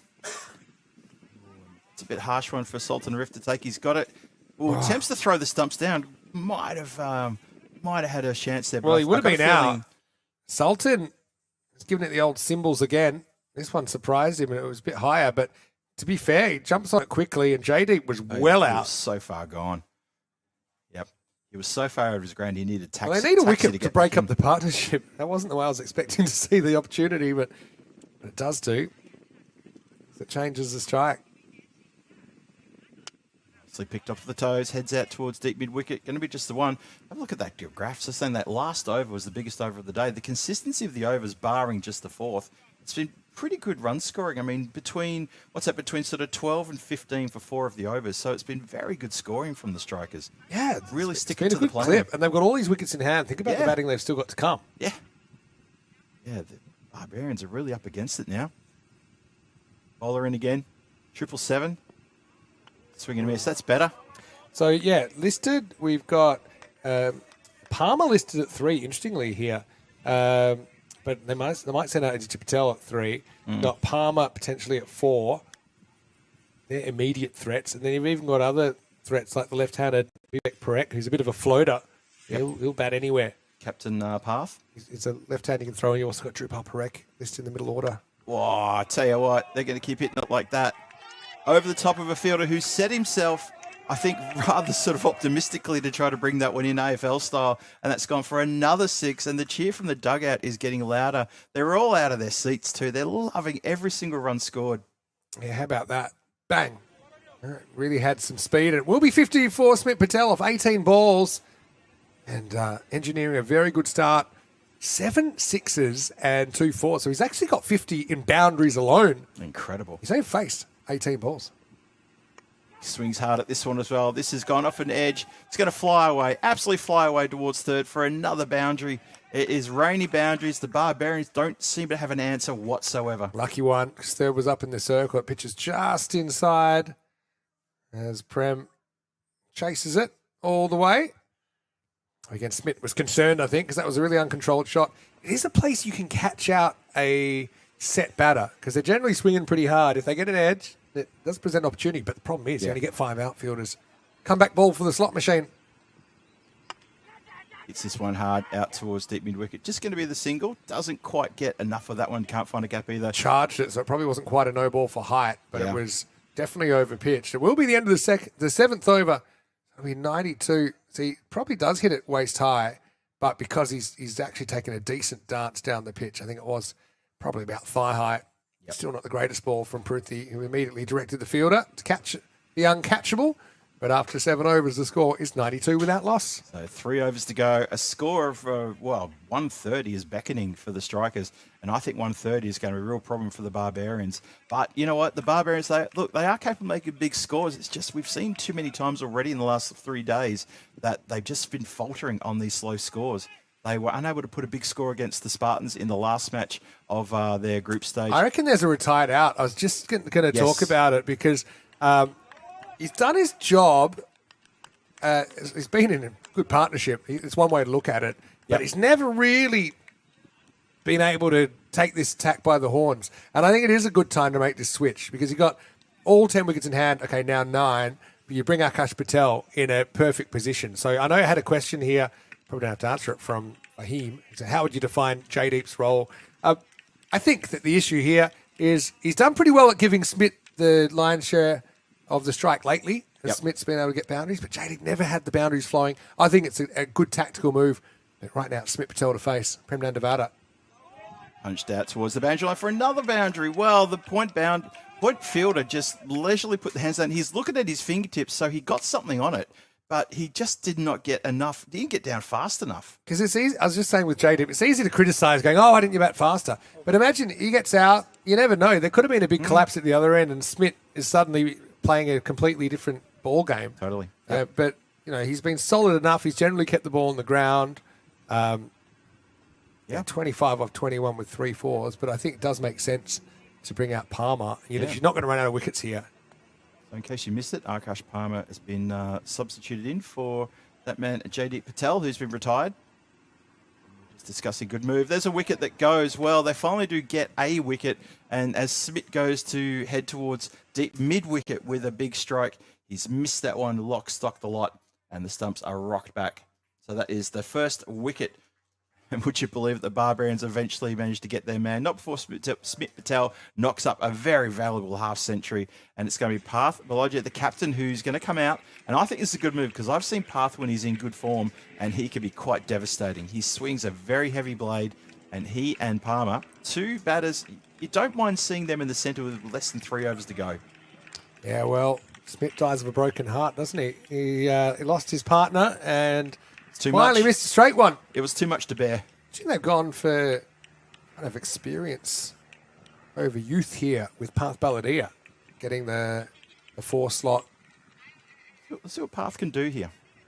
Because he swings a heavy blade, as I said, and he can fire up. Oh, dear. Tortuga alert. Yep, Tortuga, but he's got some support there. Even the throw grubbed as well, so there's that. The irony of wanting Palmer to get in there and face and stuck at the non-strikers end for half an over. Well, a batter below him comes out.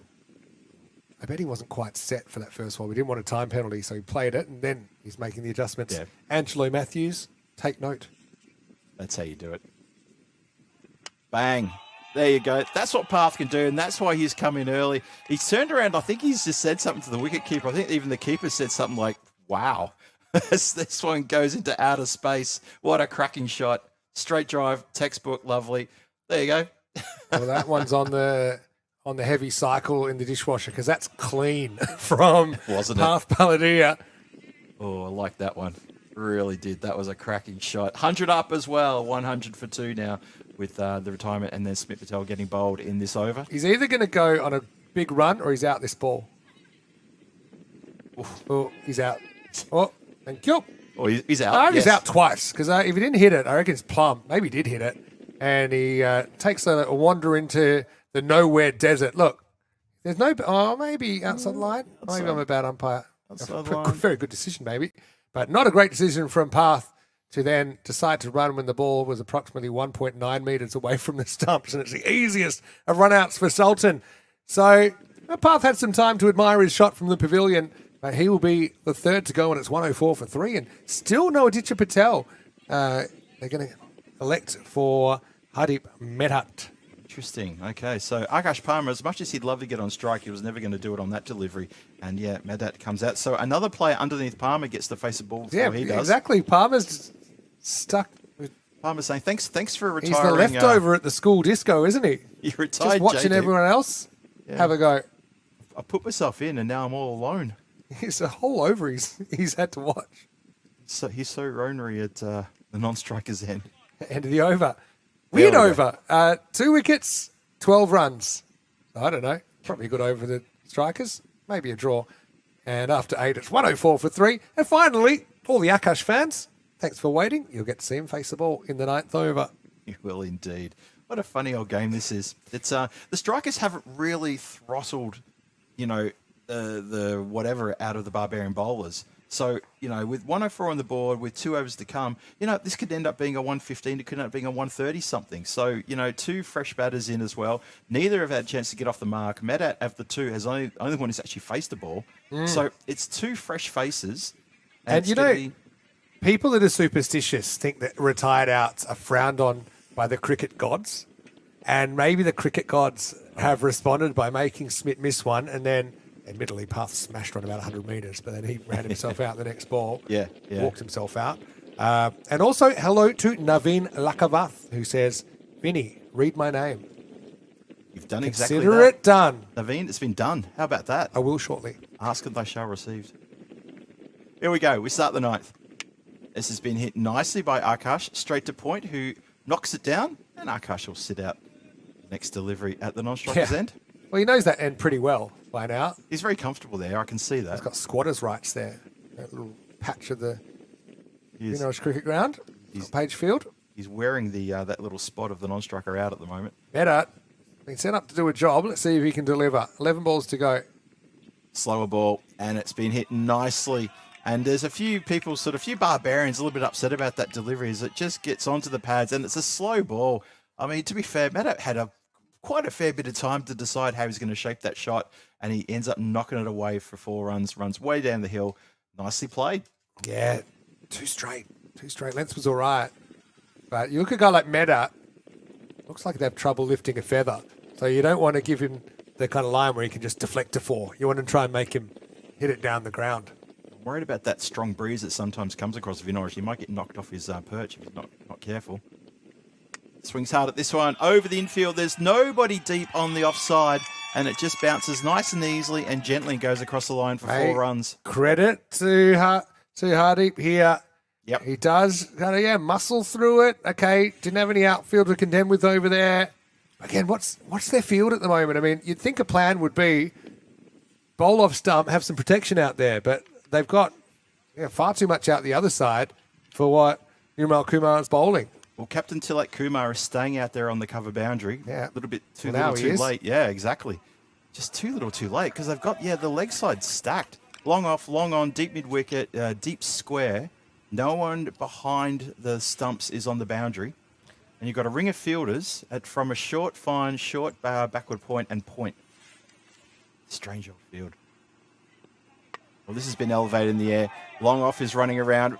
Ishak can't quite stop it. I didn't get eyes on that whether it bounced we'll on have a one look side on the line. full screen because this, my instinct was probably 6.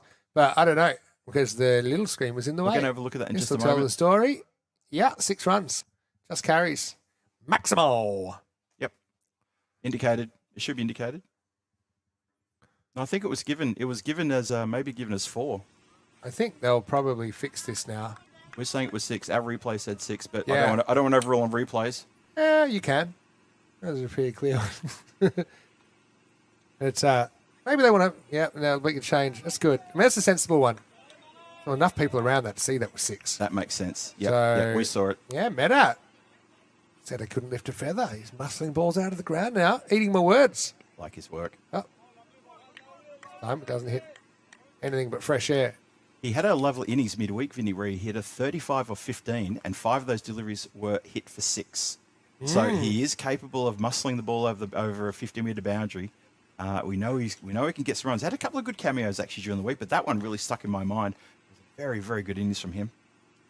Look at where the runs have been scored. Over half of them to that mid-wicket quarter. Smith Patel scored a fair few of those. Quite incredible, really. Not much, only 17% behind the wicket. Thing is with Barbarians, with their batting lineup today, if they click, there's almost nothing they can't chase either. It's true, yep.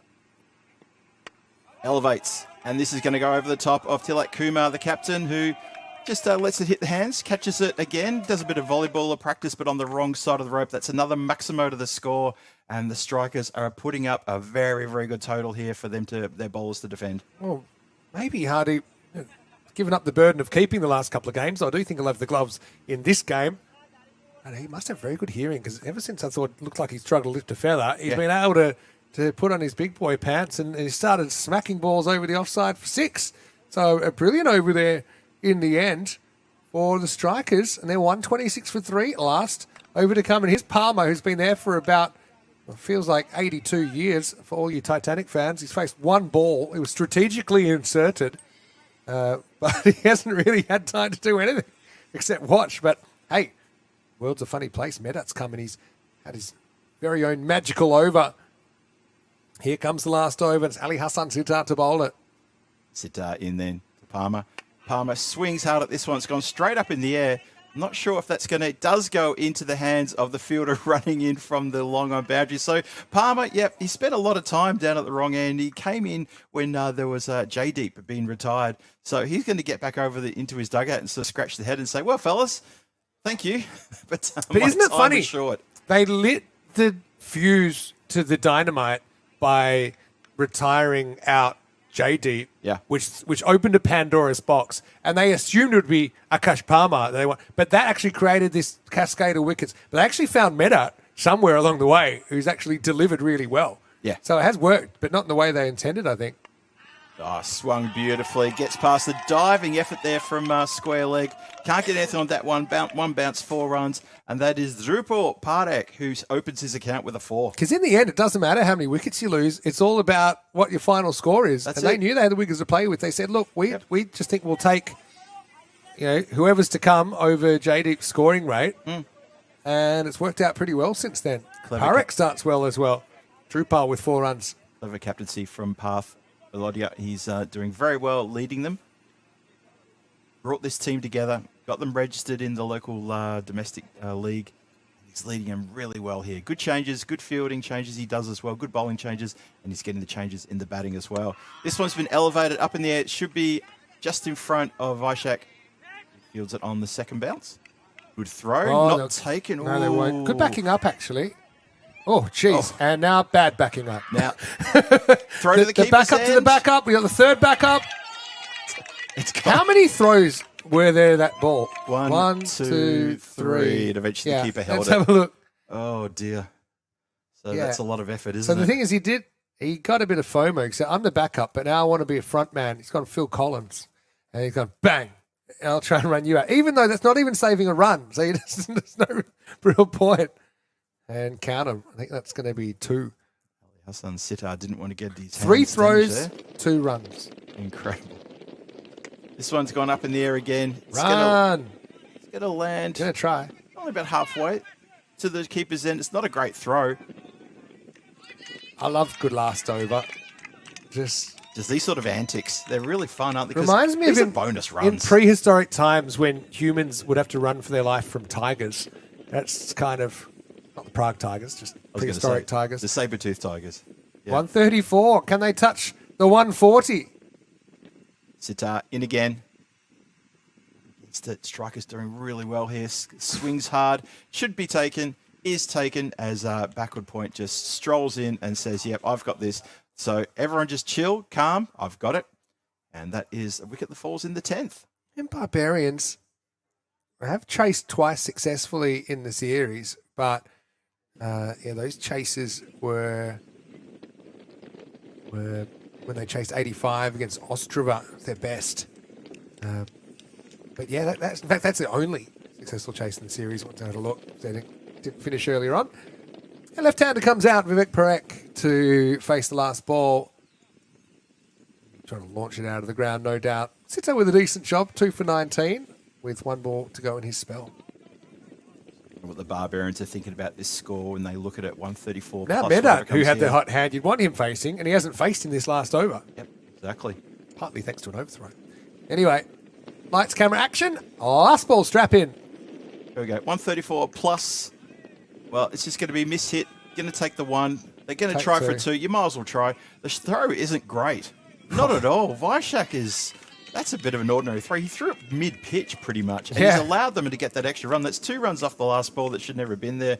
136 is the final score, and that is a pretty good effort against a bowling attack that did so well against the Spartans only 2 hours ago. So well done to the Saffron Strikers. Vinny, I think that's a really competitive total. Yeah, highest chase in the series. And there's only been 6 successful chases, but the highest chase was 105 by the Spartans. That was against the Saffron Strikers yesterday. But like I said, 16 times to 6, the batting team batting first one in this series. And so, look, if there was a team that could do it, Barbarians wouldn't put it past them at all, especially when you consider that they did score 143 the first time that they ran into the Saffron Strikers. Yep. But yeah, just a little bit off the boil, aren't they? And the other time, I will say, it was that they couldn't chase 98 that was set for them. back in match 15. They end up with only 75. So, yeah, feast or famine with the Barbarians. Looking at the scorecard, well, Smith Patel played a very good innings, didn't he? 7 6s, 4 4s. Chanced his arm and it came off 62 off 22. Jadick was retired, and it turned out to be a pretty good move, I think. You know, he set the table for some of his middle order compatriots. He scored 26. Meta with 20 off 6. He had 1 over of stardom before he was forced to watch, as was Palmer, who only faced 2 balls in about 20 minutes while he was out there. Phil, Incredible. how do you see this game at the halftime break? Well, I think you just nailed it with some of those numbers, Vinny, and I would have to say that mathematically and looking at the scores and just crunching those numbers, it's against the Barbarians pulling this total in, completely against them. But we're going to find out because we're going to be back here in, about 10 minutes' time? 10 minutes' time. Guys, don't go anywhere. There's plenty still coming up. It's all to play for here. 10 overs will decide who will play the Spartans in the second ever Challenger Division final here in Prague in the Challenger Series. Vinny Sandy, who Mr. Maximo with Phil G. We'll see you shortly live on ECN. You are watching the European Cricket Series.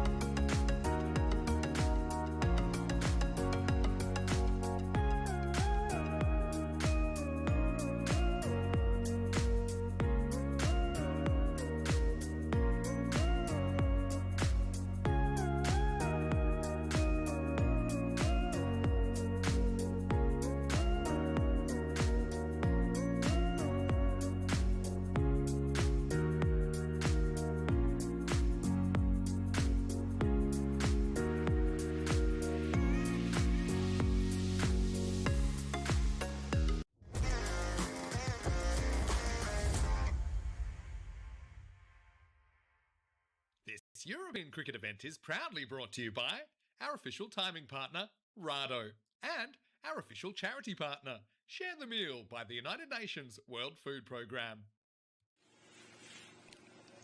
Hello and welcome back as we get ready for the exciting chase here in Qualifier 2. Well, two teams have shown, but one will be going at the end of this 10 overs with Prague Barbarians.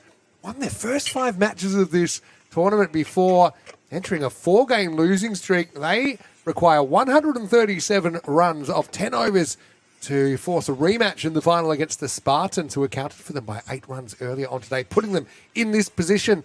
Well, funnily enough, Saffrons had the ability to displace the Prague Barbarians late yesterday if they were able to get just one more point in their last group game. They weren't able to do that. But funnily enough, these two teams have ended up showing down here in the penultimate match of this series. And so far, it's the Saffron Strikers who are looking the favourites. If you go by the numbers, of course, we haven't had too many successful chases in this series at all. Quite a big discrepancy between successful chases and unsuccessful. In fact, only 6 chases have been successful out of 22 attempts in this series so far. And this is a biggie, with 136 scored in the first innings. Having said that, Barbarians, they went to a pretty talented bench and they've brought in Vaishak Jagannathan today. He will face up, but remember, he's coming off a globe in his first time out. And also, Sai Vamsi Priti has been very good all week, but just had a bit of an off innings. Couldn't strike as well as he would have liked in the earlier game when they weren't able to chase a double-digit score. Savaya to open the bowling. He'll generally bowl in swing to the right-hander. And here's a real swinger from Malinga. It's Phil G to join me in the commentary box for the second half of Qualifier 2. Thank you very much, Vinny, and hello to everybody watching from around the world. You're back for this very important run chase. Who's going to play in the final? Spartans are sitting in there already. They're waiting patiently, watching the outcome of this game as we start this run chase. Savaya comes in, delivers the first ball. Vaishak keen to get off that globe, as Vinny just perfectly described, gets off the mark straight away. I saw a great county cricket scorecard last week where they were trying to protect an opener who made a golden duck in the first innings, or a duck at least. And so they sent in 2 night watchmen at the end of the day's play. They both got out, and he made a duck anyway. That's pretty much your worst case. So nobody likes a pair. Let's see if Sai brings his A game. Oh, that's straight down the throat of the man who's running in at mid-off. And the Saffron Strikers having a proper get-around here on the second ball of the innings. Vinny, have you seen sights like this by a new team? They are absolutely going off here. Just never had his timing today. It looked like he was trying to hit a medicine ball, basically. There's no timing, and it's not the time to hit little loopers. And it's a golden duck for Sai Vamsi Pruthi. You'd rather have a golden duck than kind of run a ball 20 in this format, especially when you're chasing this many. But still, he'll be disappointed because I said he never looks like he gets tired, but maybe just feeling the pinch of this tournament a little bit. Having said that, very capable replacement in Sultan Arif coming out. Mentioned the fact they basically got a bunch of guys that could open the batting. Barbarians, a bit like Spartans, really. True. But they've gone for Sultan at number 3 here, and immediate success for Savaya, who's actually got it on target so far. Yeah, it's a really good delivery of that. And just poor shot. Just didn't really play it properly. Hit it straight down the throat of the fielder. Just camped there in mid-off. And that's got to feel awful walking off the field like that. Sultan Arif needs to stand tall here in this first over. Well, gets through the keeper. Back up, Vivek has one that smacks into his leg. Wide indicated there. And just the one wide. But, Saffron Strikers up and about. The roar and the actual emotion that poured out from there. That was a really good get-around. The fielder who caught that one down there. It looks like that was Patel, I think, Dipankumar Patel, who held on to that one. Pretty straightforward catch. Still got to hold him, and he does. I wonder if he'll get a bowl, Dipan. Brought in, I think, left-arm pace option, but wasn't in the 5 bowlers used this morning. He got the job done by 10 runs over a brave Moravian side who just once again found themselves a few runs short of where they needed to be. Moravians ended up with an even lower maximo rate than Ostrava in the... Yeah, have a look at that. It just shows you Barbarians. That's surprising as well, but they've hit a few more 4s, Barbarians. Bring you the average runs 4. It surprised me with Barbarians, the maximum rate's so low. Barbarians need a ton of runs here. They need to find it. That's going to help. That's going to beat everybody out to the cover boundary. 4 runs. Nice shot. Sounded good. Middled. Have a look at this one again in the replay. It's wide. Good bit of movement through the air. You can see the ball really clearly taking a bit of a turn as it gets, firstly goes out, then comes back in again. But Vyshak right on top of that one. He's a class act when he gets going. And oh boy, did the Barbarians want him to fire up. Yeah, it takes a turn to Albuquerque, as our friend Danny Hudacek would say. And Danny will be back with me tomorrow. What are you going to do with your Saturday off, Phil? Got some plans? I don't know. I think Mrs. Go to G... markets and get me some eggs. Yeah, Mrs. Joy. Oh, you're going to give me your shopping list. Okay. I normally do my shopping on a Saturday morning at the famous markets here next to the river. Yeah. Oh, yeah. Another one down at Calavon Misty. I want to give away my secrets. I know you where get you are. eggs for basically... I don't know what they're paying the chickens, but it's big, not much. It's the big tray of eggs. What is it, like 200 crowns or something? You can get. It's they're basically good. 6 crowns each. Yeah. The eggs. Yeah. And which is about, what, 20 cents? Pretty good. 40 cents. See, the price of eggs has actually skyrocketed in the last 2 years Not around at the world. Not the Prague markets. Well, the Prague markets. We'll have an influx of tourism just searching for cheap eggs. Yeah. Anyway, back to this game. Jagan Everson, his first boundary of the series, and now watches the wide harmlessly pass outside the off stump. So they're just unable to get much control on that one. Yeah, not sure what I'm going to do tomorrow, but I think Mrs. G and I are going to probably get out and about and probably go tour a couple of markets. Actually, why not? See what's going on. Might even pop down to Phillies and see the boys down there. Always like to just go for a walk down to Vitkov, where the big monument is and the statues. And again, he's dropped. That's been put down. Ayo. That's a dead set edge. We talked about this a little bit. So again, similar to what I said earlier. It's Izzy wrong-footed here. It's going to swing in. He's moving left, comes right, and it's really close to him, but it's because his weight's going the wrong way. Yeah. You know, where your weight is and where your body momentum is everything in keeping. So you don't want to be caught in that left foot. They have gone for head up behind the stumps, but that's got to go down as a drop catch. Indeed. Jack Neveson, lucky, because that would have been 2 failures in finals day cricket, and Barbarians trying to win their first finals day match in almost 6 years. End of the over. Had 1 surveyor, should have had 2. It's 10 for 1.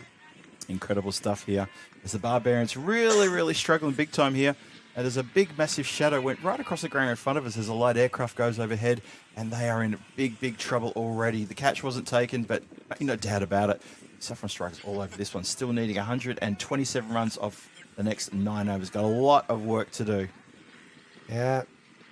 You know, TV shows up so many things, and it looks so easy in slow motion, but wicket keeping, especially when you're fairly close. I actually found it way easier keeping. Sounds crazy, but I found it easier keeping to bowlers that were bowling like 140, 145 Ks an hour when I was miles back. Mm-hmm. Because if there's an edge, you feel, even though it's coming quicker, but you're so far back that you got time to even take a couple of steps sometimes. But when you're keeping to this pace bowling, even Smith, who's, he's not going to set any records, he's medium fast. Yep. Last over was probably slow medium. Yeah. But when you're not up to the stumps, when you're back to these slower pace bowlers, you actually have less time to react and less time to move your feet.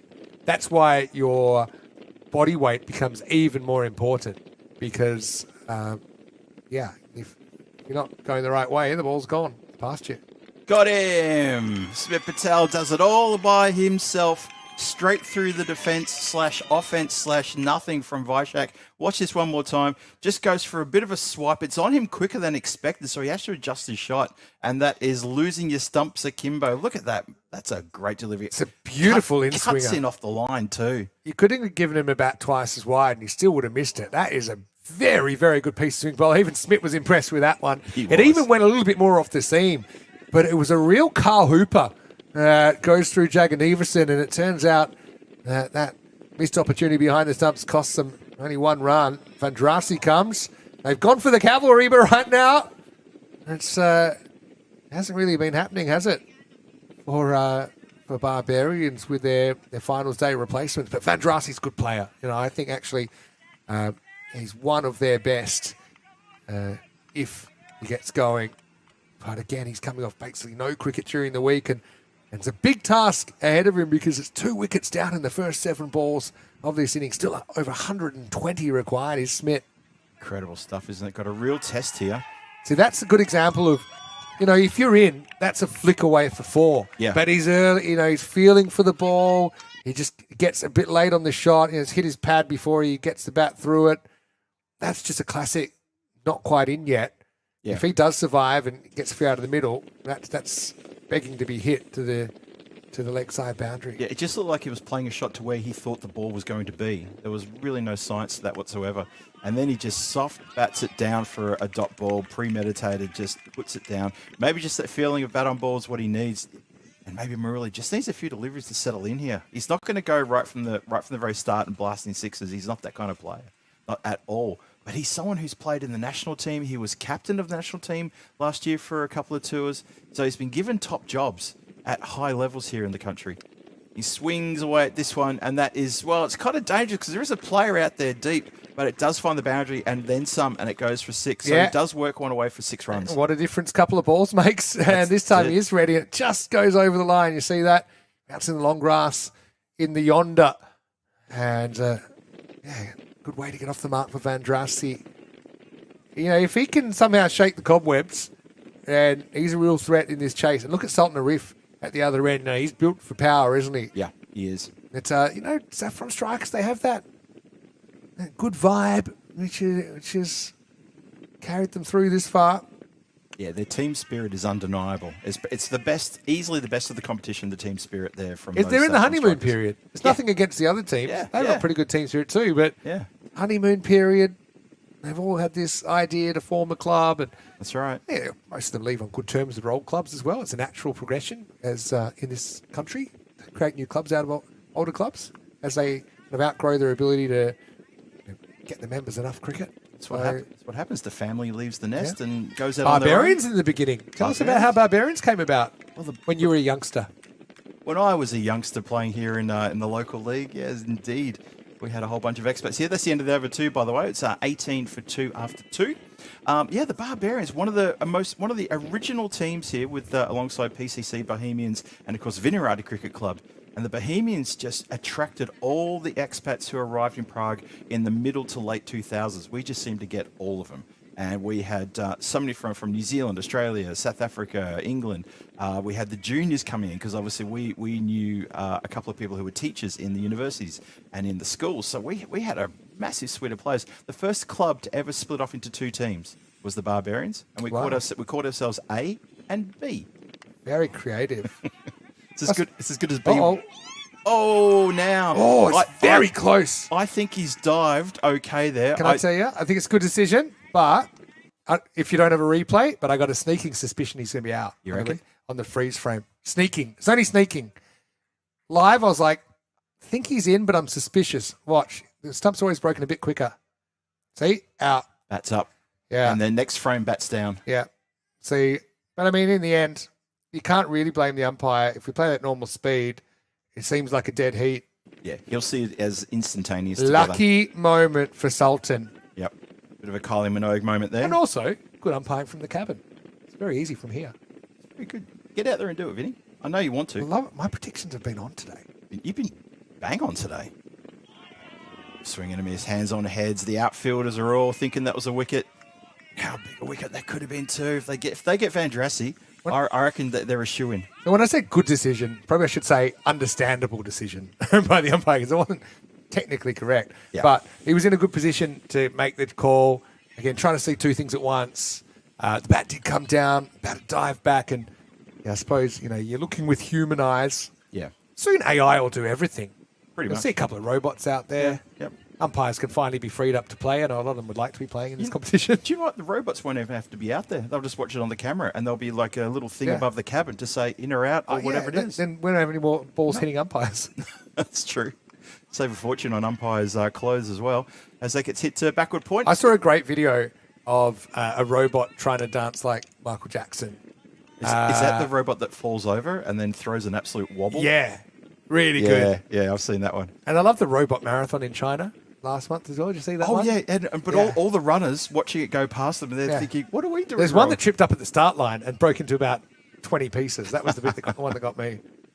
Anyway, bit of a boundary drought. 5 balls since the boundary. A riff. Lucky to be there. So Try and continues. reverse the narrative. Punches this one. Oh, no is the call. swooped onto that one in the covers and gets the throw in. Oh, he's been spinning around more often than Kylie Minogue. And this over Sultan Arif. Been channeling a bit of Kylie today, aren't we? Spinning around, lucky. Kylie documentary on Netflix coming soon, or it might already be out. I think it came out last week. I think it came out last week on maybe Wednesday or Thursday. Who did? Jason Donovan. That one, he's been out Very forever. esoteric reference. Very. You know. Swing and a miss. Good delivery. Oh, they didn't get a run that ball, so they got the wrong striker. So yeah, that ball, they'll probably fix. 2.4 was a dot. Yeah, I think they got Fandrassi They on got strike. turn around. Yeah, they That's- fixed it now. Yeah. They're good. Cool. Joe won't let anything get past his defence. He's very good on. Not Joe. One of the best scorers we've had this week, Joe Foster. Most of the ECN crew come from Czech are pretty good, aren't they? Oh. Hit up in the air and He changed it and then he changed it back so it's wrong. So, I'm pretty sure. Yeah. Now it's right again. The ticket has been brilliant because you can actually forensically work out where something might have gone wrong. But anyway, all's well that ends well. Will be the end of the over. 20 for 2 after 3. And not the start that Barbarians would have liked, because that required rate has ballooned out to 16.7. 2 big hitters there, but it's kind of, it's going to be, they're going to have to go the highway or the highway, if you know what I mean, if they're going to chase these 117 down in just 7 overs. You know, they need about two or three magical overs in the next 5 overs just to stay in touch, because this is really getting away now. That run rate required is pushed well beyond 15. Oh, shots fired in the chat, by the way. Here's Parek. Awesome. Parek is taken up in the air. It's going to stay in the field of play. 2 players running in like hares. And No! Oh, come Oh, on, boys. yikes.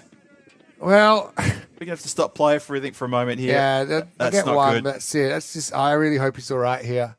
This is when Bermuda triangles go wrong. It's a double whammy because he drops the catch and then he wears. I think then he reacts to try and catch the ball here as he goes to take the rebound. He runs into Deepan Kumar Patel, who was also searching the rebound, and that is a sickening collision. Good news is, looks like he's back on his feet. He's on his feet, yep. But that is nasty. Nasty. Drupal Parek out there. Yeah, I mean, he naturally made a second movement to go for his own rebound because he knew where it went.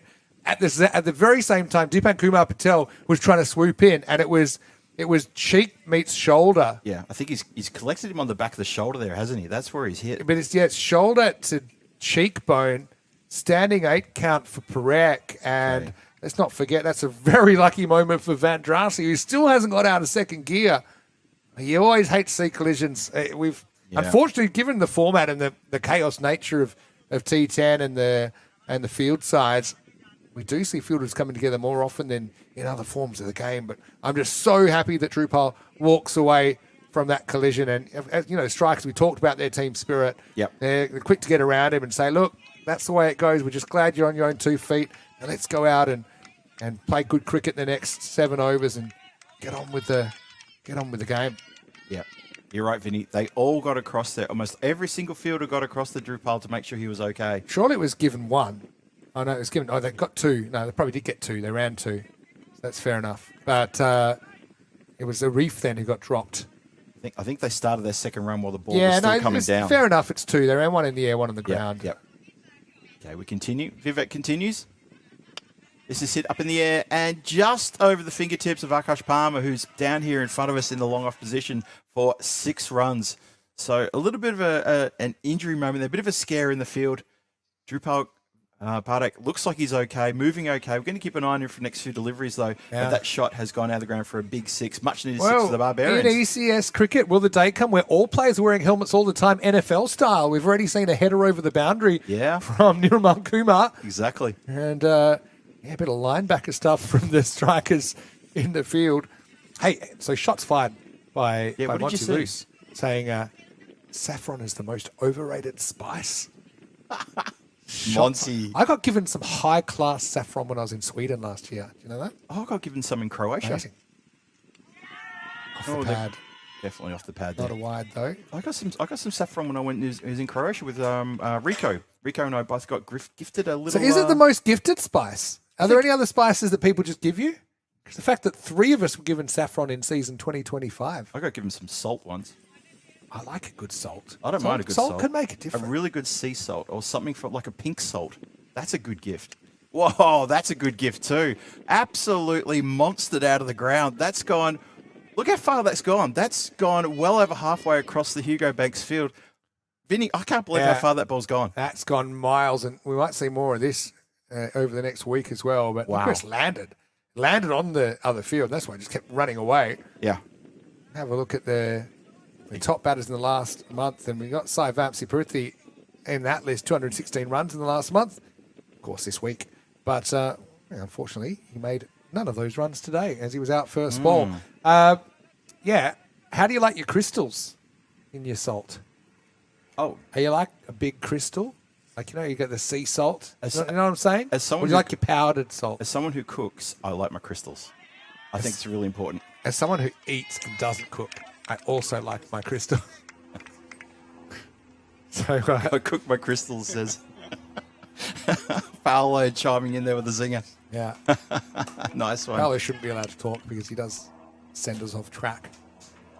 Cooking crystal. Correct. 14 off the over plus this. 15 Ooh, plus there we go, this. 15. Yeah. Yeah. And also, so this time last year, in June last year, during the European Cricket Series, I was actually off the series in right. Prague because I was at a wedding in Venice, Yes. not the Bezos wedding, just before. I picked up a really nice truffle salt there, Ooh, which I that's not bad. cost an arm and a leg, but I'm still Yeah. using it. It's very nice. Last ball, take 2.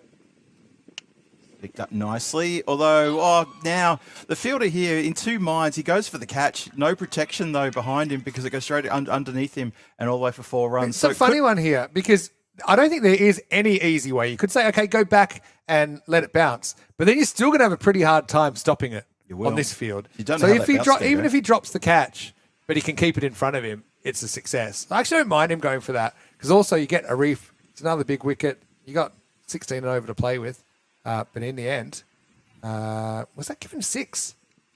I wouldn't mind seeing that one again. I thought that bounced underneath him. Yeah, I think so. Let's have a look. That's a funny old call. Let's have a look one more time. Am I going crazy? Yeah. Yeah, it's definitely bounced. Yeah, it's bounced underneath him. If it's, I can't go for 6 because he's a good 3 meters in from the line, That's- maybe 4 meters. That's definitely 4. Yeah, that's definitely 4. So ball 3.6 will be, That's will be ended. 4 runs. I think they've already called over. I think you still change it. I think they will. 41 for 2 after 4. That Barbarians would like the runs, but course his they path, he's having a day out. Oh, now likes it. He's got him. He's got him as well. Well, the key. Oh, wow. Not by accident, and not by design, but by accident. Not by accident, That's- because that hasn't gone hands. That's lodged between his legs. Watch this. Yep, that's exactly what's happened. Hands are there. This will be a good look. It just lodges, little nick. And there. It's a little bit of pinky on it, but it's mostly between the thighs, and It's mostly, that's the yeah. party zone. So there you go. Looks like he needs to use the facilities, but what he has done is somehow hugged that ball to the tenderest part of his cuerpo.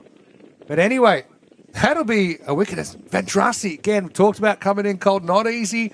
It was a less than convincing 8 from a very good player. And Barbarians really odds on to go out in straight sets here as Prem Nanduvada comes to the crease trying to change the narrative. And once again, Path Balladeer takes the wicket with the first ball of his spell. Incredible stuff from Path. Captain coming on, picking up a wicket, comes in again. Just soft hands, drops on this one, looking to work it into the gap for a 4. Ends up getting back, going to struggle to get back for 2. Didn't ground the bat. I think is being given as well. Oh, this will be interesting. Oh boy, now that is pretty slack running. No sliding of the bat. Nothing like that. Just stepped over the line, I think. He's having a go at Sultan for making him run 2. But I think maybe he should have challenged some of the energy into a better slide. Let's have a look at Prem. Let's have a look. Is it a good call? I think the bat came up short. It's plugged again, I has it? don't think the foot came down yet. I actually think it's a pretty good decision. that bat does. You can see it's not extended out in front of him, is it? No, it's kind no. of. He's running after basically pole vaulting. It's going to be a golden one for Prem. And it's really all fallen apart for the Barbarians as the curse of finals day lives on.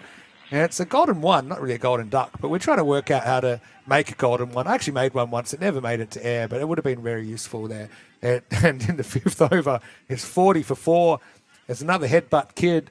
Nirmal Kumar is coming out. So let's see if he can knock some life into this innings. Probably need like a golden wiki with like a jumper with a number 1. Do you want to see my golden one? Yeah, I reckon I've still got it at on my computer. I'd love to see what you've done for that. Yeah. But yeah, mate, if he's carrying a placard with a 1, like one of those we used one of to- those people during the MMA fights. Long live Derek, of course, who Oh, yeah. holds a special place in the Derek era. He's retired now. He's retired. He's living a good life. Yeah, he is. He's been put out to stud. That's a great shot over the infield. Going to run away for 4 runs. The boundary rider was way too square. He's gone in to front of live the in. wicket. He's gone to live in a farm upstate. But this is, If you know, you know. if you know, you know. Yep. It's a nice shot there. It was. Went It for 4 needs back something on to the happen square. quickly. Yeah, the golden one. I think Yeah, that's pretty cool. we. You should try to get The that day one. is coming that the golden one will make it to the broadcast. Again, a term I just made up, but you know what it means. I know what you mean. First Yeah, ball. I think we do. But not a duck. Nice shot. Deep mid wicket though comes into play. Just Don't the think one. I've ever seen a golden 2. Well, that's possible. I tell you, one of the funniest golden ducks I've ever seen was in Germany, at Krefeld, and it actually ran 2. He got run out just a metre short, coming back for the second, but it was a 1 short. It's actually so he's still got a golden duck. That is unusual. Oh boy, this has gone skyward and then some. Well, that's a bit of a rainmaker. Oh, is it too little, too late though? I still think they're in it. I mean, with Still think? someone like Arif there, he could catch fire at any time. He's built to hit 6s, isn't he, the Sultan? And you can see that one was over by a good 10, 15 metres, 6 on any ground. 50's up. Last ball of the over coming up. 86 from 31 is the equation. Keep your eye on that. Goes again. And same result. It's another 6. So back-to-back Maximos here. Just to sort of remind the strikers, it ain't over until it's over. Exactly. Look at this. That's a great strike. Probably a bit more sweeter than the one prior. Yeah. Really good shot. Lovely shot. Okay. Back-to-back 6s. For me, my point of no return, realistically, in these conditions, probably about 18. Probably the old school point of no return. The old 18. So, Yep. 16 and over, hanging in there. Newmar's got a role to play. Probably can't afford a pedestrian start like he could, I suppose, last time when they were only chasing in the 90s. This time, has to produce a few boundaries from the start of his innings. But 5 overs in, 57 for 4. Hello to Chris Addison. Nice to have you with us. And Lions certainly keep me entertained in the chat as well. Keep the chats coming. One of the beauties of the 2-division system in ECS when we've been able to do that is we get double the finals days. So we get a finals day here. We'll have one next Sunday as well. That's awesome. That's really cool. I didn't see, did anyone rise to Monty's challenge in the chat about Saffron? Oh, yeah. What think- was the thoughts? I mean, chat's moving so fast these days. I can't keep up. It does go quick. But that's good. That's a good problem to have. Our viewing numbers are looking Okay, good. this is Wonderful to have interesting. people with us. They're going to give Deepan an over here. Oh, wow. And Catch it. Taken. Oh, there's going to be a get around there because Vivek's held on to a ripper. Oh, he's getting absolutely manhandled by the wicketkeeper, Hardip, who jumps into his arms. They are so happy about that. it's another Watch this. catch that isn't really in the hands. It's or a does he great get it? replay. It kind of uses a bit of chest. If you had a chest like that, why wouldn't you use it? Absolutely. But how about that? And this is actually a perfect scenario because they were a bit gun shy to use Deepan after his overs went off the boil a bit yesterday. But they brought him in, I think, to be one of their 5 bowlers. Right. But given the situation in the game that they need 16 and over, they said, look, have an over here. And now maybe they're opening up the opportunity for him to become one of the premier bowlers in the final, should they indeed defend this, which they'd be big favourites to do at the moment, the Strikers. And, I said earlier in the week it'd be a big upset if it wasn't a Spartans-Barbarians final. But we're looking at that reality, aren't we, now, as the Barbarians are fading. Sultan Arif is the big hope. Yep. He's at the wrong end at the moment for their liking. Yeah, we properly have to entertain the fact that the Barbarians may be absent from the finals. So their relegation down into the Challenger is pretty much complete. Oh, I think you got a tickle on that. Everyone's appealing, and umpire says yes, 2 in 2. Well, Vinny, can you believe it? It's 2 in 2. The Saffron Strikers are smashing the Barbarians to pieces here. Must have been a little scratch. It was an instantaneous reaction. And, Yeah, the forgotten man of the attack, Deepan Kumar Patel, is on a hat-trick. That was a good catch. He was low down. It was just a little scratch off the inside of the bat. Plays it cool. Don't think he'd pass the lie detector, though, because I think that did get a little bit of bat on the way past. Hey, he probably, as George Costanza once said, it's not a lie if you believe it. Maybe he does genuinely believe that he missed it, but it's a good piece of bowling from the left arm of Deepan that just adds another dimension to this striker's attack. And Barbarians are miles behind now, 57 for 6. Very capable. Virendra Kumar comes to the crease, but that rate required has ballooned out to over 17 and over. Not far off that point of no return of 18 I mentioned moments ago. You're absolutely right. It's almost there. Now, Virendra Kumar, he himself has got himself a hat-trick in this competition. He got it early in the week in the first day the Barbarians were here. He's facing up to a hat-trick ball. Deepan Kumar comes into bowl.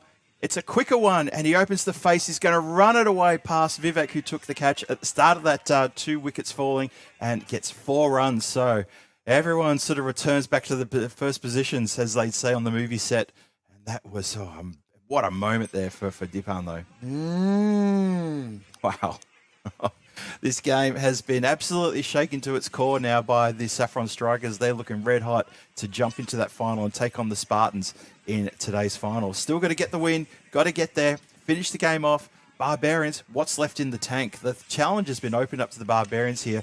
You've got 3 and a bit overs to try to do something. I'm not sure they've got something left. It's 76 required from 27.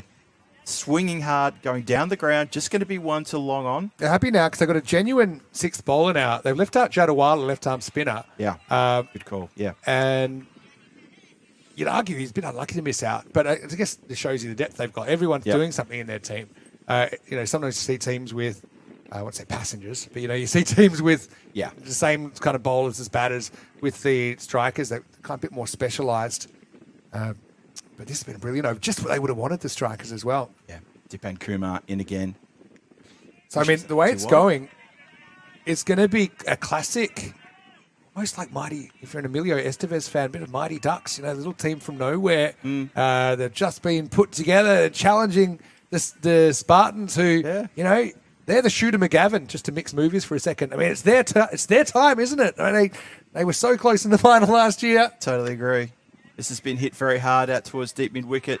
Fielder almost runs past it and gets back to that. Strikers will take at least 2 years minimum to get to the top division of the league here. Yep. But they could potentially work their way into the top division of the European Cricket Series. It's so true. If they can win this and then win the final. But Spartans, and they're just biding their time. They don't really care who they're playing. They've got a job to do. I think I said earlier in the week, Vinny, there's a Hollywood movie somewhere here for the Saffron Strikers. I can feel it. I really can.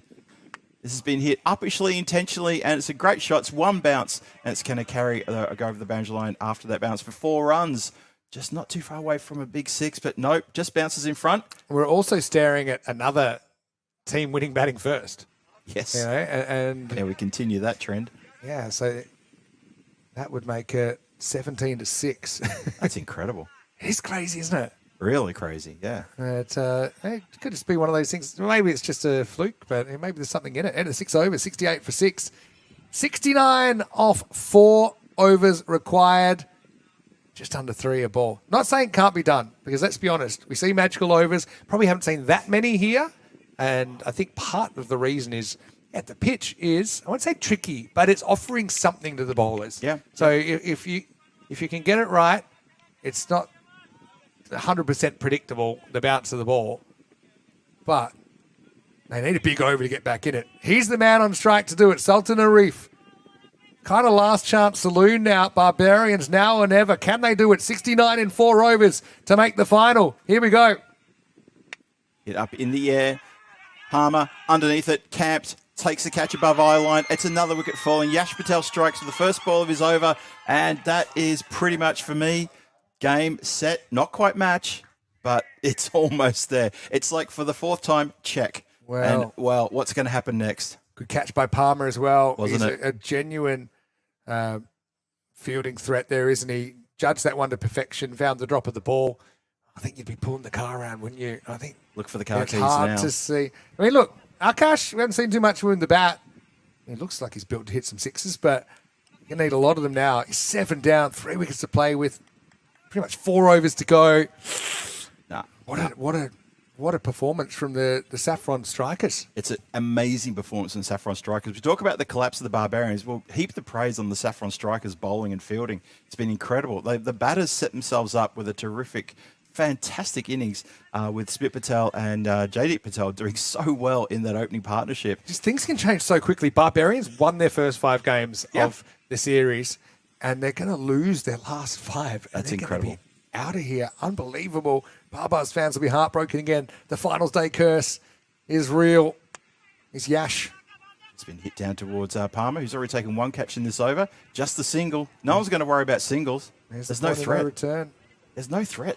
Yep, point of no return's now been ticked up. Yeah, Vinny, you're right. You're right. Is it Berendra's time? I mean, again, he's a guy that can hit the ball well. Won't be fooled by his batting position, but last pretty chance amazing. saloon.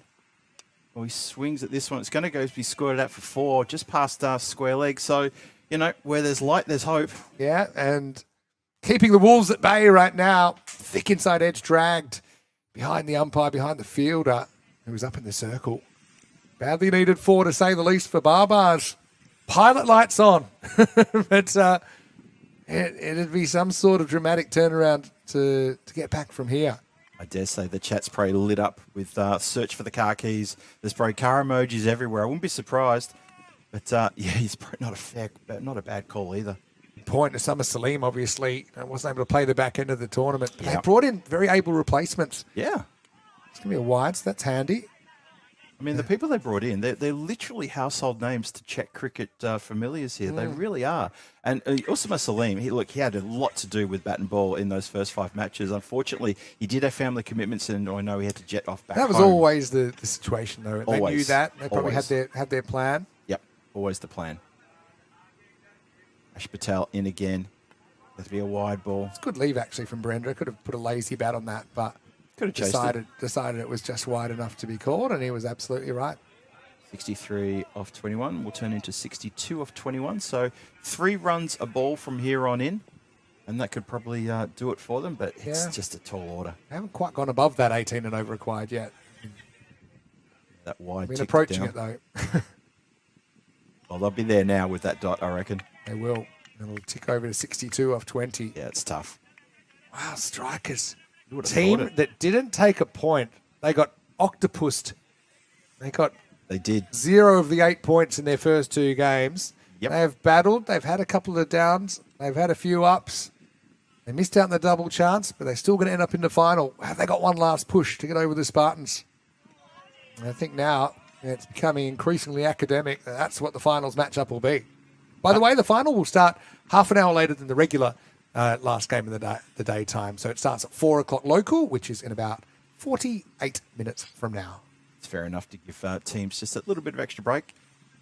Strikers will not be upset about that. Spartans will be using that time for their planning. They're watching off on the sides right now.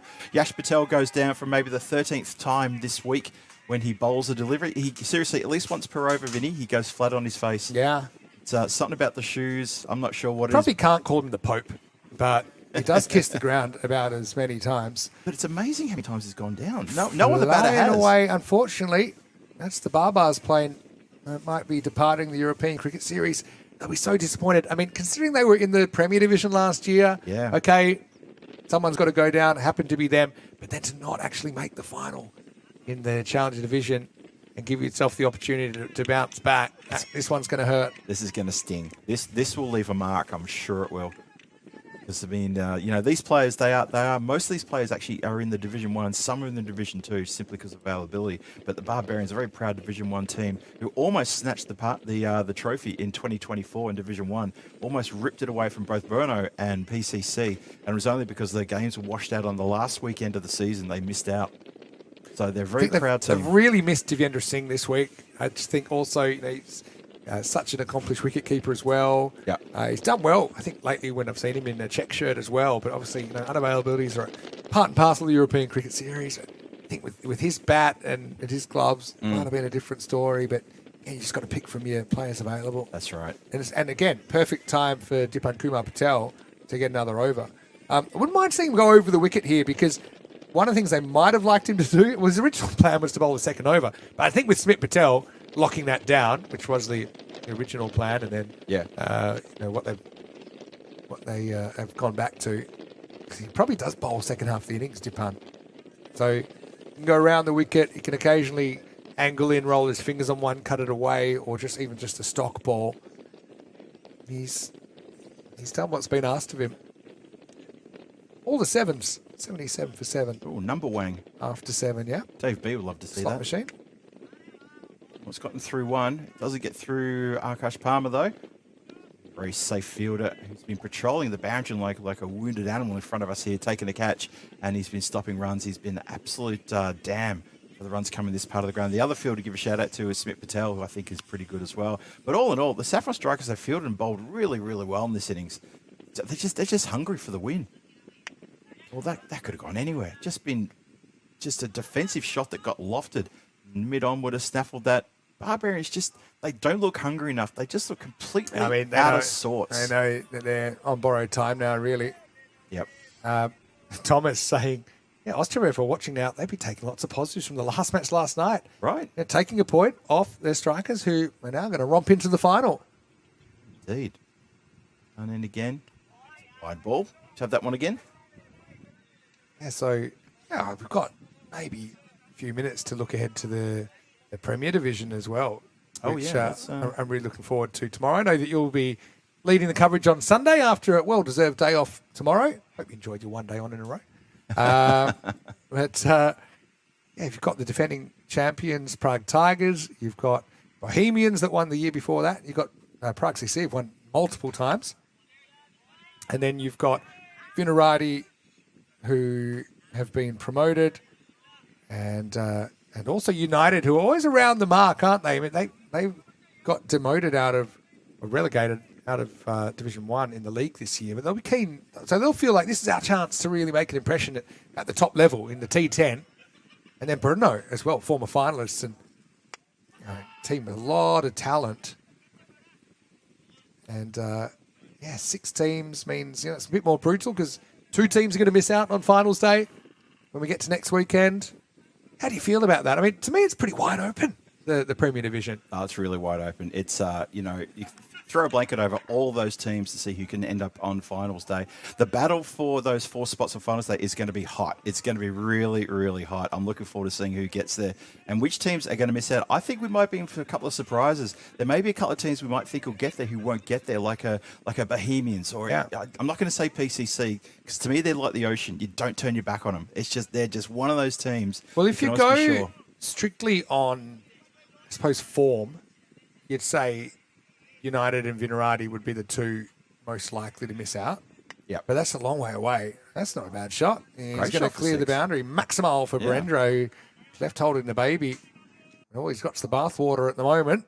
That's a nice shot, though, down the ground. Deepan does try that over the wicket, which I quite like as an angle for him, but not really getting that shape back in. He'll finish 2 for 23. Job done getting him a bowl. I think that's another positive for the strikers.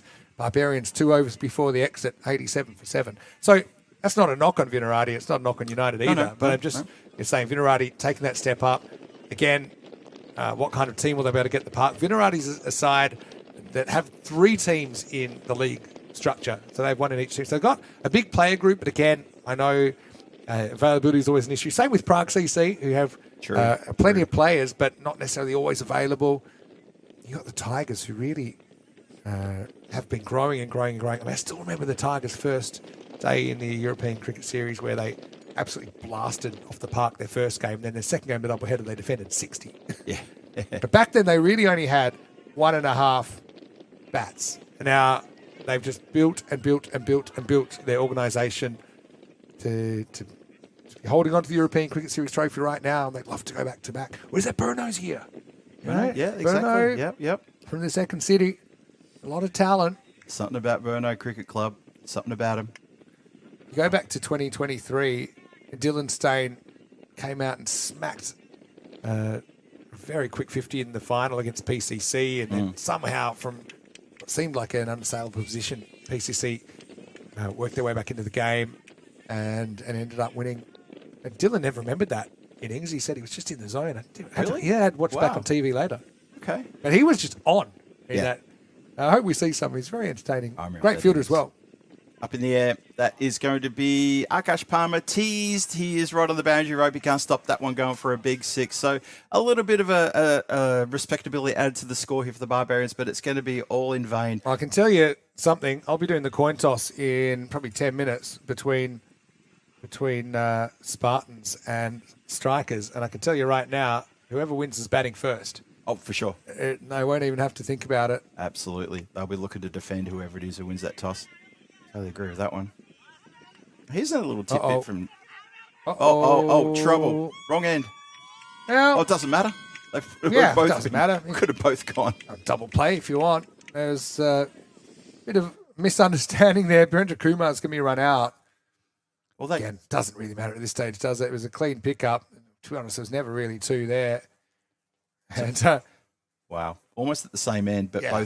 both not in their ground. they're both miles from the lifeboat, aren't they? Birendra's going to have to go. He did a pretty good job out there, but the contest was pretty much DOA. He's just run out for Wasn't it? 27, and Barbarians now 95 for 8.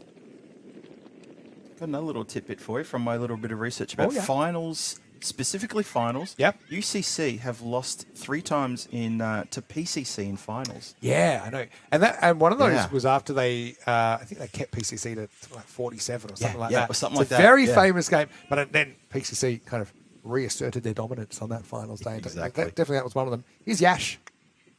Hit down the ground towards deep mid wicket. Going to be just the one there. How many times do we say that? Just hit along the ground to deep mid wicket for a single. Can't get under it. And this game is drawing closer to its inevitable conclusion. Hamid's actually observed something that's spot on. Hamid, Strikers, yeah. they do have a few fans. They got the Wags in town. Yes, they making do. a bit of noise. So, yeah, is it a perfectly timed run from the Strikers that might see them with a trophy in their first European cricket series? Could. Palmer's going to take a second catch. So there's that. He's very happy. Why not? Very happy indeed. Goes over and gives a bit of a joyful little smile think to the fielder. They're good mates from way back. Yeah, I also think, Ali Hassan Sitta is going to cop a golden duck. Yep. And there's a little bit of, this time it's personal, golden duck there for Ali Hassan Sitta, but I think in good spirits. I mean, these players know each other really well. That's a tough one. Ali Hassan Sitta, he'll go down as one of our best bowlers in the last month. You saw him on the screen moments ago. Also, Smith Patel has joined our Hall of Fame for the last month in the biggest 6 hitters after his assault in the first innings here. 96 for 9. They're down to their last man. It's not a bad number 11 to come out there like Kumar, but tough situation to come out. Last over coming up. Smith's going to bowl it. 41 required. And the Strikers have pounced here on finals day after a disappointing finish, let's be honest, when they couldn't take the 4th point against Ostrava. Yep. Around about this time yesterday.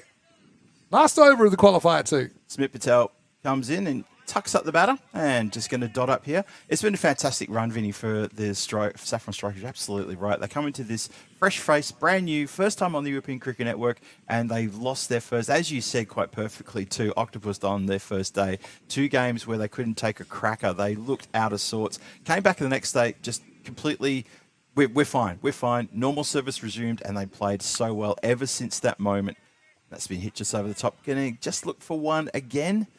This game starts to peter out. And people like Smith Patel, who's been around the traps here in Czechia for quite a while, he steps up for his team. Parth Bolger as well, the captain, stepping up for his team. And it's great to see these senior players. Akash Palmer's another one I can mention. These guys, the sort of senior leadership, and they're bringing the youngsters in and giving them a chance. And this is why they're playing now in the final today. Let go through. It is shown as a no ball, though, as it goes, I think, off the off the line. Smith's trying something there. He knows he can't lose the game. We haven't really seen this from him at all. In fact, typically he's been bowling up front and just sticking to, swinging the ball, seaming it in. But I don't mind that. That's fine. Trying something at this stage. See if it comes out well. Ellen again. Oh, edged. Ooh. Dropped. Hot chance. He'd be a keeper, eh? He'd want to do that job. Ooh. Crazy people. Just in. Yeah, let me see if I can dissect this drop. I've been doing a bit of this today. Yeah, okay. Again, slight lean left, but look, lean left, most edges go right. And also, he had very little reaction time there. Now I can see why everyone's always hassling me to play more. This is actually pretty close. Did he get down or not? Okay. Eagle eyes there. I'll be all right. Okay. Yeah. Anyway, dot ball to follow up. 99 for 9 after 9 point something. Couple more to 999 come. UK emergency line. That doesn't get up as high as the previous delivery and swings the blade over the top of that one. And this game is going to be, well, the Barbarians are going to lament here. They're going to be a little bit gutted with themselves. They're a very proud team, but it just hasn't been their day. Halfway through Tuesday, Barbarians had just smashed the Strikers 143 to 89, taking all the points. Incredible. Then they went 0-pointer, one of 5 consecutive losses to finish. It's quite amazing. Crazy. Well, shouts to catch it. There's going to be a chase on. The ball will be pulled in before it hits the boundary line. I'll get to. So congratulations to the Saffron Strikers. Incredible. Commiserations to Barbarians, a proud club. They certainly set a cracking pace in this competition, but timing is everything in life, in cricket, and the Saffron Strikers have romped to the final in their first ever European Cricket Series, and now a genuine prospect of promotion, but standing in the way. The Prague Spartans, who, let's be honest, they've been the most consistent team all week. They have just lost the one game to the Barbarians back in match 9. But apart from that, they've been able to score 8 wins. In fact, 4 of those wins were 4-pointers. So Spartans surely go in favourites. But who's to put anything past these Strikers who've really pulled together, recovering on finals day, springing an upset, you'd have to say, against the Barbarians to reach the decider. Exactly. They put together a full performance here with bat, ball, field. They were just outclassed the Barbarians, a more experienced Barbarians team. With the changes that they rung in, which we talked at length about, and they just did not have an answer. And in the end, that's the difference on the scorebook pretty much exemplifies the difference between these two teams today. The Saffron Strikers still look fresh. They still look like they're ready for another game, and they have to be because they're going to have another game. And I love the fact that at the end of today, a team who has never lifted an ECN trophy will lift an ECN trophy. How cool is that? Yeah, absolutely. And that final will be coming up in around about half an hour's time, 35 minutes to the first ball. We'll put on the toss just before the game. But keep an eye on the website if you want to get that information. I can tell you right now, whoever wins it wants to bat. That's without a doubt, because we still at only 6 successful chases now out of 23 matches in this competition. 9 for 101 then for the Prague Barbarians, and a good lockdown performance from the Strikers as well after that healthy first innings total. 2 for 16, Yash Patel did very, very well, didn't he? And now they've got 6 genuine bowlers there. Tipan Kumar Patel, who was unleashed, he took 2 wickets for 23. Wickets also to Saravaya early. Smith Patel 1 for 13. Pretty good job off his 2 overs. And Path Baladia 1 for 18. Only got the 1 over. Vivek Parekh only got the 1 over, which just shows you that, especially with Parekh going a little bit off the boil with not hitting his Yorkers, they've got options, which is only a positive as well. So we'll take a break. We're back in around about 30 minutes' time. Let us know who you think is favourite in this final. Do you believe in the power of momentum with the Strikers playing their boots off here on finals day? Or can the Spartans do what they couldn't do last year and climb that final frontier, making it to their first ECN trophy and promotion to the Premier Division in 2027. Vinny Sander here, Mr. Maximo with Phil G. Well, sit tight, make yourself a cup of tea, mow the lawn, whatever you do, make sure you're back when we're back in half an hour for the final of this European Cricket Series.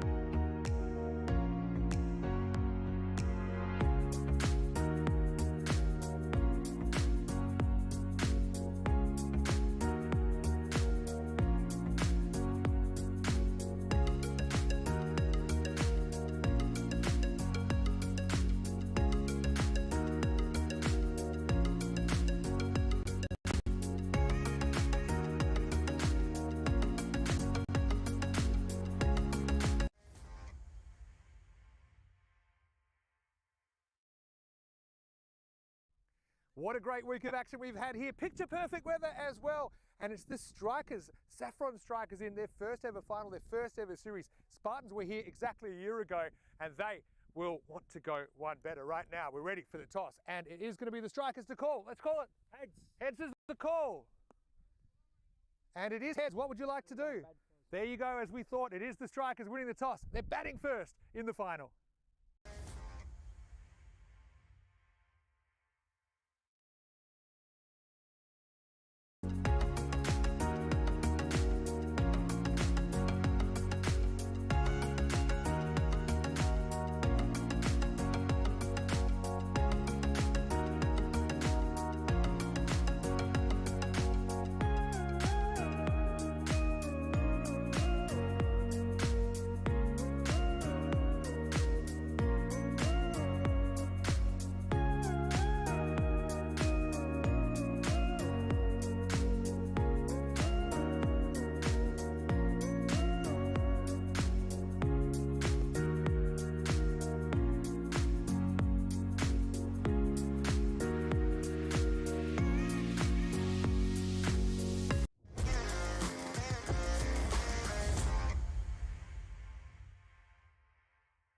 This European cricket event is proudly brought to you by our official timing partner, Rado, and our official charity partner, Share the Meal by the United Nations World Food Programme.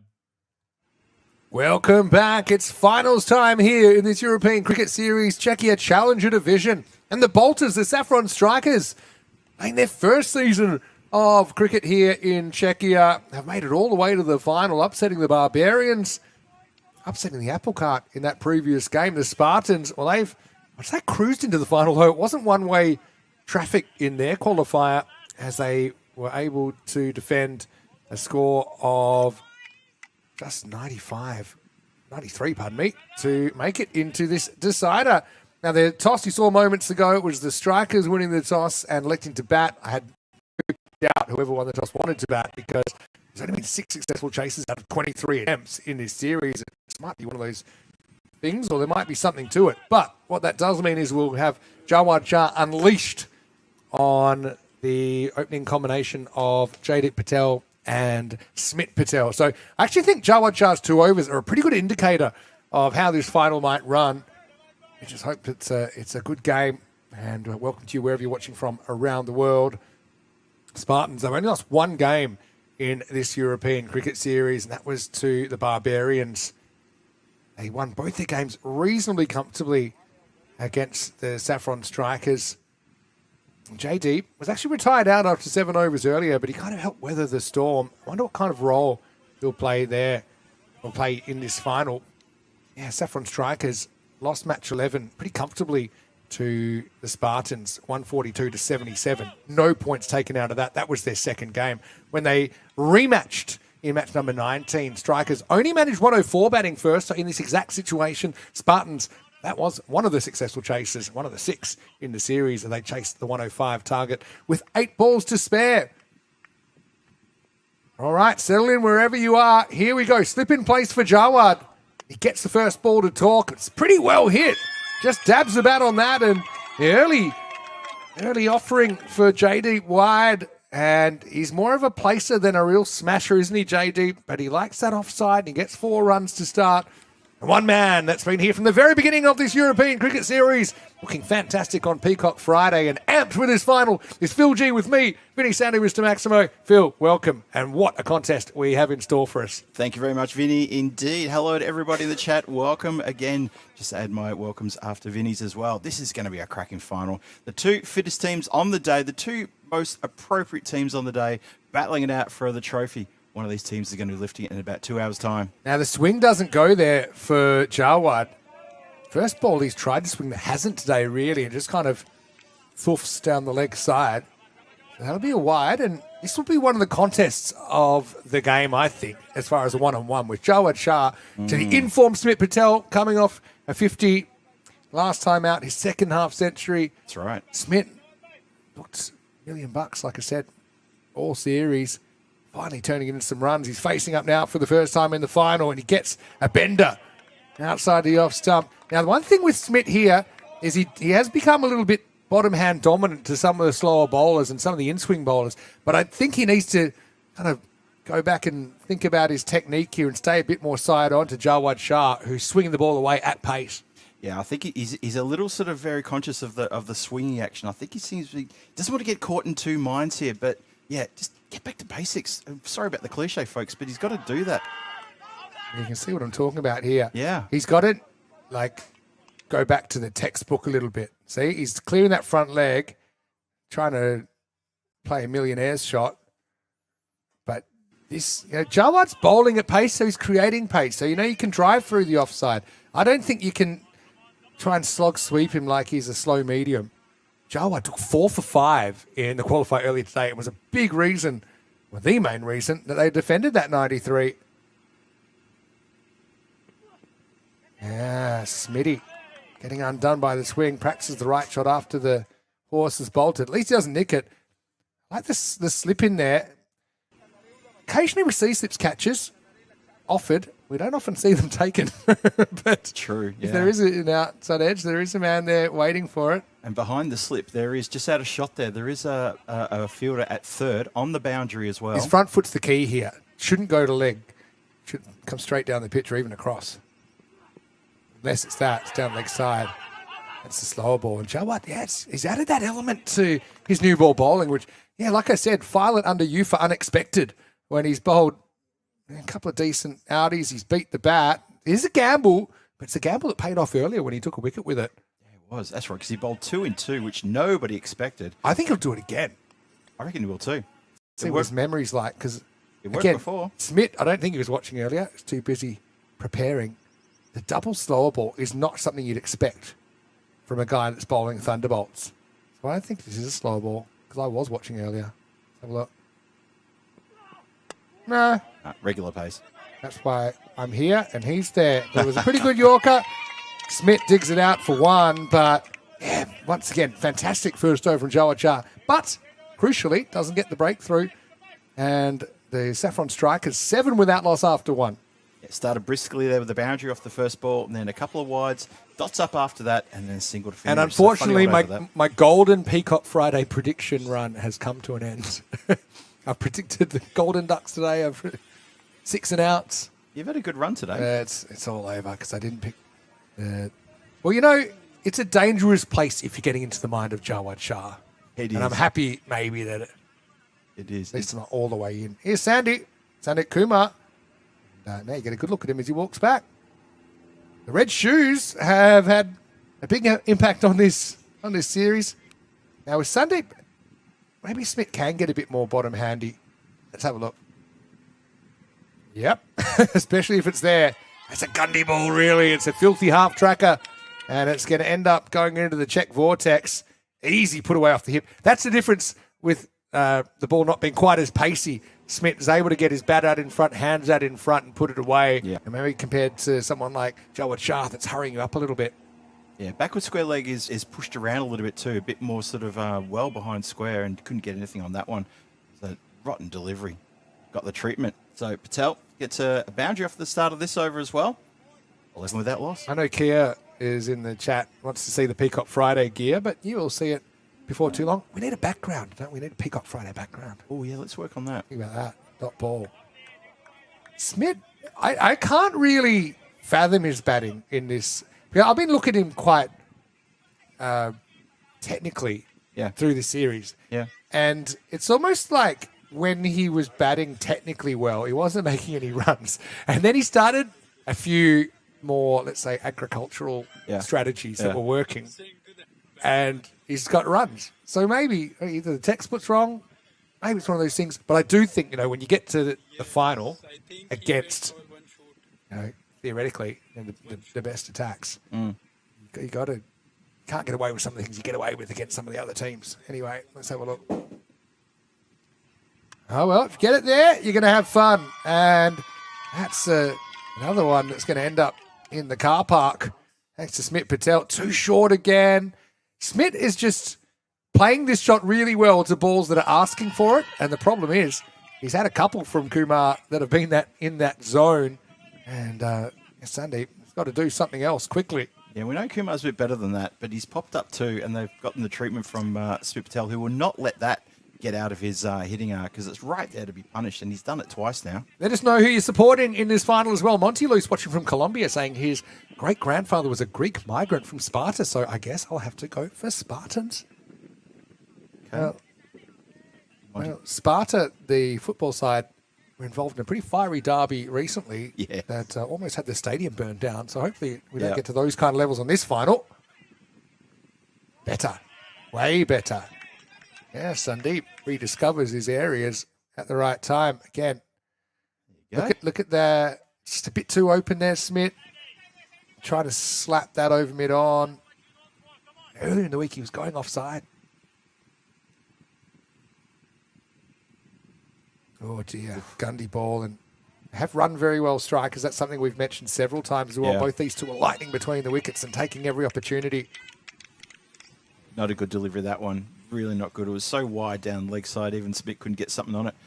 I bet the fielder at backward square was probably a bit nervous when that ball came out of the hand. He thought, oh no, I'm going to get the focus again to try to field this one. But yeah, very good running between these two.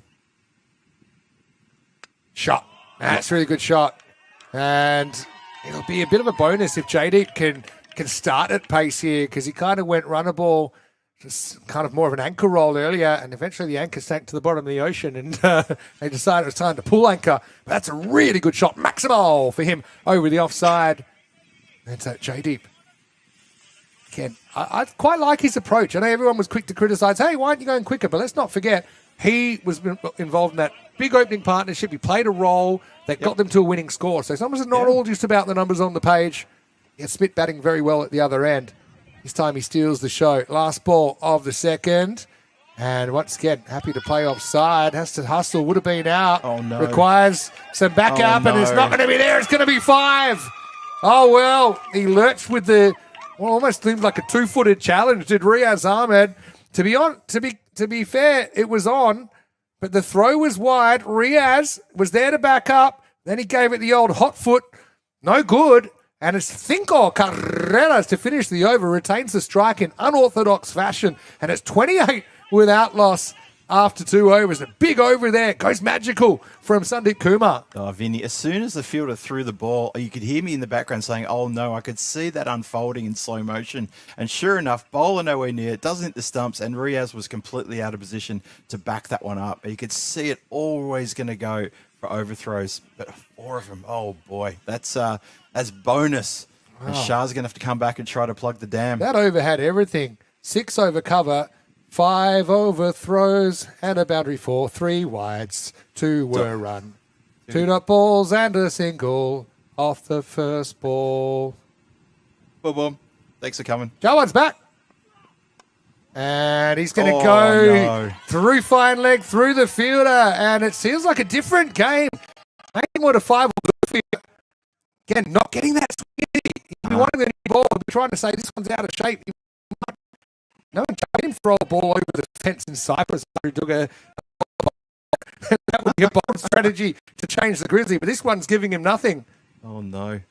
So, scores marking at a 32. Jaideep with minimal bat swing has been flaying the ball over the park, using the pace. He's actually got quite a good approach against Jawad because he doesn't need to swing hard. He can just trust his technique, laying bat on ball, letting the speed do the work. Here's the comeback from Jawad. It's a good comeback, actually. Forces him onto the back foot, and he misses out.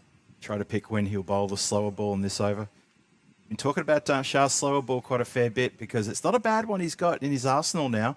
Pulled out a couple in a row in the previous game to pick up a wicket that they played the game against the Barbarians. So don't be surprised if he's going to just pull one out of the bag here. Maybe a couple of quickies, then maybe 2 slows. Here he comes in again. Bowling. Just, again, I feel like I'm getting super technical on my return to the box. But again, just didn't get quite too side on there. Started shaping for the ball, maybe playing on drive, and then saw it leaving him, and it wasn't in a great position to adjust. Again, on another day, maybe you nick that and you're gone. But he's lucky he misses it. Funny how cricket rewards you for essentially a worse shot. But anyway, survives. That one, I don't think he's trying to swing that one really. Holds its line. Yeah. different kind of. Look, he is quick, Jawad Shah, for this competition, but he's a different proposition if he's swinging that ball out or not. This one just hasn't really gone for him, maybe since the very first ball of the game. And that brand new ball, sometimes it just takes one hit and it throws it, it just stops it swinging. And obviously he's had a few hits already. And also some balls swing more than others. It's a mystery. Speaking of mysteries, Smit Patel been trying to unpack his batting. Got 2 to come to power play. Gets hurried up here, but they'll get a leg by. Yeah, Smith's batting, to quote Winston Churchill, to me, is a riddle wrapped in a mystery inside an enigma in this series. But in the end, he's found a way to get it done, and they've stuck with him at the top of the order. But this is probably his sternest test as far as bowling opposition, having to face a lot of Jawad Shah. He's 9 off 10 at the moment. Back to the man of the moment, Jaydeep. If Shah maybe tries the slow ball, just continues with this pace. That'll be it. That won't be easy to stop. Actually, a good job down there to stop it. So despite the slip, he has to watch it fly to probably 2 slips away. It will be the end of the power play. Shah bowls really well, but he doesn't get the breakthrough. And in the end, I think the strikers would take that power play with 2 overs of Jawad in there. But they really got after Sandeep at the other end, theoretically speaking. It's 35 without loss after 3. Yeah, 35 in the power play with 2 overs from Jawad Shah is pretty good, I'd say. I reckon, I think you're right, Vinny. I think they take that any time of day. That's pretty good. So he went for a 13 with no wicket, able to upset things. 13 plus a leg by, so 14 off his overs. Yep. 21 off the over from Sandeep. Yep. And now, one of the form bowlers, Riaz Ahmed, who did take a hat-trick earlier in the week, he will be coming on. And I think in the end, who wins the power play? Maybe slightly to the strikers with no wickets out for 35. I think just for the reason of the lack of wickets. Probably wide first up. Deepak. Oh, fumbles. Trouble. Oh, he throws a wide. Oh, now we might get runs. We won't. No, we won't. It's back up. That would have been... It's a funny one, actually, because, to be honest, it's Smith's call. If he thinks he can make it, Jaydeep just needs to look up, and he basically looks up, gives him the big stop sign, and turns around and left Smith out to dry there. And he's saying, look, it's there, but I saw it is. I wanted to run. It's my call. A rare misunderstanding between these two. This is a good stop at point. Kept in the circle just to single back to Smitty. Yeah, excellent stop, that one. Diving save at point. Gets past point, the pace it was going. I'm not sure the boundary rider could have got across to that, so well done. I like this from Monty Luce with Share the Meal QR code up there saying, bowl hunger out. And he's shared the link in the chat. Yeah, they do wonderful work. It's a corker from Monty. That's a corker as well. That's a good shot. That's gone all the way, I think. I think it has. Maximo. Smith, again, short of a length. His pitch doesn't have that much zip in it. And he's able to let that bottom hand take over. And that one jumps over the rope. So Smith coming into the party. We actually saw this last time, even when Jawad took the 4 early wickets. They found it hard to get more wickets from that point forward, even though the bowlers came on, kept it pretty tight. But I suppose the thing is that strikers have the confidence of 10 wickets in hand. Yeah. And they even had the confidence to use their middle order electively earlier on.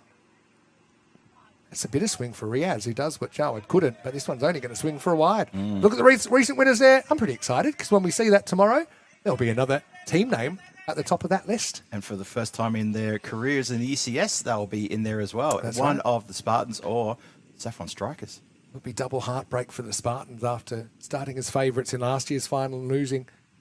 Will it be the new kids on the block? That one's on the tram line, but he's going to throw the bat at it and he's going to get 4. So this is actually a good sign from Smith. Tried a revolutionary tactic of watching the ball there outside the off stump. Incredible. Lays a bat on it and lets the pace do the work. Flies away to the boundary. Amazing how that can work if you just sort of just boil it back to the basics, and that can happen if you watch the ball. 48 for no loss is a pretty good score then into the 4th. It's such obvious advice, watch the ball, but it is honestly one of the first things to go when you really on is, your mind. right? Yeah. You watch that one really well. Nice shot. Oh, he goes to swing action. That's trouble with a capital T. Well, he channels his Lasith Malinga, but it's oh so wrong from Riaz. He tries the lower arm angle. Watch this. And it's... Yeah. Yeah, I mean, it's almost a no ball for high. It's pretty close. Deepak, then what are you doing? That's not how you bowl. And he's going to have to find it. 5 free runs, and after a kind of cautious start, you might call it, they've brought up the 50 partnership halfway through the 4th over. That's incredible. Yep, 53 for no loss. Still 3 to come in the over. Sort it out. Riaz, it goes back to how he does bowl, and he should have a wicket, and he will. So Smith Patel goes for 19. Riaz, after missing the surface, gets it right. Smith, to be honest, the shot was there. Classic, decent shot to play, but finds the fielder. It was the story of the first half of his tournament. That'll be the last time we see Smith with the willow in this European cricket series. He's the first to fall, but still a bright opening for the Strikers with that opening partnership worth 53. It's 53 for 1. Yeah, 53 on the board halfway through the fourth is still something I think the Strikers would take. I mean, Smith Patel has to depart. He was looking good. He was just starting to come good. He was starting to watch the ball, as we both said there, Vinny. But look, Palmer comes in. This is a chance for Palmer to shine. We've seen him do some quite astonishing stuff, some really good cameos. Not today, but in the previous couple of days. So this is a great platform for he and JD to keep it going. You can see on the top batters in the last month on ECN, Panalit and Sandeep Kumar both there for the Spartans. Of course, they'll feature in the chase. Having said that, they haven't really been able to do too much today, so keep an eye on them. Palmer gets the 3 spot. I like him in that spot. Let's see what he is able to provide. Oh, he checks his shot. This is in the air. It should be gone as well, and it is. Oh, Akash just had reservations about going through with that shot over the offside. Tries to kind of just time it over, but the contact wasn't right. And can you believe it? It's bang, bang time in the final. And who else but Riaz Ahmed, who's on a hat-trick, on his second hat-trick of this European cricket series. It's a golden wiki for Akash Palmer and 53 for 2. And the game turns once again. Phil G. This is nuts. Absolutely nuts. Palmer strides to the crease. I just said this is a great platform for him. And can you believe the shot he's played? It's just come off the blade and popped straight up in the air. He can't believe it. He's still smacking the bat on each pad as he walks off. Riaz Ahmed lines himself up now for a possible second hat-trick. And it is going to be a final state hat-trick as well. Oh, boy. Here he goes. This was not a good shot. Get yourselves ready, folks. Strap in. It's going to be Medat, who can pretty much hold his head high as one of the better batsmen the previous games. Here it comes. Riaz comes in. Hat-trick ball. Banks in shot. It's in the air. Who's there? Anybody there? Run! He does run. He can't catch it. Oh, this is finals pressure. The irony being, if he was in the circle, it is straight down his gullet. But it's a little cheeky wristy, isn't it, from Medat, who came good. He had an over of power in the last game. Interesting, they've put him up there. They've kind of taken the pressure off Aditya Patel, so he's yet to feature. Medat survives, and Riaz so close to a second hat-trick of a European cricket series. Not many players have done that. Abdullah Akbarjan did it in Austria back in 2022. But yeah, it's pretty rare. Wow. And 54 for 2. After 4 overs. Umar Tariq also did it in our first ever ECI. He not only did it in the same series, he did it in the same match. Only player to ever take 2 hat-tricks in one innings. That is incredible. And that was for Austria versus Malta. And he finished with figures of 6 for 22, which means his 6 non-wicket balls went for 22. Just a little bit of fun there. That's quite incredible as well. Okay, then. So he was a hit or miss kind of bowler, really. Yep. Yeah, okay. But still, not too many sixes. I think only 12 sixes have ever been taken in this format. Never had a 7 for. Anyway, we're going to get something a little bit different that we didn't see earlier with Jagnesh Satpathy coming on. And Shoban actually, he phoned in and he said, hey, watch out for Satpathy with this spin. Something that they didn't call on before, but they're going to bowl it now. And a pretty big moment for him to enter the fray.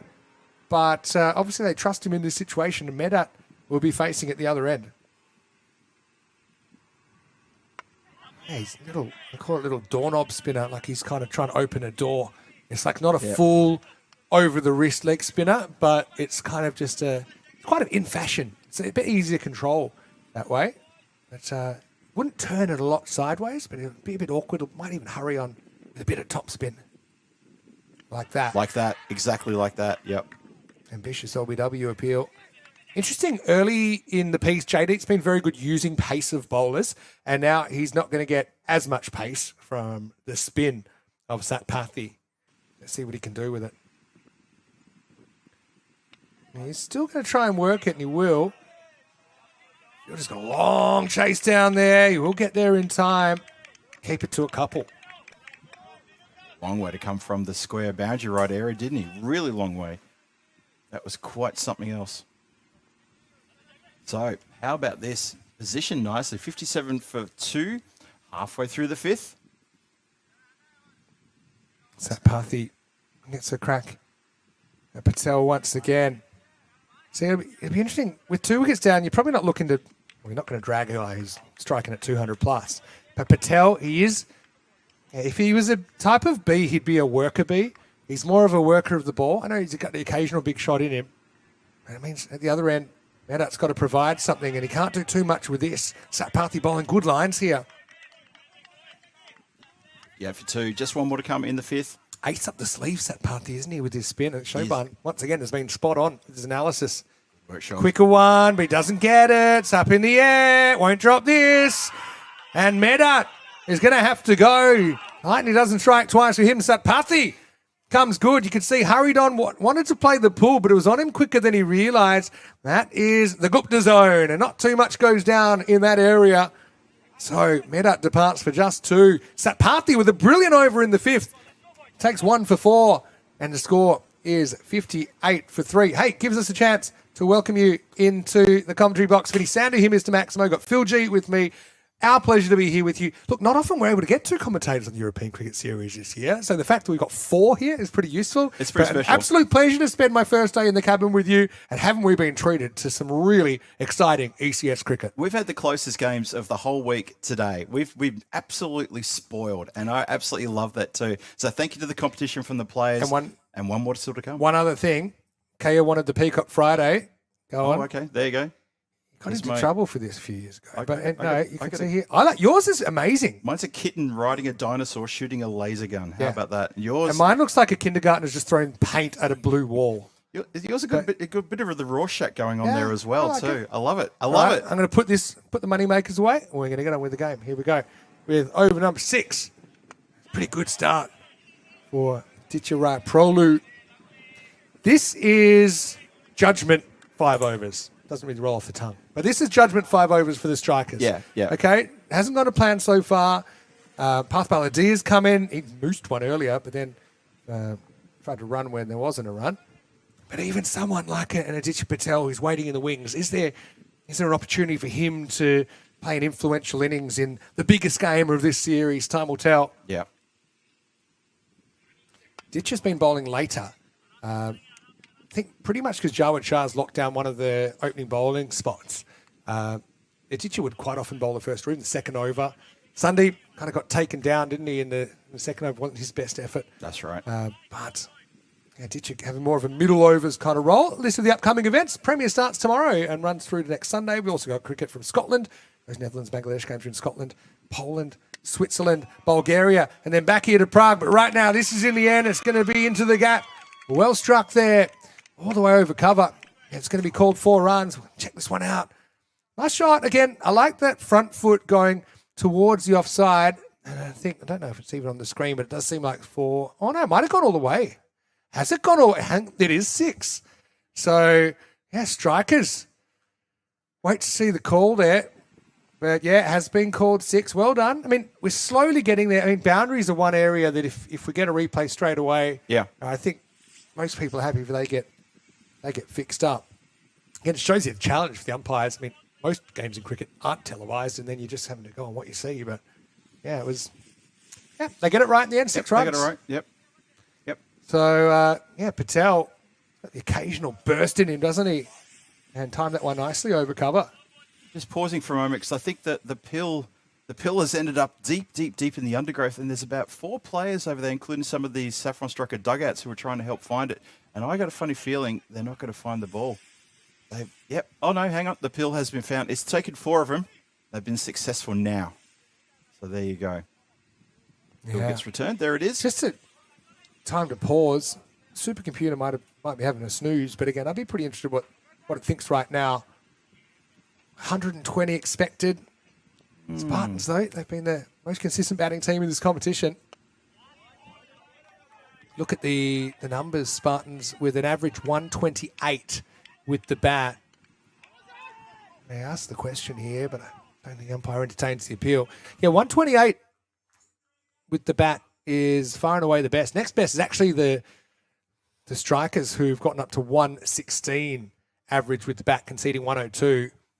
But the other thing, the Spartans, they've only conceded on average 93, which just shows you they've been very good at locking down other teams. They haven't really done that in the first half of this innings. Of course, they've got a well put together bowling attack. JD playing a blinder, 34 of 15. Blocks this one from going down the leg side, and they'll get a leg by. Also, just something else to consider as well, and obviously this is going back in time, but last year in the ECS Challenger Division final where the Spartans played Vinarati, Spartans were unable to chase down 113 for the win. They restricted Vinarati 112, but they couldn't chase 113 in the final. Very relevant, Phil. Thank you. You're always coming up with the good stats. But that'll be playing on their mind. I'm sure they'll remember that. well, it has got this Balladia on the hip, off the hip, out of the ground. Maximal. Small miss by Ryan Prolu, but big hit by Path. That was a big, big hit, wasn't it? He didn't really do much with that one, but he got so much of that. It probably went higher in there than it did far apart, but look, great shot there. And Path, if he can stick around for a couple of overs, play a nice little cameo, suddenly that score gets just boosted maybe towards the 120 mark quite comfortably. I'm going to dig deeper into your stat, and you're right. They did fail in the chase last year. Couldn't chase 113 for the trophy against Vinarati. Yeah. End of the sixth over here, 75 for 3. We'll see more Satpathy. But before that, they had 3 successful chases in 3 attempts. Wow. The game before that, earlier in the day, they chased 109 with 2 balls to spare against Vinarati. That's right. And in the group stage, they chased 114 against Vinarati, and they chased 98 against Moravians. So it's funny, we remember them kind of bottling that one chase, but it only takes one. We say bottled, but I mean, credit to Vinarati. I remember they did bowl very well. They did. Yeah. And, well, this is a wild throw. Won't give away an overthrow. In fact, if it hit the stumps, it wasn't going to do that width. I remember that probably would have been out. I remember that final quite well, and to be fair, the bowling was excellent that day because I think Vinarati lost, 8 wickets. A bit like some of the games earlier today. Yeah. Kinda, so 15 wickets fell that day. he has got this, and that's going to go for 4 as well. Just open spaces there. Balladia chancing his arm a little bit, sneaking across. He wants that leg side. See how he's opening up. Takes that from probably 4th stump, but gets it away from the fielder for valuable runs. And even though we didn't really have too much of a close contest in the last game, we did get an upset. The first 2 games were nail biters, weren't they? And if you've got any nails left, be prepared to chew them off. Games that go into the 10th are what we want. We want that fun, excitement, that thrill. This one hurries on to Balladia. This time we'll have to... I was going to say settle for 1 because I didn't see him come for 2, but Riaz took his time. Path was an unwilling participant in the 2, but he gets there in the end. Yeah, Riaz a bit slow out the blocks. I think he was expecting the deep backward square leg to come around and field that one, so he himself had to run from deep mid-wicket. And then, as it turned out, it went right in the middle of him. I also thought, probably like I thought, that he wasn't going to come back for 2 Path. But he did. Yeah, nice little away drifter from Satpathy, who it's impressed me a lot. Shoban mentioned he comes from the same area of India that Shoban's from, and spin could play a part, and it has here. All right, well, Path, he wants it. He goes. Wow, Sandeep does well. He pulls it back in. They'll get 2 again. Path looks like he's running up Mount Everest, but he gets there. But Sandeep does pretty well. Probably saved 4 there. What was potentially your 6s ended up a run 2. I reckon he has, He gives it the old slap factor. Watch this. Doesn't try to catch it. Goes bush. May have landed on the rope or just over. Great work. Really good work. Especially in your 10th match of the series. That's a brilliant piece of fielding. Balladia gets the strike back. That's a great shot. That's a really good shot from Balladia. And I like it that he hasn't closed his mind to the offside. Probably saw a couple of those away drifters and he realised, okay, actually, if I hit a genuine cricket shot here, there's space over there. So he takes 4. Balladia coming to the party in that over. It ended up going for 13. And the strikers, 88 for 3. Good to see. And we've got the camera nodding in agreement that this is a really exciting final so far. Fantastic. Good to see the camera chiming on there. I'm just going to say something here, which hopefully doesn't offend any PCC fans, but Path he's generating for me just some very young Arun Ashokan sort of vibes. It's the way that he's batting.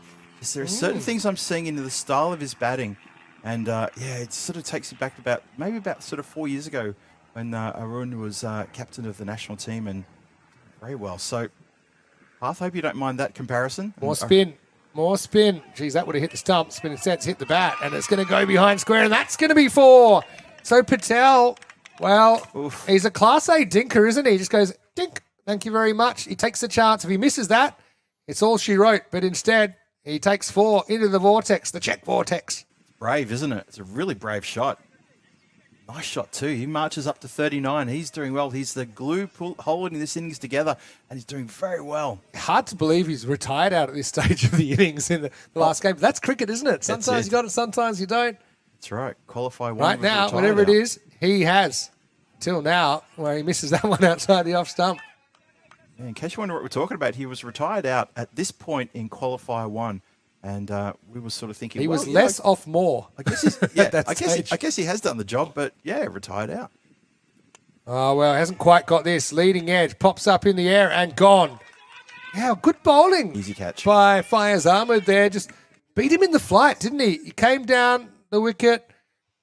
Didn't really hold his shape. There's a big leading edge, and Jawad Shah, well done to him. He got the jump on that ball, takes it cleanly, but JD is a big reason that. Now, arguably, the strikers are in charge of this game right now, but still plenty to be written. It's 92 for 4 in the 8th. Just interesting to note, Shah's just returned to his fielding position here in front of us. He's done himself a bit of a mischief to a finger on his right hand, and he's given it very close scrutiny. I don't know if you could read anything too much into that, but he will be needed to bat in about probably 20 minutes' time. Yeah, you'd think so. So just watching him with that hand, he's given it a shake. Now he's putting it behind the knee when he's squatting down to get some warmth back into it. So he's maybe jarred it just a little bit. You'd assume he would open with Panelit. Assume that, but let's not forget they've got Gupta. Let's not forget they've got Sandeep as well. Yes, they've got 4 openers. They've got 4 openers, essentially, basically, if they want them. So maybe be interested to see if Shah does something. He's just giving that hand a bit of a ring now. I'm going to keep an eye on that. Probably an accident. Yeah. But if not, a good matchup, I think, with a left-hander coming out against the left-hand spinner, left-arm spinner. Generally, that's a better matchup. And Ayaz is going to just inform the umpire. And Parth has to make the long walk across the pitch. 3 to come in the 8th. Pretty good line first up, but what a shot by Parekh. Well, he watched that one onto the stick, didn't he? And he opened up the face. He got it into the gap. Perfect start to his innings. Yeah, his confidence is booming. At the start of the campaign, just Vivek and also Durpal, his namesake, they just seemed a little bit out of sorts. They opened the batting in a couple of games that Danny and I called, and we didn't get it. It didn't make sense. And because that's all now changed, they look so much more comfortable, and that was a great shot. Well, let's see if he changes tactics and goes straighter. I actually don't mind the tactic to make him reach for the ball. He sticks to his guns, but it's going to be a wide, just missing the mark. Nice to see Parekh kind of open to the offside as well. You know, he's been a bit of a Harry Heaver at times. Yeah. Wanting that mid-wicket at all costs, but made some good shot selection so far. This is kind of a straight mini heave to long off, but he will get a single. And this will be interesting because Parth is going to want to hit this to the moon, and I think he's going to try. So Vivek's going to have to move sides because I assume he's going to come around the wicket. There you go. Yeah. I wonder if Fayez is game to toss this up. I think he probably is, and lure Parth into the big shot. No, gets chicken and he bowls faster. Fair enough.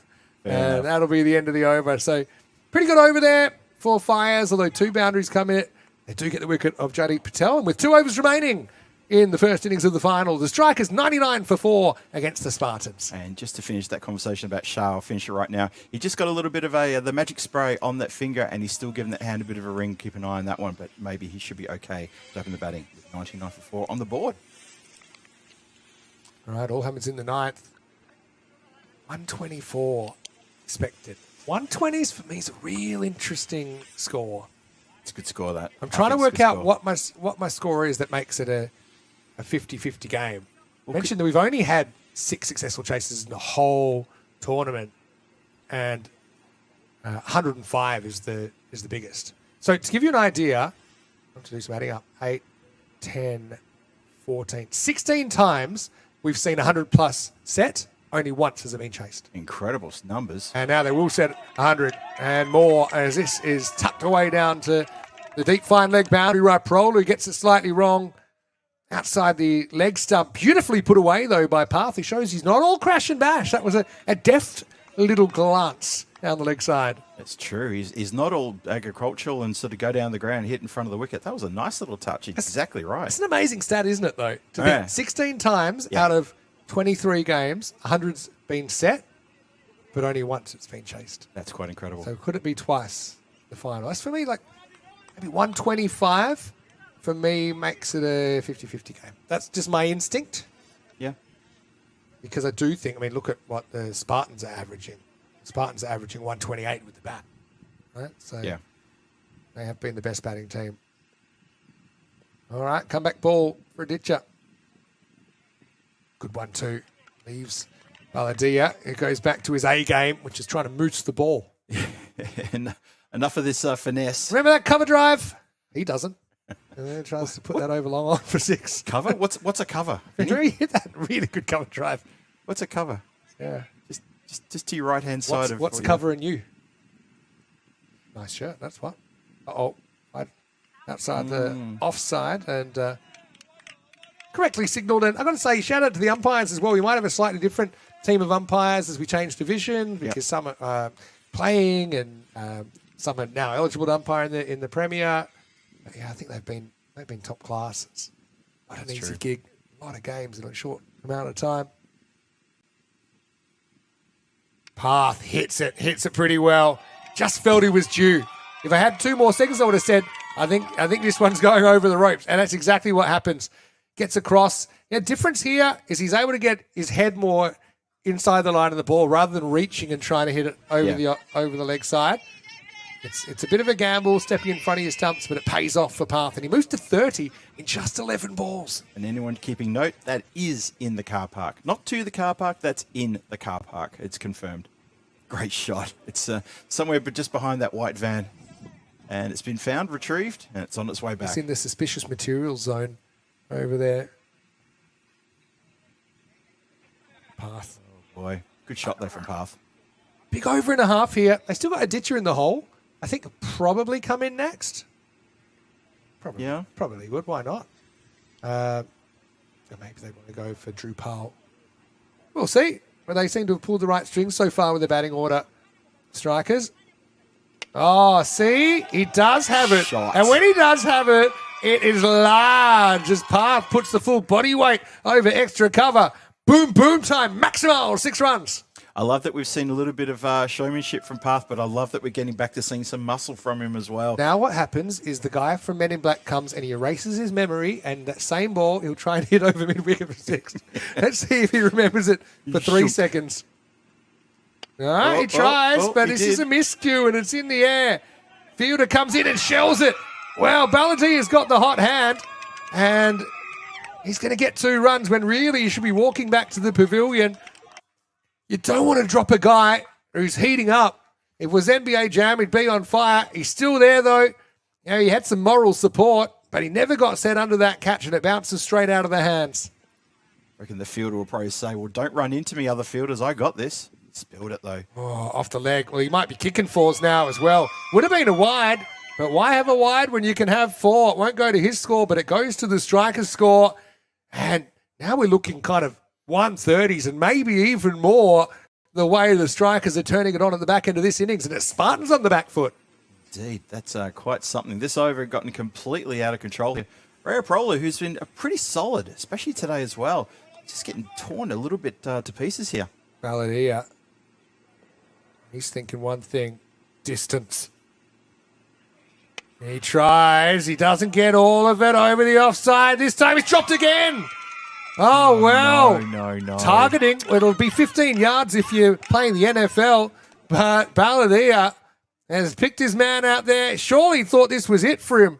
But lightning strikes twice. Almost a carbon copy.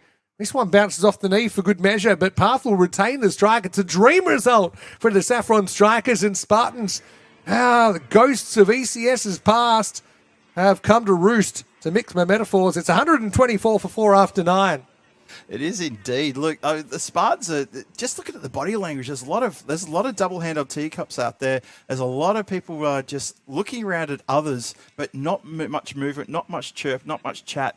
They just seem to be slightly despondent. The game's not even halfway over, folks. They really need to buckle down here. Riaz Ahmed, the hothead, he's got the ball. Yeah, well, we got on fire to on fire now. And he's bold. But it's interesting. Riaz Ahmed, he hasn't, has he bowled 2 overs? I want to check my scorecard. Oh, okay. Let me have a look at this one. Just going to double check this one. That's a really good shout, Vinny. Have a look at that. Because we just want to make sure we haven't seen him twice already. I thought he'd only bowled the 1. 2 for 8, 2 for 19 off his first over. I think that's okay.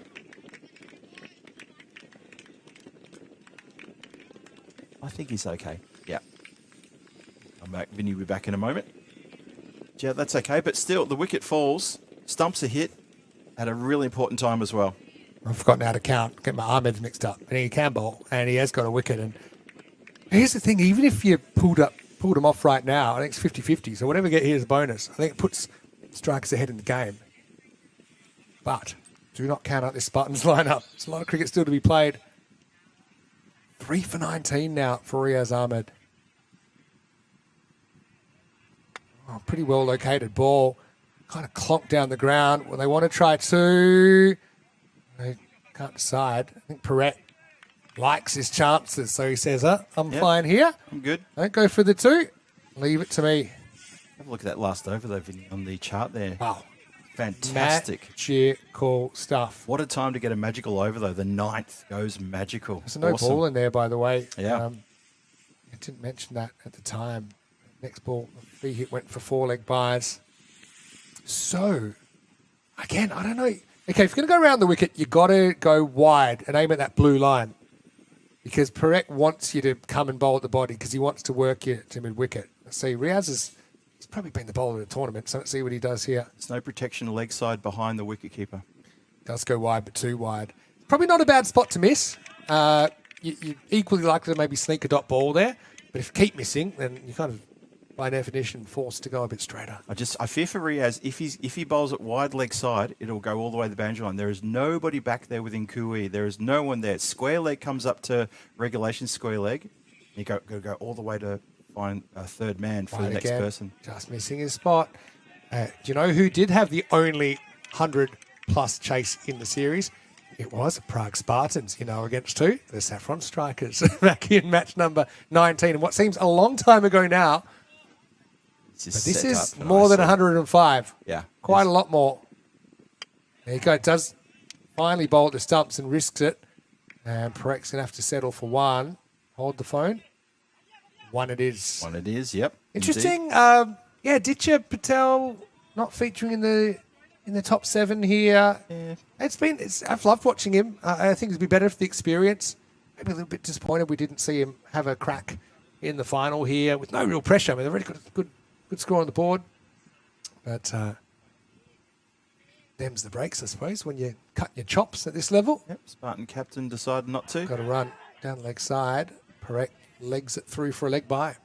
Pretty good last over this. I wouldn't expect anything less from Riaz. I know he had those couple of wides, but they were, I don't know, understandable wides, I think. Searching for the wide dot. Instead, he got a wide. Or changing his line, coming around the wicket to the left-hander, which he's going to do again. Fast ball coming up. If you're Perret, take a huge jump across. You know what he's going to try and do. Yep. Anyway, here we go. Last ball. I mean, drags it. It probably gets past the fielder. It does. So there you go. They're up in the 130s. Not off the middle, but just as good. Stands where he stands, and the fielder, well, could he have got to ground? Again, does have that day 6 feel about it. This Scott Page field is lightning fast. And, surviving an early storm, Cyclone Shah, and taking toll on the second over of Sandeep Kumar. 35 in the power play. They get 98 off the other 7 overs. And strikers sitting pretty at the moment, 133 for 5. But guess what? The Spartans, they are the form batting team in this tournament. And although they have to bat well, they'll be very confident internally, I think, that they still can chase this 134 down for the trophy. Yeah, well, Vinny just went through all the those permutations, combinations of what the Spartans have done previously here. The only team that looks like could chase this kind of total is the team that's been set that target to chase, and that, of course, is the Prague Spartans. They're walking off the field now. They're probably going to feel that's probably about 15, 20 runs heavier than they would have wanted. Just a couple little funny moments there in the bowling attack, and also a little bit of luck running the way of the strikers. But more often than not, the strikers just picking those right deliveries. And it was a great opening stand. It was a 50-plus stand, and then Path came out, the captain, and he put together a very good innings as well. And that's why they've got a good score on the board, something for their bowlers to work with. And strikers probably more than any other team. For a team, when I looked at their lineup, I thought, okay, their top 3 or 4 are going to be super important. They probably had the most contributors on a consistent basis, and they've been willing to use 6-7 batters, but just going at pace, not wanting to go too slowly, and they're not willing, and they're willing to pull someone off because they back their other batting unit to do the job. But it finishes 5 wickets down for 133. 134 will be the target. Prague with a handy boundary off the very last ball, but before that, we saw Jaideep Patel with 39 runs off just 20 balls, and later on it was the captain with the same score, 39 off 16. They were the main contributors. 19 to Smith Patel. Nobody else able to hit double figures, and it would have to be the biggest chase by some distance in this tournament if Spartans were going to wrest that trophy back into their grasp. Riaz Ahmed 3 for 27, once again amongst the wickets. He's the leading wicket taker in this series and didn't do too much wrong. Wickets also for Sat Pathi, who impressed me with his spin, 1 for 17 off his 2 overs. A wicket also for Fires Ahmed with his spin.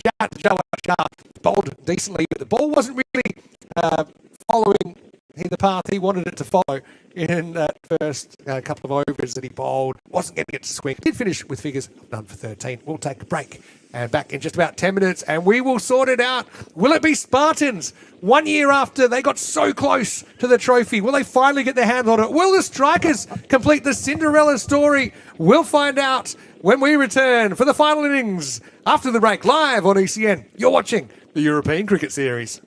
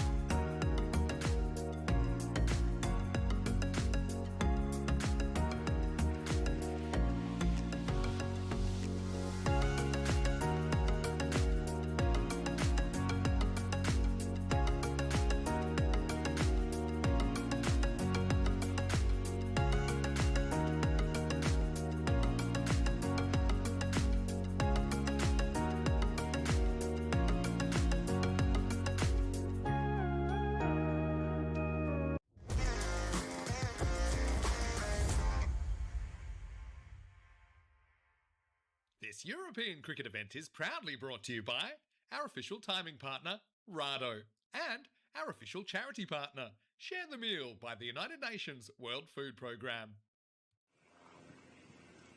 Hello, welcome back. All set for a big finish to what's been a really entertaining finals day here in Czechia, with the Saffron Strikers playing their first ever European cricket series, making it all the way to the final despite not securing the double chance this time yesterday.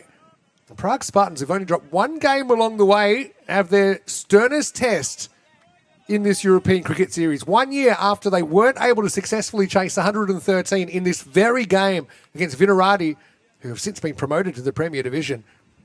Could they slip at the last hurdle once again? They've got Jawad Shah out there. He's not facing. It's Jinu Panelet who's on strike. Interesting that Jawad's not taking the first ball. Vinny Sander here, Mr. Maximo, Phil G with me. Savaya, can he get it right? Will this ball do anything for the Strikers? We're about to find out. 134 for the victory. Well, remember where you were moment. Here we go as we get underway on the chase. And it's going to be a disappointing start for Savaya. That ball, well, just like avocados on toast for me, does absolutely nothing.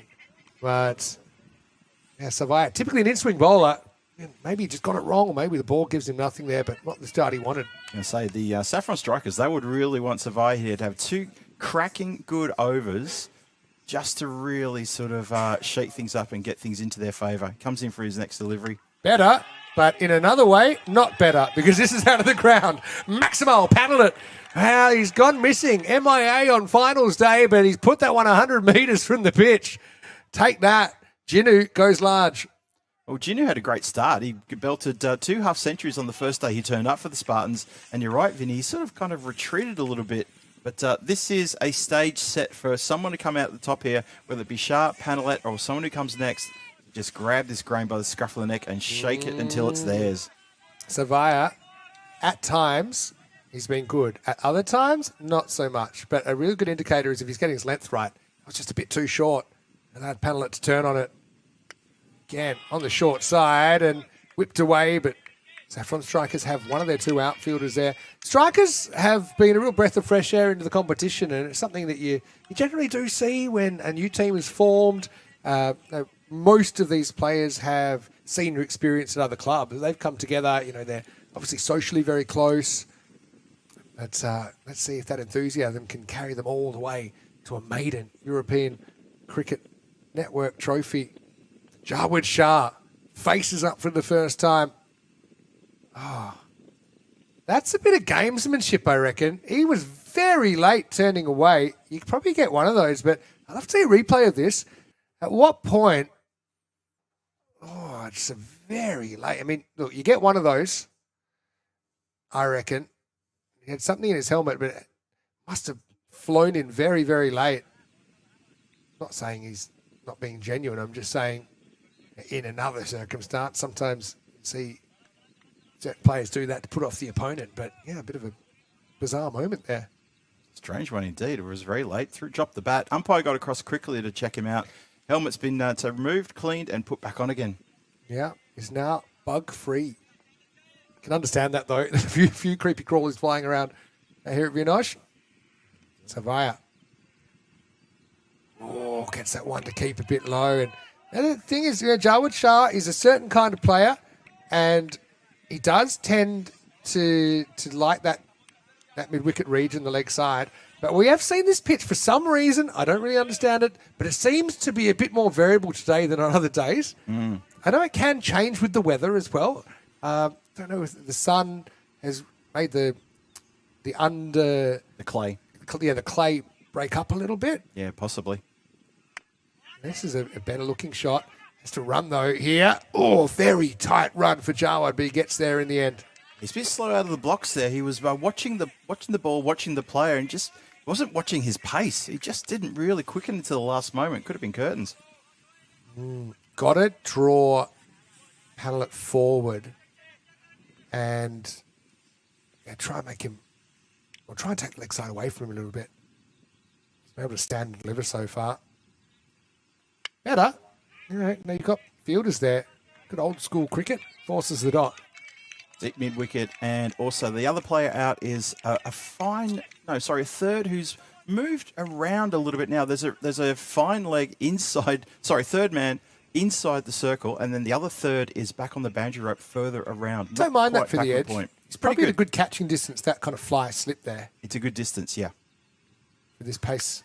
Right now, this is up in the air, and it's caught. Yes. Well, second effort, it's Smith. It popped out, almost got away, but he gets the left hand on it, and the celebrations are ecstatic from the strikers. Up it went. It was a fingertip job for Smith Patel. His body was going one way. His hand was going another way. And right now, the batter's only going one way, and that's back to the pavilion. A big moment as Panellet goes for 7. He was asked the question and he couldn't quite answer, couldn't get it over that offside ring, and it's 9 for 1 after 1. Incredible stuff there from Smith Patel. Called his name a few times this week. I reckon he's a bit of a class act in the field, and I don't think anyone has disagreed with me so far, and that puts paid to that whole argument. What an excellent effort. The presence of mind as well, just to...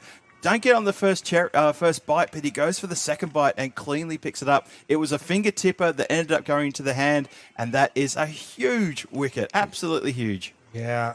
When drops go right. Smith had his whole torso being forced backwards, but he kind of thrust out that left hand and, couldn't have really got any further. Got it in the tips. You can see that in the replay, the momentum of his whole body shifting constantly to the left, and he had to put the hand out sort of in front of him. So a really, really good catch. More pressure on these two and Gupta. They're kind of the top 4 that they'll be relying on. Here's Smith Patel, keeps the ball, second over. Big in swinger, hits him back pad, maybe just going down the leg side, maybe some bat, but Smith really gets that one to hoop. It's absolutely on a string here. That's quite amazing, isn't it? He's been using this breeze really well today. Look at the amount of movement that he's getting there, and I think it's a pretty good decision. Yeah. Hits him in line, but I think with the amount of swing that Smith Patel's getting, that one is just missing. Excellent umpiring. Cracking delivery, though. Wow. Got him! Whoa. Got him! It's a pretty agricultural shot from Jawad Shah, and he gets bowled through a wide-open double door. Smith Patel right on the money. Look at this one come in, and it's crashing into the top of the stumps. Jawad Shah's got to go. He couldn't rise to the challenge in the final, and Spartans, like I said, they weren't able to win this game last year. Right now, it's a long way back as they've lost both openers within the first 8 balls. It's 9 for 2. Well, this is incredible stuff from the Saffron Strikers. If this was a boxing match, the referee would be leaning in, having a very close look at the other boxer and saying, do I have to give you a standing 8 count? It's early on in the piece as well. There's so much cricket to come. But look at that. 2 wickets in 3 balls. Opener's gone, and the big hitting Shah has to depart. It was a good length that Smith bowled as well, because it wasn't half volley, but it was full enough to draw Jawad Shah forward. And when you've got that kind of technique, you are susceptible to movement of the ball, whether it be in the air or off the pitch. And you can see Smith kind of in the zone right now. Gupta, a bit more technical, might need to be at number 4. And this one just whistles past his outside edge. Right now, it's all strikers.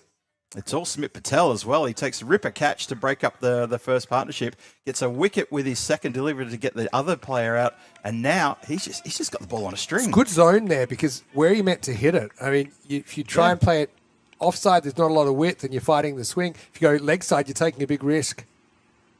Oh, boy. Oh, boy, oh, boy. That one shaves leg stump on the way through. Gupta tries another strategy. Look, that's pitched on 5th stump. It's come back with some seam movement to boot, and ends up getting taken well down the leg side. Nice take, by the way, by Hardip Medat. Yeah, I like Hardip's work there as well. We've been pretty focusing on the wicket keepers today and their techniques. He's done nothing wrong there. Double wicket maiden, effectively, in the last 6 balls. Oh, another ball that Smith gets to swing in prodigiously.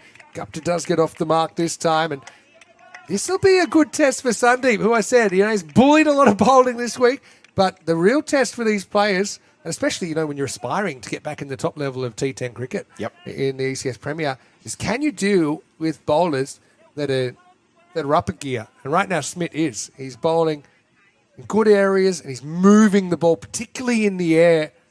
using this breeze to good effect. Red shoes. Sandeep Kumar.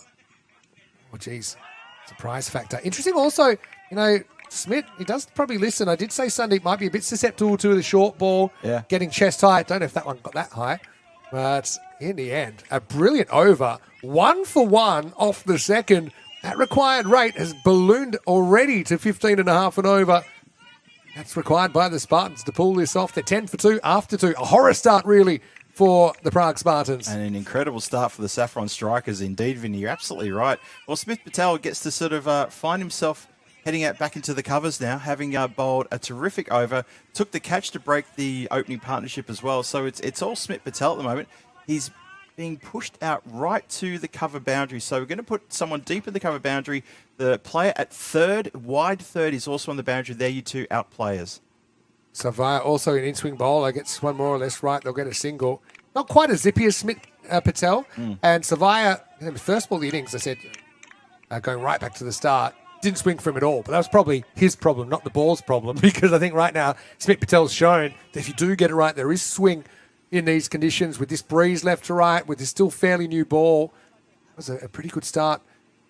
And Sandeep Kumar, this is more the pace that I think that he likes to face. That he can feel he can get away with that kind of reach with the arms and slap. Yeah. Let's see if he gets something to hit here. Last over the power play. Yep. There you go. Gets what he wants. He frees the arms. I think he's one guy, it sounds weird, but you probably do have to bowl in towards more of a leg stump line, because when he's got room to free his arms, snap through the ball, he's just a Maximo machine, isn't he? Yeah. 6 runs to the Prague Spartans. Yeah, it was a bit easy, that one. It was just the wrong line and length to bowl to someone like that who can do that to you day in and day out. And he'll keep doing that if the ball gets put in there. Savaya, he's a better bowler than that. He just needs to show us. Hello to SkyQuest, by the way. Charles, watching from the USA. Hey, Charles. Hello to Crushed Master as well. Monty Luce wants to see the dinosaur riding cat on your shirt that has a laser gun to zap some bugs at Vinosh. Uh-oh, too short. Crunch. Bad news, Blues. Sandeep goes Maximo back-to-back, and that was a biggie. I just tried to explain you can't bowl like that because he'll do this day in and day out, and exactly what he's just done there. No problem at all. Barely raises the sweat and puts that one out of the ground as well. Two strategies that might help. Bowler Yorker, doesn't really matter about the line. Or bowler line that means he can't free his arms, so bowl into his body a little bit. Yep. Unorthodox, that second strategy. But what's not going to work is missing your length short and just bowling right into, as we say in baseball, center cut, the wheelhouse. And he's had 2 balls that have been in the wheelhouse so far. Kumar, can he step up here? His team needs a boost. Maybe a brilliant individual performance. He does have the highest individual score with 70 in one innings in this this tournament. This is probably a no ball, I think it bounces on the edge. It's called a wide. Even wide. It's a lucky break. Ooh. If you can call it that. Oh, no, it was on the pitch. I don't know what I'm talking about. But it was very wide. And Sarafai is a mystery to me as well. Sometimes he seems so consistent. Yeah. He's consistently inconsistent. The odd one just goes really wrong. Okay. Now what? Uh-oh, that's in the slot as well. But this is a miss hit from Sandeep Kumar. But guess what? Even the miss hits are disappearing in the moment. That one still makes it over the rope. Maximo! Savaya, he's just got to change what he's doing, because I would say 110% of the time, these balls are leaving the building. I'm telling you that he's just got the length completely wrong here. Absolutely wrong. It's got to be fuller.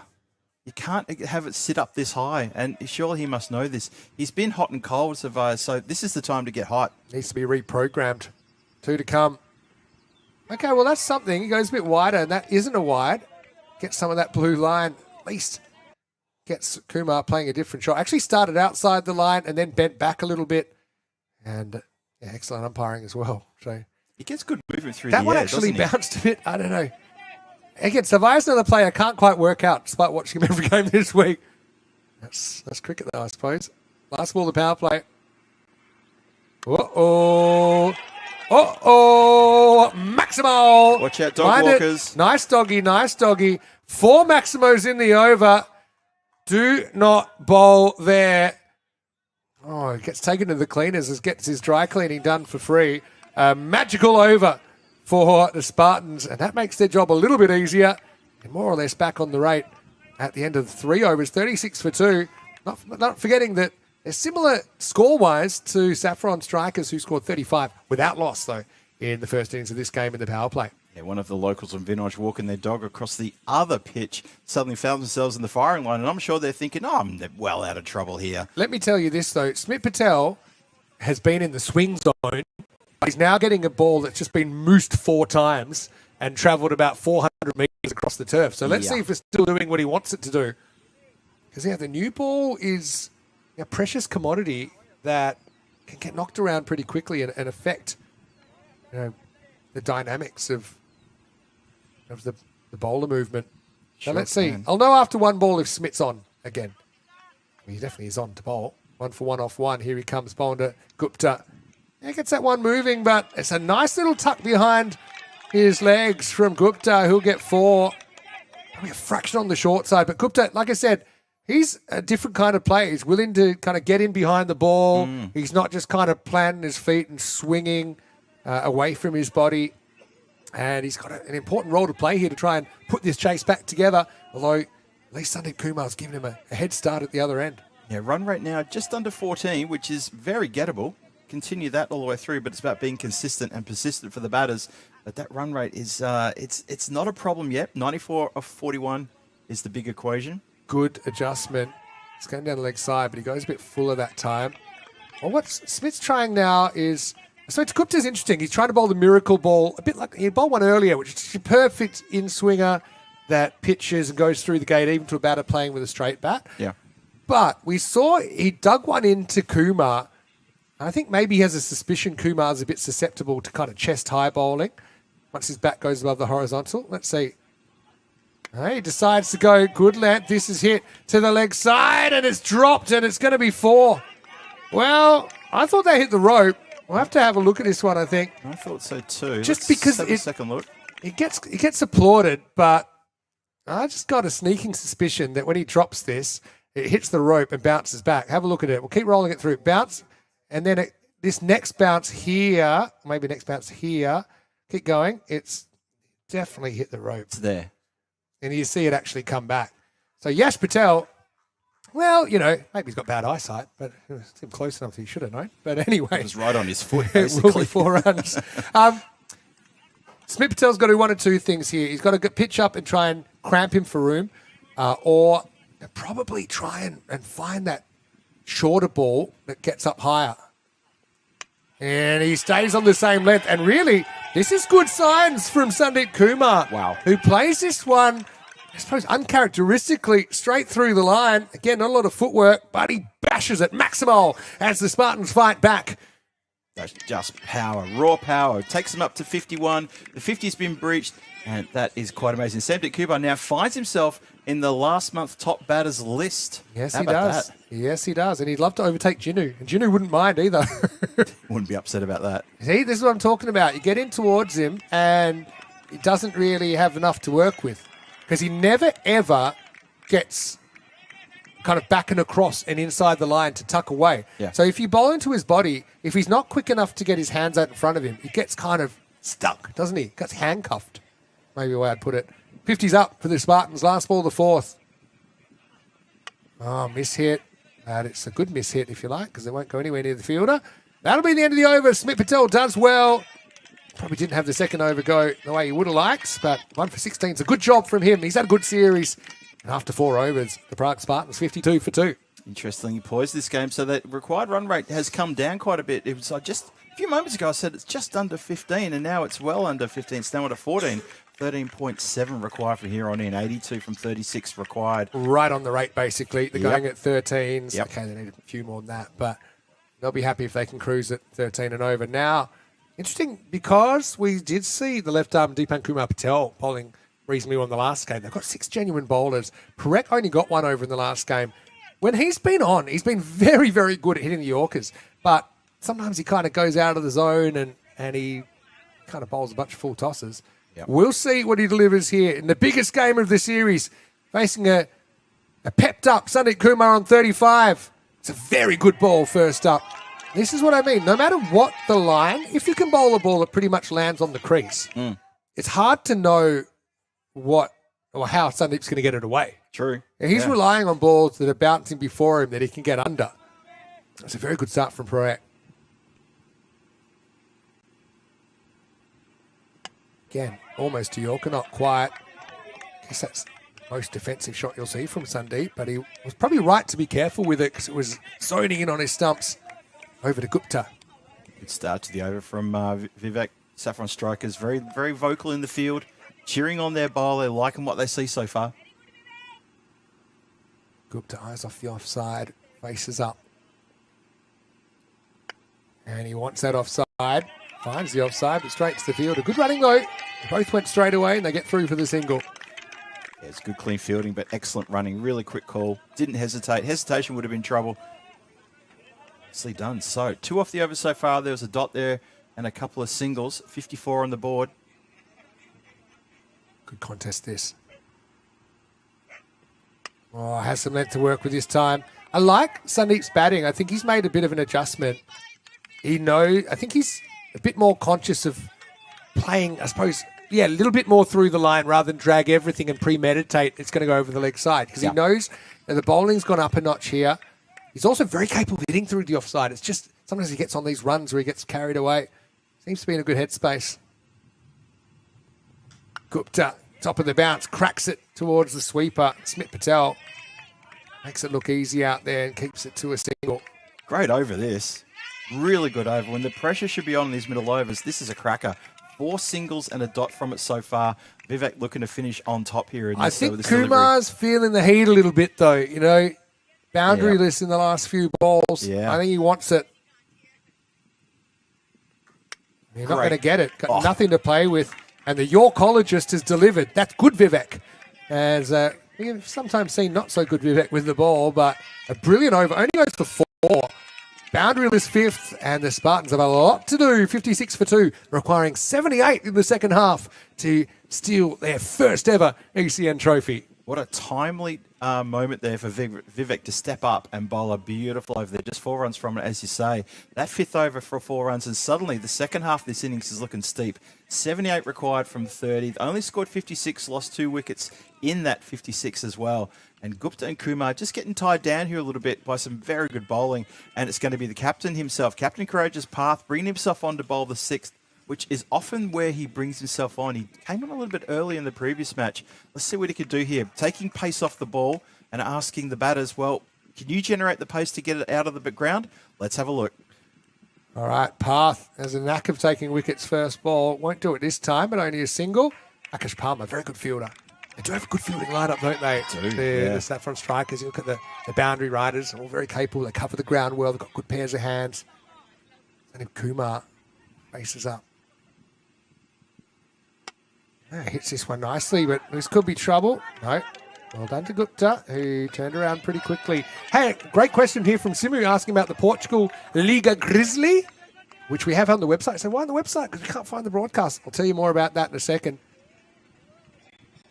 Oh, gets away from Path. They won't get an extra run, just the one for the wide. So we work, because it's an extra broadcast, we work on getting the equipment, logistics, the people there, ASAP to be able to show the Portuguese League. But in the meantime, we've already started putting the scores on the website, just so, we want it to all be there when we're ready to go. Keep your eyes on that, folks. All right, goes after this, but it's not quite out of the middle, going back and just carrying the line. Maximal! And Sandeep Kumar moves into the 40s. A little bit of a hair raiser. More or less a half volley. Fell off the shot slightly. It wasn't off the middle, but just enough to climb over the outstretched arm of the fielder. If anyone was going to get it, Akash Palmer was going to knock that back into play. He was probably the best player to maybe do that of the whole lot. He's quite tall, but unfortunately, even for him, he couldn't get it. As Path's delivery just manages to get under that. Well, this time he overcorrects and it's a full toss. Luckily for Sandeep, he mishits it, so it doesn't go straight to the fielder. Just in the words of one of the Jack Nicholson movies with Diane Keaton in the noughties, something's got to give. I just think next couple of overs are going to be critical. He goes after this Gupta. Does he get all of it? Going. Out of the park, straight into the hands, but the wrong side of the border. Yep. And maximal 6 runs. Gupta with a handy half dozen. That's interesting. There, I'm not sure the player knew he'd stepped over the rope until the very last second. It was a strange sort of moment there as he didn't try to leap for the ball. I think he stepped back. Had a suspicion. Well, what's that under my foot kind of suspicion? Yeah. Last ball the over. Wide.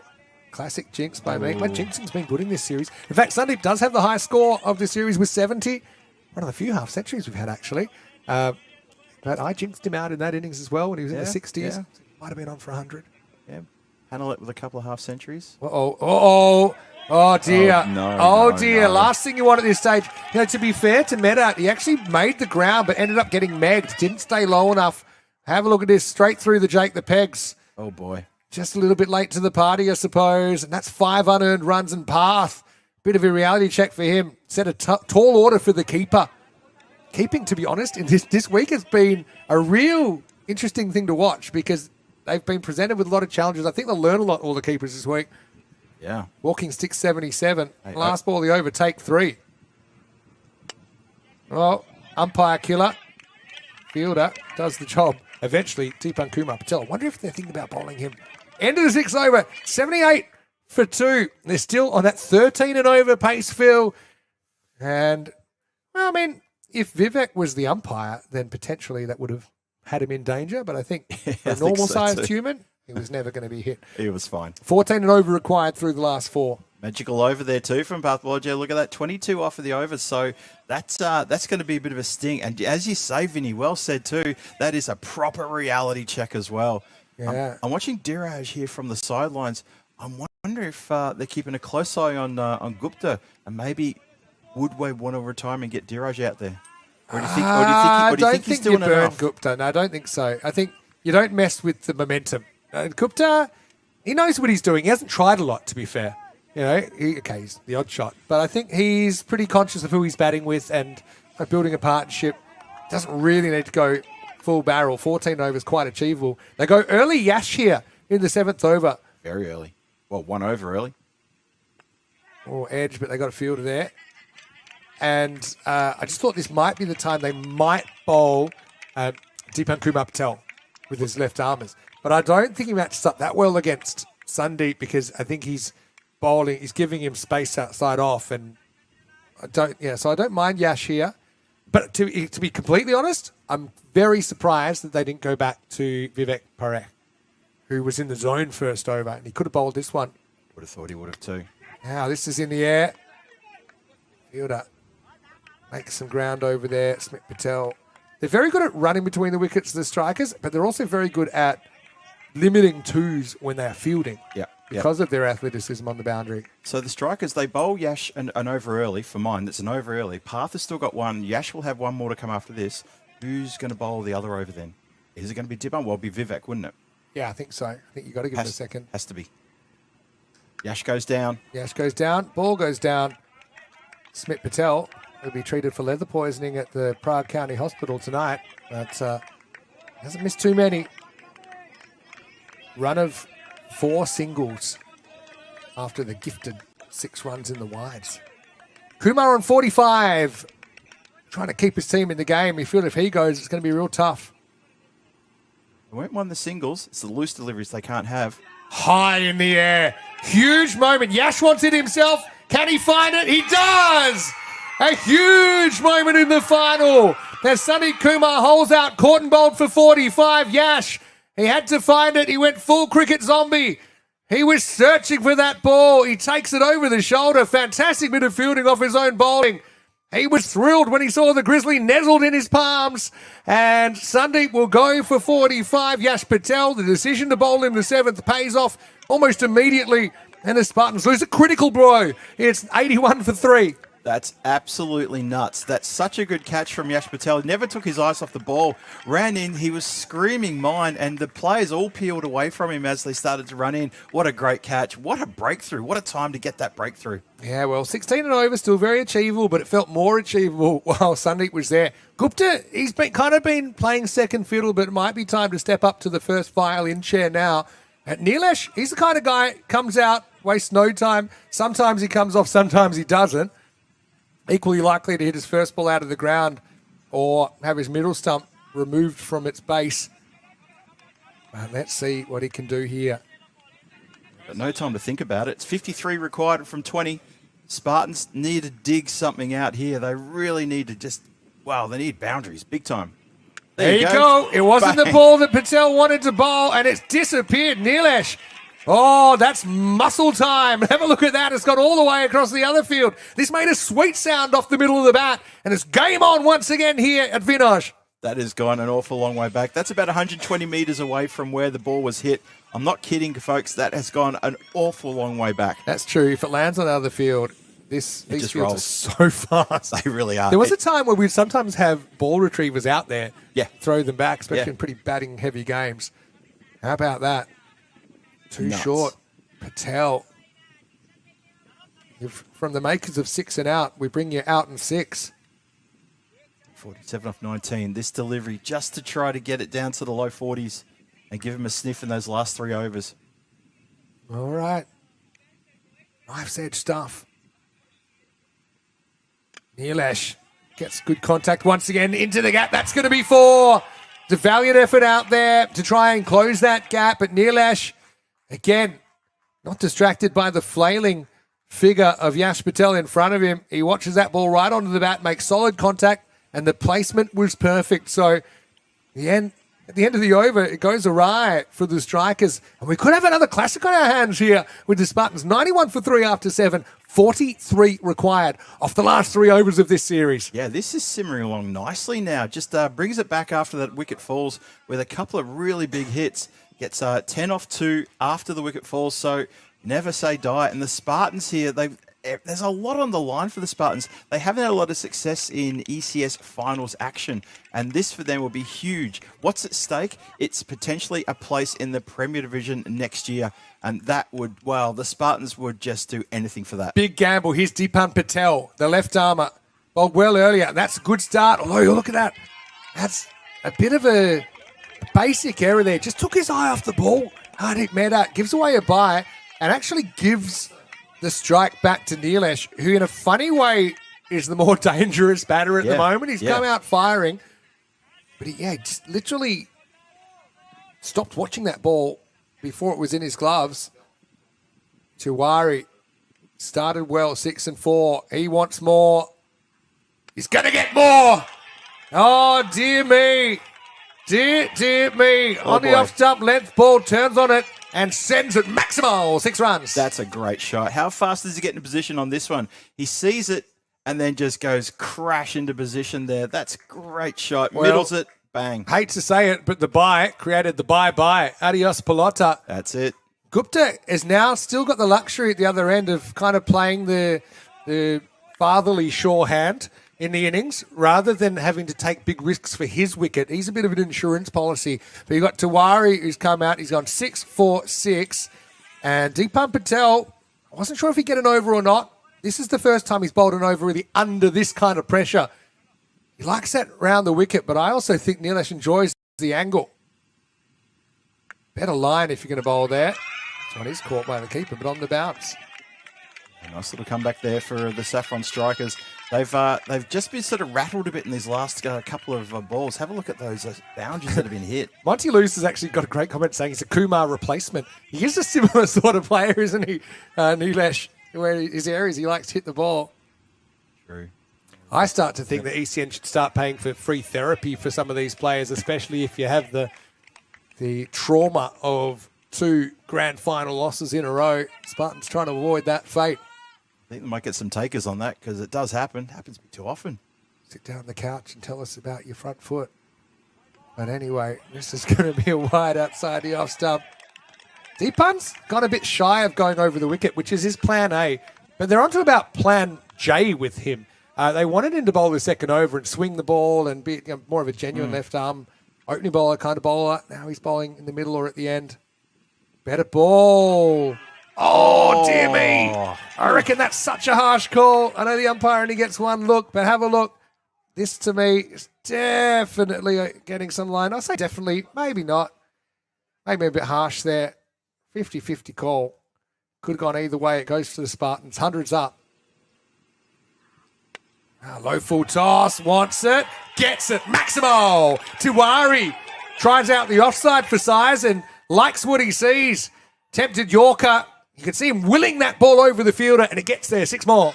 Yeah, Tiwari just misses that one. Gets it on the full, does Tiwari, and doesn't disappoint. The noise from the dugout, the Spartan dugout, they are... Look, 10 minutes ago, they were quiet as a church mouse. Trying to double dip on here on back-to-back matches, and it's not going too well at the moment for the Strikers. But that's a good change of pace, a brave change of pace for Deepan Kumar Patel, and an important dot ball. Every ball's an event at the moment. This is why we love European Cricket Series cricket. Any billionaires out there? Come on, give us it. We want more. We're used to it. You're getting it. It's back on your screens. Last ball of the 8th over. Gets it, but not all of it. Straight to the fielder. Yash Patel takes the catch. Tiwari's cameo is over. Time to take a seat. And Dipan finally had something to celebrate. First miss hit, really, from Nilesh. And Yash was waiting with open hands.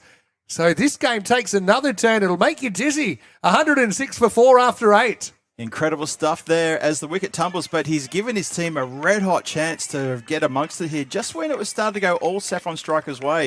AK-47 strides to the crease. Arun Konda, he ran out of the dugout as fast as you like, and Tiwari is getting a fair bit of attention from the players, his teammates, as he walks off. They know that innings has put them right back in the contest. Fantastic cameo. Tiwari will be disappointed that it's only 22. Yeah. But you look at that, he's basically got them to a finish, hasn't he? 28 off 12, 14 and over. It's more or less the rate that it's been all the time, and more or less the rate they've been going all the time. Okay, they've been going 13.3. They're already at the figure, more or less, that was the biggest chase, but they still need 28 more. Huge over. It is anyway, but Parekh, like I said, sometimes he's had it, Vivek, sometimes he hasn't. Bowled a brilliant first over. They held him back for this moment. Let's see if he can deliver. Gupta, it might be time to pull the ripcord for him because I think he needs to go up a gear.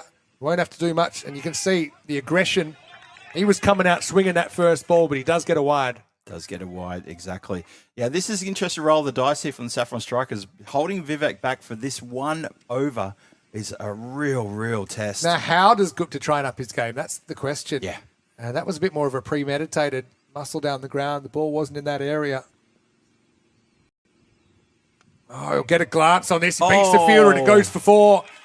Certainly wasn't off the middle, but we know that is a very fast part of the Scott Page field. Down to the former position of the Scott Page bench, now been relocated to the other side. But that's right. 4 very handy runs for Spartans. Oh, there was hands on heads as it got past the fielder, who's right on the 45 on that circle, and it gets past him. Once it's past him, it's so quick, as Vinny is saying, downhill all the way, lightning, like glass, the field is out there. Right now would be the meme, where the guy's with his girlfriend, looks over his shoulder with the girl walking past, and the other girl's the IPL. Yep. Anyway, 9th over. It's good, I think. Yeah, it is good. Gupta has kind of, if he was a car, he's gone from 2nd gear into 5th. With a wicket at the other end and the loss of the Sandeep light, but slightly heavier. He feels now he has to force the issue. Arun Konda yet to face at the other end. Oh, very good bowling. Excellent. Location. Correct. It's not Gupta's game, really. He's not an indiscriminate swiper. That's the kind of ball that he's very, very capable of hitting that over cover point for 4. Yeah. But he's got in his mind power. Parekh's won the first half of this over. 5 off 3. That's fine. Plenty still to be written. 23 off 9. How many will they need off the last? Going nowhere. Etched onto the pad and just a single. Maybe AK-47's the one to fire some shots and be the hero. The table is set. 22 off 8 required. Could the Strikers continue their Cinderella story all the way to an European Cricket Series Championship? AK-47, Arun Konda, lock and load. Let's see what he can do here. He's got a couple of balls to face from Vivek. He's come in on finals day, Aaron. See what he's got. Charges, hits, bit inside out. Smit Patel, that's his zone normally. Wanted to catch, but it was never carrying. But only one's a decent result for the strikers. There's some nervous bodies out there, Phil. There's some nervous chatters as well and nervous benches as well. There's the fielder who successfully got that. I think he's worn that one in a very fleshy part of the body, and that's why he's gone down just for a moment, sucking in the deep breaths. But he saved the boundary. Yeah, very good stop. You never know the bounce you're going to get. Put your body on the line and then some.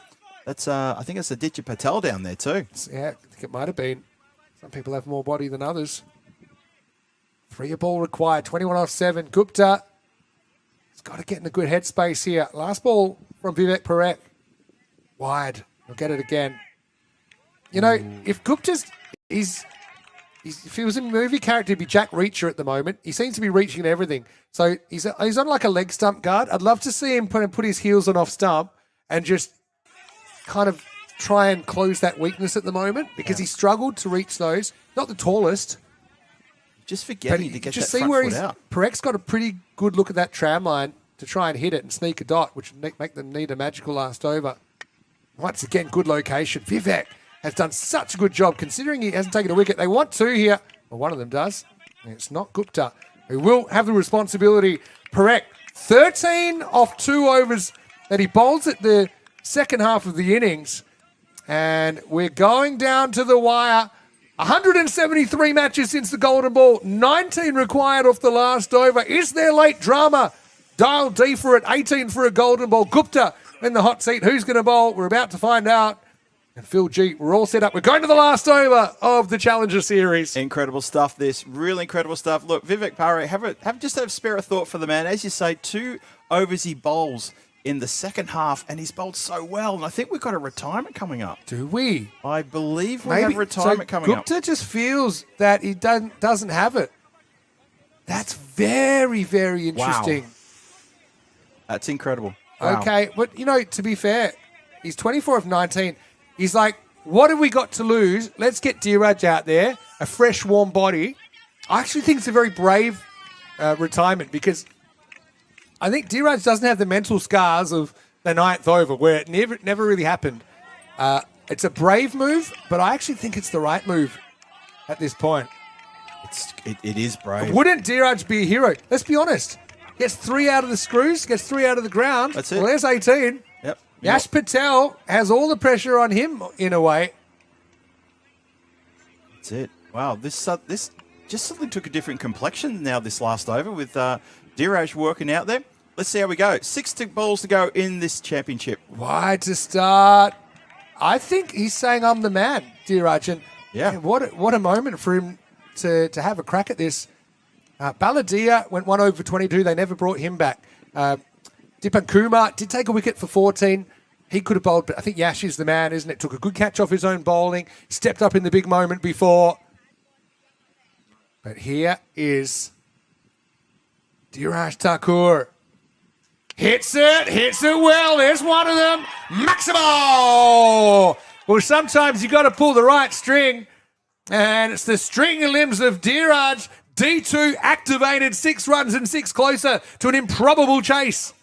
And Yash Patel once again goes to the ground. He spent more time on his face in these last couple of days than he has stayed vertical.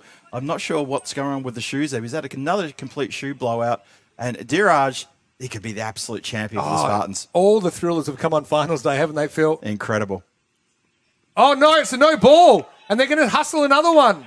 Oh, dear me. Yash is overcompensating. They want 2. Oh, that was a crazy throw because Dhiraj is going to get back on strike. That's nuts. Even if you got the run out the non-strikers end, you don't want to give the strike back.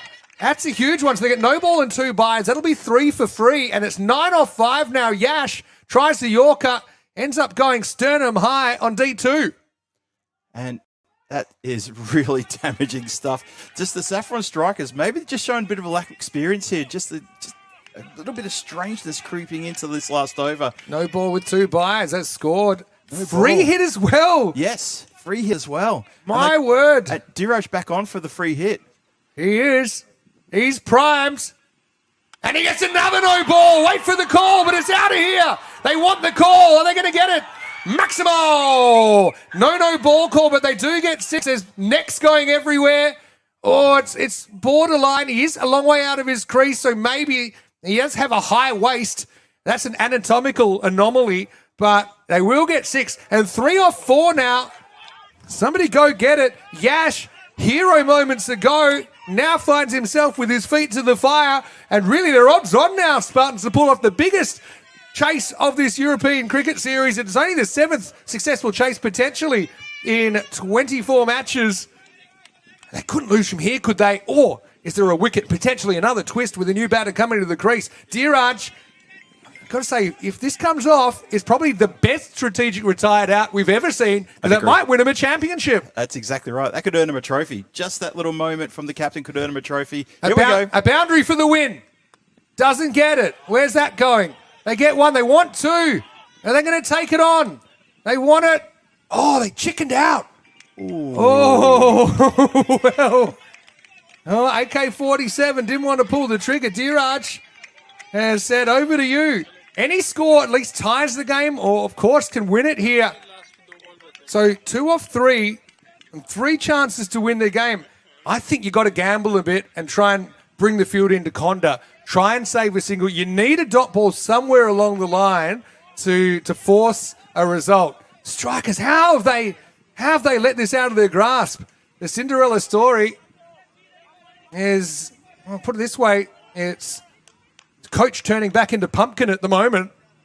If you're Conda, do you just go for the single? Do you just drop and run? I reckon you have 1 crack at it. Because you've got 3 balls. 2 to win.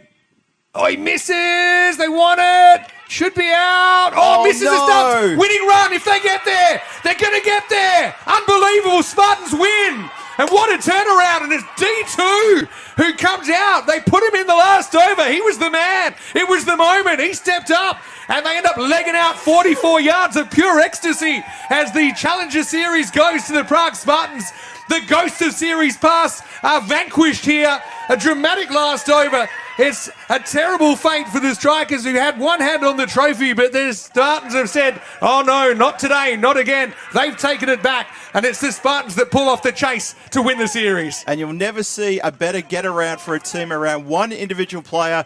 Dheeraj Thakur, take a bow. They've already lofted him up on their shoulders once. He'll get it again probably as well. He is absolutely ecstatic. The team are absolutely lost it as well. It's been incredible. How about that? Well, and the irony being the winning runs weren't hit, they were missed. Yeah. It was a ball that, it was actually a pretty good stop in the first place by Hardy. I can understand how you throw there, but Dheeraj was just off. I don't know, we probably don't have a replay of that last ball, but he was off and there was actually no chance to run him out. So they had to go to the bowler's end. Yep. It only just missed the stumps, and it's a very different game. There'd still be 2 required if that ball had hit the stumps and run out Aaron Conda. So it's almost like a misfire that wins the game, but Spartans carried so close by Sanit Kumar. Nilesh with a very important 22 cameo as well.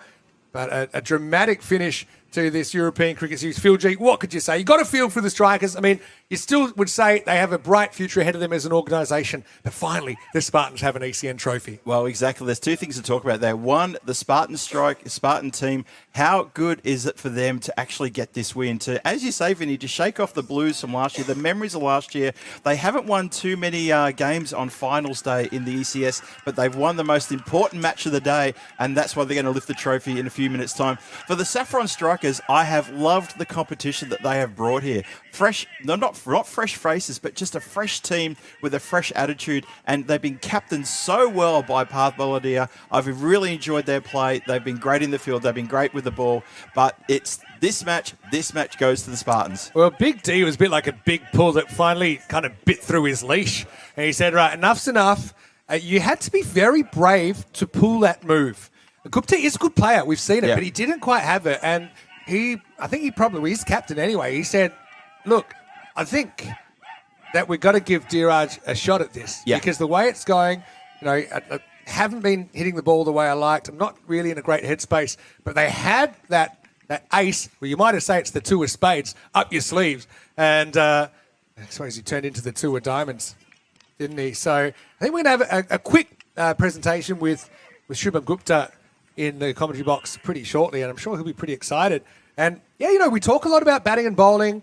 Obviously, fielding is super important, but captaincy and tactics, decision-making in this form of the game, sometimes you have to make really big decisions without too much time to think about it. And Gupta, unselfishly stepped aside to offer the opportunity to Dheeraj. And geez, like I said, it would have to go down in all of ECN history as the best retired out tactical move we've ever seen. It was indeed. It was absolutely fantastic stuff there.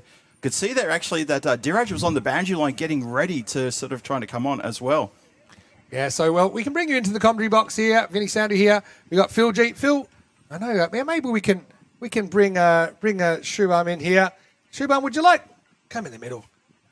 You can take the headset for a second if you like. Put that on. Yeah, Shubham Gupta. Firstly, congratulations. Thank you. Look, last year we saw that you didn't quite make it all the way. You made it to the final and weren't able to pull off a chase 113. Today, 130's chase, you managed. Firstly, what are you feeling right now? I'm just feeling blessed. It's what a moment. I mean, it's been a few years since Spartans hasn't won a trophy, and the way the guys have played is just fantastic. Unbelievable performance. We've played like fighters, we played like warriors. We have had tough moments in the tournament, but what a comeback. What a comeback. I have to ask you, I mean, you seemed happy in your innings, well batted, by the way. I know it was a strange ending, but you seemed happy to kind of sit back, let Sandeep, let Neelesh kind of take that responsibility, keep your wicket intact. When it was time to go up in the 9th over, it wasn't really happening. What were you thinking then? And how quickly did you make the decision to try and get Dheeraj in there tactically to finish the game? Well, it was just a matter of couple balls at that moment. And when I saw that in the 9th over, I was not connecting, the only thought that I had in my mind was there is a huge batting lineup in Spartans. So I had to just, leave my role at the moment and call the next one in. And Dheeraj did the job fantastically well. That was just amazing to watch. Just one more question before I give you the trophy. What does it mean to have the European Cricket Series back in Prague? How much do you enjoy playing the format? It's just amazing. 4 days, 5 days, it's just fantastic. The feeling is amazing. It's also an opportunity to have the team bonding once again. The organization is just perfect. Like the way you guys all set up and organize is just amazing to watch. It's just fantastic. Yeah, well, I know you're very, very popular. I mean, happy to see you take your first ever ECN trophy. I want to say congratulations. You must have a few people maybe you'd like to thank as well on behalf of Spartans. Well, on behalf of Spartans, I would like to thank each and every member, not only the people who were in the playing 11, also who were people who were supporting from outside. The whole club was watching it, everyone, our families, our friends. So thank you, everyone. It has been a fantastic moment, and I would just feeling blessed and super happy at this moment. Thank you very much. Yeah, well, it was the pleasure's all ours. We're so happy to be back here. We love cricket in Czechia. Congratulations to you personally. Thank you, and to your team. Obviously, for the Strikers, it was a tough one. They gave you a real run for your money in the final, though, didn't they? Yeah, of course. We knew it's a hard team. We knew they're playing passionately as well. The only thing that we had better was we have been fighting for 5 days. We have had tough challenges. We played with our lineups. We make sure that every batter was prepared for this role. We knew this would come, and that's it. You see the results. Yeah, well, congratulations. Enjoy that trophy. Thank you, Hey, Vinny. always a pleasure to Thank see you as well, you, thank Shubham. you. Wish Thank you all the you very best. much. I'll let Thank you you. go. We'll start celebrating in properly very shortly, and we'll get Phil back in here. Don't walk out with that, otherwise you won't be enjoying the celebrations too much. Thank you, Shubham Gupta, the captain of the Prague Spartans, and I'm sure he'll be very, very happy to pass it on to his teammates. Phil G is going to appear back. See? Oh, look at that. Come back through the Miraculous, hologram. Wow. What a performance from the Spartans. We had not seen anything like that chase in the series. We'd only seen 6 successful chases out of 23 going into the final. But you got to have some real cojones and unselfishness to have that confidence in a teammate. Dheeraj turned out to be the man for the moment, didn't he? Exactly. And just 2 overs prior to that, Dheeraj, he had the pads on, the bat on, and I could see his body language. He was doing this and waving the bat. Yeah. And I wanted think it. That's what I turned to you and I said, oh, what about a retirement possibly coming? Didn't know it was going to come in that fashion. Yeah. It was fantastic tactics and Shubham unselfish, but he's celebrating as much as anyone because that decision essentially propelled them over the line. Yes. Strikers got a feel for them. Barbarians got a feel for them. It's never easy watching teams fall by the wayside one by one. True. But And congratulations to everyone, of course. Barbarians mentioned, but Moravians as well knocked out start of the day. They were brave as well. They were. And Ostrava, of course, not quite able to secure the win, but hopefully we see them again. Phil, great job by you. I know that we've got some places to be, so we'll wrap it up here. I want to say a big thanks to everyone in the chat. Hopefully you enjoyed that. ECS being back, it's different gravy, as Corey would say.